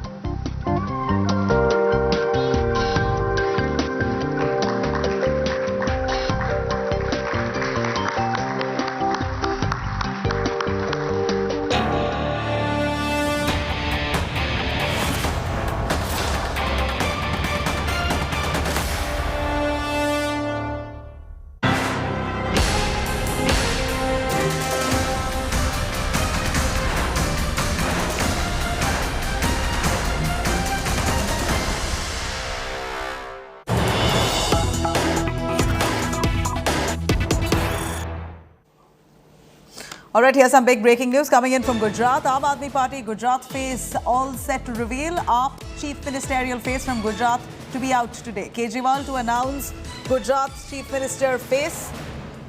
Isudan Gadvi, the front runner, as far as we here. Our reporters on ground, in fact, Preeti Chaudhary itself has been tracking these developments. She's in Gujarat at this point in Ahmedabad, where Aam Aadmi Party is all set to announce their chief ministerial face for Gujarat, the home turf of Prime Minister Narendra Modi. Isudan Gadvi is the front runner, Kejriwal's mega Gujarat gamble. Who will be AAP's chief ministerial face in Gujarat? Let me cut across to Preeti Chaudhary joining us. Preeti, AAP is really looking like a contender from really being a party of no match to the BJP. Today we're seeing Aam Aadmi Party in Gujarat as really the tight, tough contender to the BJP. They're going to be announcing their chief ministerial face in just a little while. Who are the front runners? How do you see this unfolding? Well, you know, Nabila, whether or not the Aam Aadmi Party is going to give the BJP a tough competition or replace the Congress, time will tell. It hopes to replace the Congress. It wants to at least give the perception that it is going to be a triangular contest, or rather a contest between the BJP and the Aam Aadmi Party. Whether, you know, this perception plays out in ground, that's an entirely different story, because the Congress still in pockets is very strong. So will the Aam Aadmi Party be able to displace that? Well, all of that we'll know in days to come as the campaign, you know, picks up. But I want to put the focus right now with what's happening right behind me. The chief ministerial face of the Aam Aadmi Party will be announced in a short while from now. They did go the same route as they followed during Bhagwant Man's nomination, where they went to the people this time around as well. They gave out a phone number in which, you know, the people of Gujarat could call and call in with their favourite chief ministerial face for the Aam Aadmi Party. There were two contenders, you know, with was popularly seen. One was Gopal Italia, the other one was Isudan Gadvi. Very, very different backgrounds, both of them. Gopal Italia, you know, has risen from the grassroots. He was one of the key members of the Patidar Andolan. His mother has been a labourer, so it's been a story which he has woven, you know, through the very crevices or, you know, of a society in Gujarat which was completely backward, come to the fore. But I would put my money as a political journalist on Isudan Gadvi. Many multiple reasons for that. Number one, just with what we just saw, Gopal Italia was the one who took the dais right now. He's the one who's speaking right behind me. So there is an attempt for him to be the narrative, to set the narrative, to set the stage, possibly for Isudan Gadvi. Otherwise, if Gopal Italia was the one who was to be nominated today, it would not have been him on the dais there introducing the Aam Aadmi Party going ahead with his chief ministerial face on this particular event. That aside, the entire family of Isudan Gadvi is already there. They were the first one to arrive. One hasn't seen Gopal Italia as family members. So a lot of, you know, the press completely surrounding them. But let me tell you on what were the political reasons for possibly going with an Isudan Gadvi. Who is Isudan Gadvi, where Gujarat is concerned? You know, Nabila, like you and I, he was actually a journalist. He was a television anchor. He's been a part of theatre artist as well. But he was a big journalist in Gujarat locally. He used to helm a lot of primetime shows regarding the people. He used to pick up a lot of people issues. He was, you know, widely popular. He hails from a well-to-do, a farmer family from Saurashtra. He has a very strong base in Saurashtra. But I would reckon, no matter how much, you know, we would like to keep caste completely aside from the dynamics of any election, but it was the caste of possibly Isudan Gadvi that also sealed the deal. He comes from a backward caste, Gadvi. OBCs in Gujarat are 48%. So one can then realize the strength when it comes down to the polity or the politics of the OBC vote. So that a big factor. But there's also, you know, all of this politically makes it perfect for an Isudan Gadvi to fit in. When he left politics in 2017, he actually was introduced to Arvind Kejriwal through Gopal Italia, and he right now is the joint general secretary in the Aam Aadmi Party. Media साथियों को और जितने लोग अभी media के माध्यम से हम लोगों को देख रहे हैं, सभी लोगों को मेरा नमस्कार, सबको मेरा प्रणाम। मैं समझता हूं कि गुजरात की इतिहास में आज बेहद महत्वपूर्ण दिन है। जिस तरह से हम पिछले कुछ महीनों में गुजरात के कोने कोने में जा रहे हैं, टीवी चैनल वाले भी जनता से बात कर रहे हैं, गुजरात एक बहुत बड़े परिवर्तन और बहुत बड़े बदलाव की तरफ जा रहा है। बहुत बड़ा बदलाव होने वाला है। 27 साल तक गुजरात के लोगों के पास कोई विकल्प नहीं था। दोनों के बीच में इतना गहरा रिश्ता था, दोनों पार्टियों के बीच में, बीजेपी और कांग्रेस, कि लोगों के पास एक तरह से एक ही विकल्प था, इसको दे दो चाहे उसको दे दो, सरकार तो भाजपा की बननी है। पहली बार लोगों को एक सार्थक विकल्प नजर आ रहा है। कल भी मैंने देखा कि जैसे ही ऐलान किया गया गुजरात की चुनाव की तारीखों का, तो सारे टीवी चैनल उसको दिखाने लगे। मैं एक टीवी चैनल का देख रहा था, उस टीवी चैनल ने अपने रिपोर्टर को बोला, अहमदाबाद में उनका रिपोर्टर बाजार में खड़ा हुआ था, अपने रिपोर्टर को बोला आप पास जरा बात कीजिए लोगों से, लोग क्या कह रहे हैं। तो उसने पहले से बात की, उसने कहा इस बार परिवर्तन चाहिए। दूसरे से बात की, वो कहता है इस बार परिवर्तन चाहिए। तीसरे से बात की, बोला इस बार परिवर्तन चाहिए। चौथे से बात की, बोला इस बार परिवर्तन चाहिए। तो उसने कहा परिवर्तन मतलब, बोले परिवर्तन मतलब हमें केजरीवाल चाहिए। तो उसके बाद वो एंकर ने कहा अच्छा आपके पास बाद में आएंगे, तो फिर उन्होंने उसको, रिपोर्टर को बंद कर दिया। जबरदस्त बदलाव की ओर इस बार गुजरात जा रहा है। एक बहुत उम्मीद, लोगों को उम्मीद है कि महंगाई दूर होगी, बेरोजगारी दूर होगी, उनकी जिंदगी में सुधार होगा, बच्चों को रोजगार मिलेगा, अस्पताल खुलेंगे, स्कूल खुलेंगे। आम आदमी पार्टी एक नई पार्टी है, नया इंजन है, नई उम्मीद लेके आई है पूरे देश के अंदर। नई उम्मीद, नई राजनीति, नए चेहरे। तो हम कमरे में बैठ के ये तय नहीं करते कि सीएम हमारा कौन होगा। पंजाब के अंदर भी हमने यही किया था। भगवंत मान साहब को सीएम कैंडिडेट केजरीवाल ने नहीं चुना था, भगवंत मान साहब को सीएम कैंडिडेट पंजाब की जनता ने चुना था।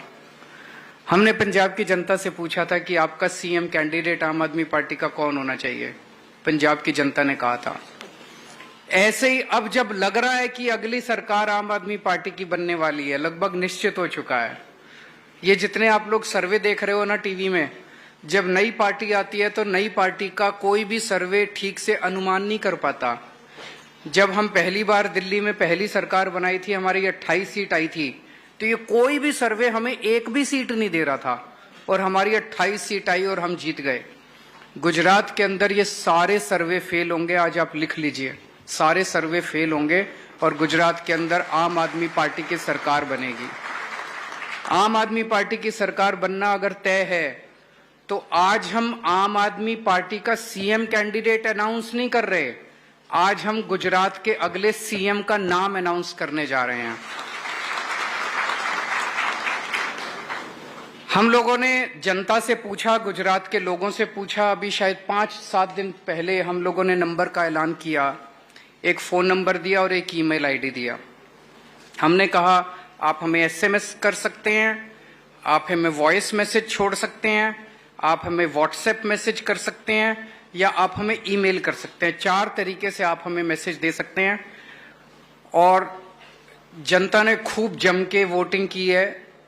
हमारे पास लगभग 16,48,500 के करीब रिस्पॉन्स आए, सारे मिला के सब तरीके से, और उनमें 73% लोगों ने ईशुदान गढ़वी जी का नाम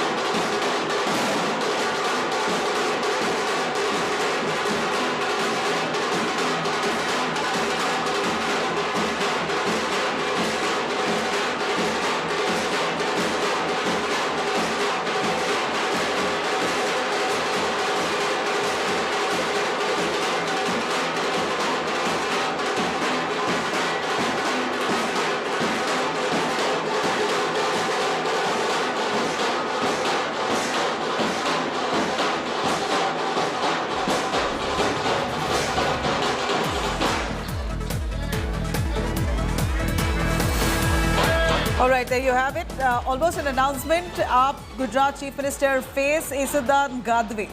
This is Arvind Kejriwal himself announcing it on that stage. We saw Isudan Gadvi there quickly hugging all those people who have been supporting him. It appears that's his mother. Those are the live visuals that we bring to you from Ahmedabad. Preeti Chaudhary joining us for more on that. Preeti, Isudan Gadvi is the face for the Aam Aadmi Party in Gujarat. Give us a little about his credibility, the man from where he's grown to where he is today. Not sure if the AAP will come to power, but certainly AAP has made enough noise in Gujarat at this point. Well, definitely it's made enough noise. It's already drumming up quite a bit of that right now. But yes, Nabila, Isudan Gadvi is expectedly the Chief Ministerial face for the Aam Aadmi Party. And there you have it. The person who's announcing his name is Mr. Gopal Italia. But to tell you a little bit about Isudan Gadvi and who is Isudan Gadvi, comes from a very comfortable, economically sound household. He was an anchor like you and I. He's been one of the big journalists right now from Gujarat. He gave up his career a few years ago. 2017 entered into the Aam Aadmi Party. 2019 gave up his profession. 2019 and 2021 last year entered the Aam Aadmi Party. He is the joint General Secretary of the Aam Aadmi Party, a part of its national executive. But that aside, Isudan Gadvi, other than the popularity of a prime-time anchor who enjoyed massive following all across Gujarat, especially Saurashtra, he picked up people's issues. He also delved in a bit of theatre, wanted to always get into politics, chose the Aam Aadmi Party. The medium was Gopal Italia right behind me. On the other front, hails from a family which is a farmer family, a well-to-do farmer family from Saurashtra. He has a very strong base in Saurashtra. In all probabilities, Isudan Gadvi will be given a ticket from Saurashtra. That's where he enjoys a solid base, and hopefully for the Aam Aadmi Party, he will win it from there. On the other account, the caste of Isudan Gadvi is extremely important in the scheme of things of Gujarat politics. Nabila, Isudan Gadvi comes from the OBC. He comes from a backward caste, and the OBCs in Gujarat are 48%. So really, the importance of having a chief ministerial face coming from the OBC background will only add to what the Aam Aadmi Party thinks to its arsenal as it goes into elections.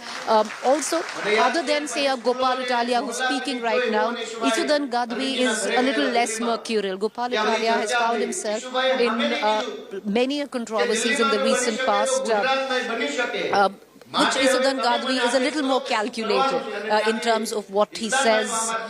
In the last 2 years, Isudan Gadvi, who has travelled 1,000 kilometers, is what he says, to understand the people's problem. But he now, of course, will be the face of the Aam Aadmi Party. In all probability, like I pointed out, would be fighting an election from Saurashtra, which is the farmers' community. He hails from a farmer family himself.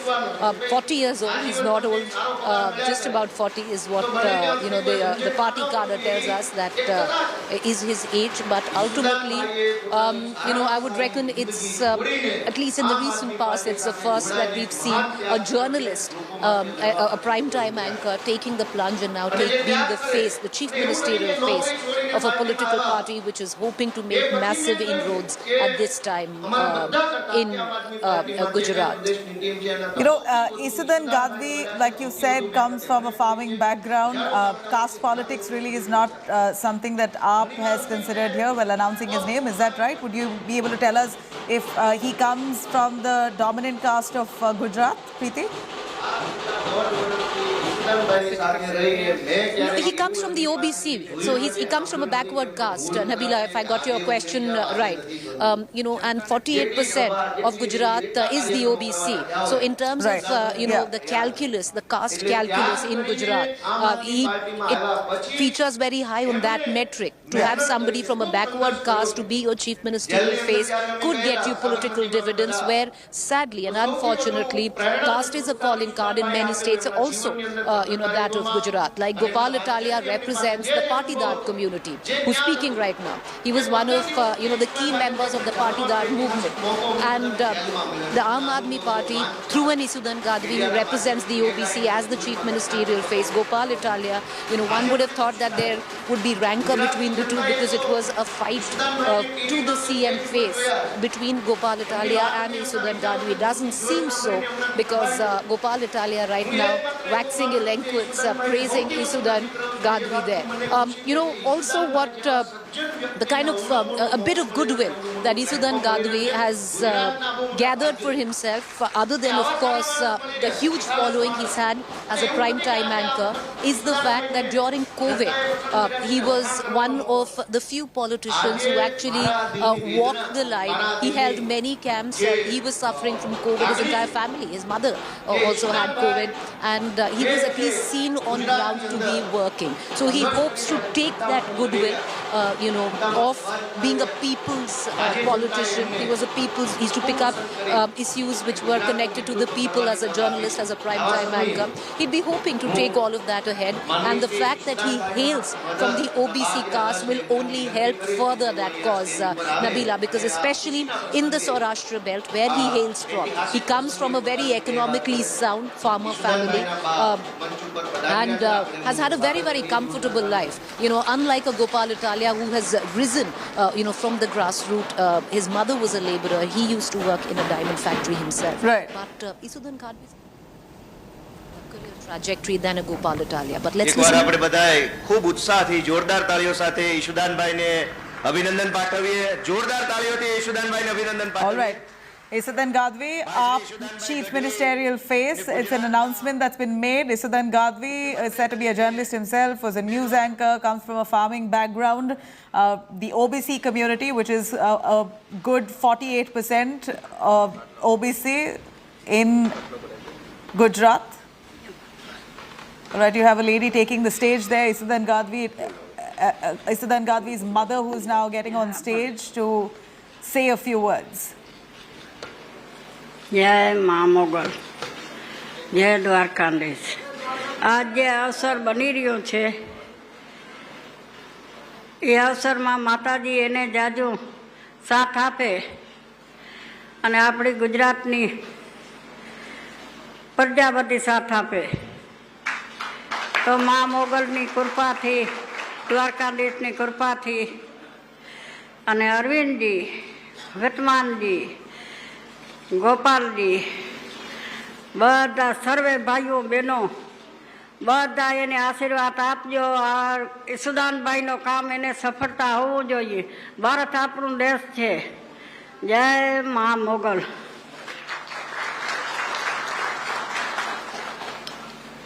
Emotional mother of Isudan Gadvi. Let me cut across to Preeti, who's right there. Preeti, the mother taking to the stage, she said a few words. Would you want to tell us what exactly she said? Well, my Gujarati is not much better than yours, Nabila, but I would reckon what she has said is that it's actually playbook Aam Aadmi Party. Why do I say it's playbook Aam Aadmi Party? Let's go back to when Bhagwant Mann was, as per the public demand is what the Aam Aadmi Party said. I'm sure there must be the public voting in, but clearly the Aam Aadmi Party saw a roadmap for making Bhagwant Mann the chief ministerial face. At that time as well, if you remember, when Bhagwant Mann was made the chief ministerial face, his mother was called on stage to address the people, and she was highly emotional at that point of time as well. So the same thing this time around. This is all perception. It's a war of perception, Nabila. The Aam Aadmi Party would like somewhere down the line to play out that perception that it's a family party.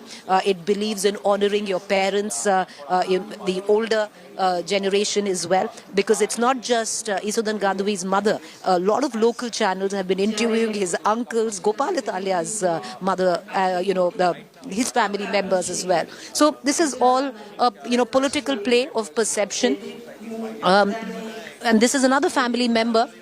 His wife is what we are being told. What you just hear right now, who you hear right now behind me, is Isudan Gadvi's wife. So let's try and listen in, and I'm going to try and quickly get somebody to translate it for me on what she exactly said. My camera person just going to ask somebody that what is she... She said, but that was the wife of Isudan Gadvi. So you've heard his mother, you've heard his wife. To portray the picture of Isudan Gadvi being a family man. The entire, the polity of Gujarat rests on family, the values. So this is what the Aam Aadmi Party would like to project. I'll ask my camera person to tell me what she said.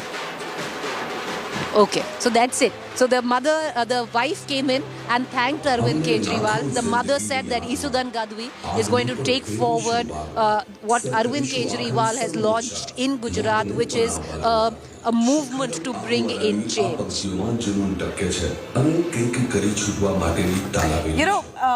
At this point, Preeti, tell us what kind of fight Isudan Gadvi is capable of putting up. If you are able to tell us his nature of politics, what is the man really known for? Because he's going to be now pitched against Bhupendra Patel of the BJP, and we know the characteristics Patel boasts of, but Isudan Gadvi, we're not too sure what kind of a politician is he really. His characteristics, if you could highlight, what kind of fight is he capable of putting up against the BJP in Gujarat? Well, Isudan Gadvi is going to follow what has been the trajectory of the Aam Aadmi Party's politics. The Aam Aadmi Party at least hopes that its politics rests on transformative politics to bring about change, where they talk about, building schools, to building hospitals, infrastructure, a corruption-free kind of politics, which, as per the Aam Aadmi Party, doesn't rest on, though is following the path of Hindutva, but doesn't rest on the toxic Hindutva of the Bharatiya Janata Party. This is what the Aam Aadmi Party alleges. And Isudan Gadvi is not going to, actually go away from that. He's going to follow the playbook of the Aam Aadmi Party to the T. So what he will bring with him, of course, is his popularity as a television anchor, and he was widely popular. What he will bring in is his support base from જેથી ખેડૂતોની સમસ્યાઓને છાપામાં જ્યાં એક કોલમનું સ્થાન મળતું તેની સામે ઈસુદાન ગઢવીએ ખેડૂતો અને સામાન્ય નાગરિકો માટે થઈને 1.5 કલાકનો શો ચાલુ કર્યો. આ શો એટલે મહામંથન. નમસ્કાર દર્શક મિત્રો, તમારા કાર્યક્રમમાં મહામંથનમાં તમારું સ્વાગત છે. આ મહામંથનના માધ્યમથી ઈસુદાન ગઢવીએ સરકારી તંત્ર, નેતાઓ અને અધિકારીઓની ઊંઘ હરામ કરી નાખી. આ શોના માધ્યમથી ઈસુદાન ગુજરાતના ઘરે ઘરે પહોંચ્યા અને અપાર લોકચાહના મેળવી. ઈસુદાન ગઢવી ગુજરાતની પીડિત, શોષિત અને સુવિધા વિહોણી જનતાનો પ્રખર અવાજ બન્યા.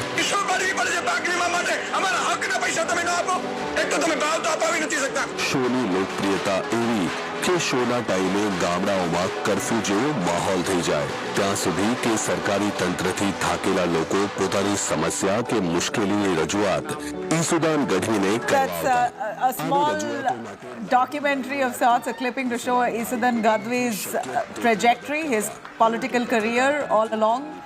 That's been captured on cameras there. It's been relayed at the Aam Aadmi Party meeting with Arvind Kejriwal on the stage, along with Bhagwant Mann, Isudan Gadvi, and a few other Aam Aadmi Party leaders in Gujarat. At this point, AAP is really putting up a fight. It's stepping up its campaign right ahead of elections in Gujarat. In Prime Minister Narendra Modi's home turf, Gujarat is...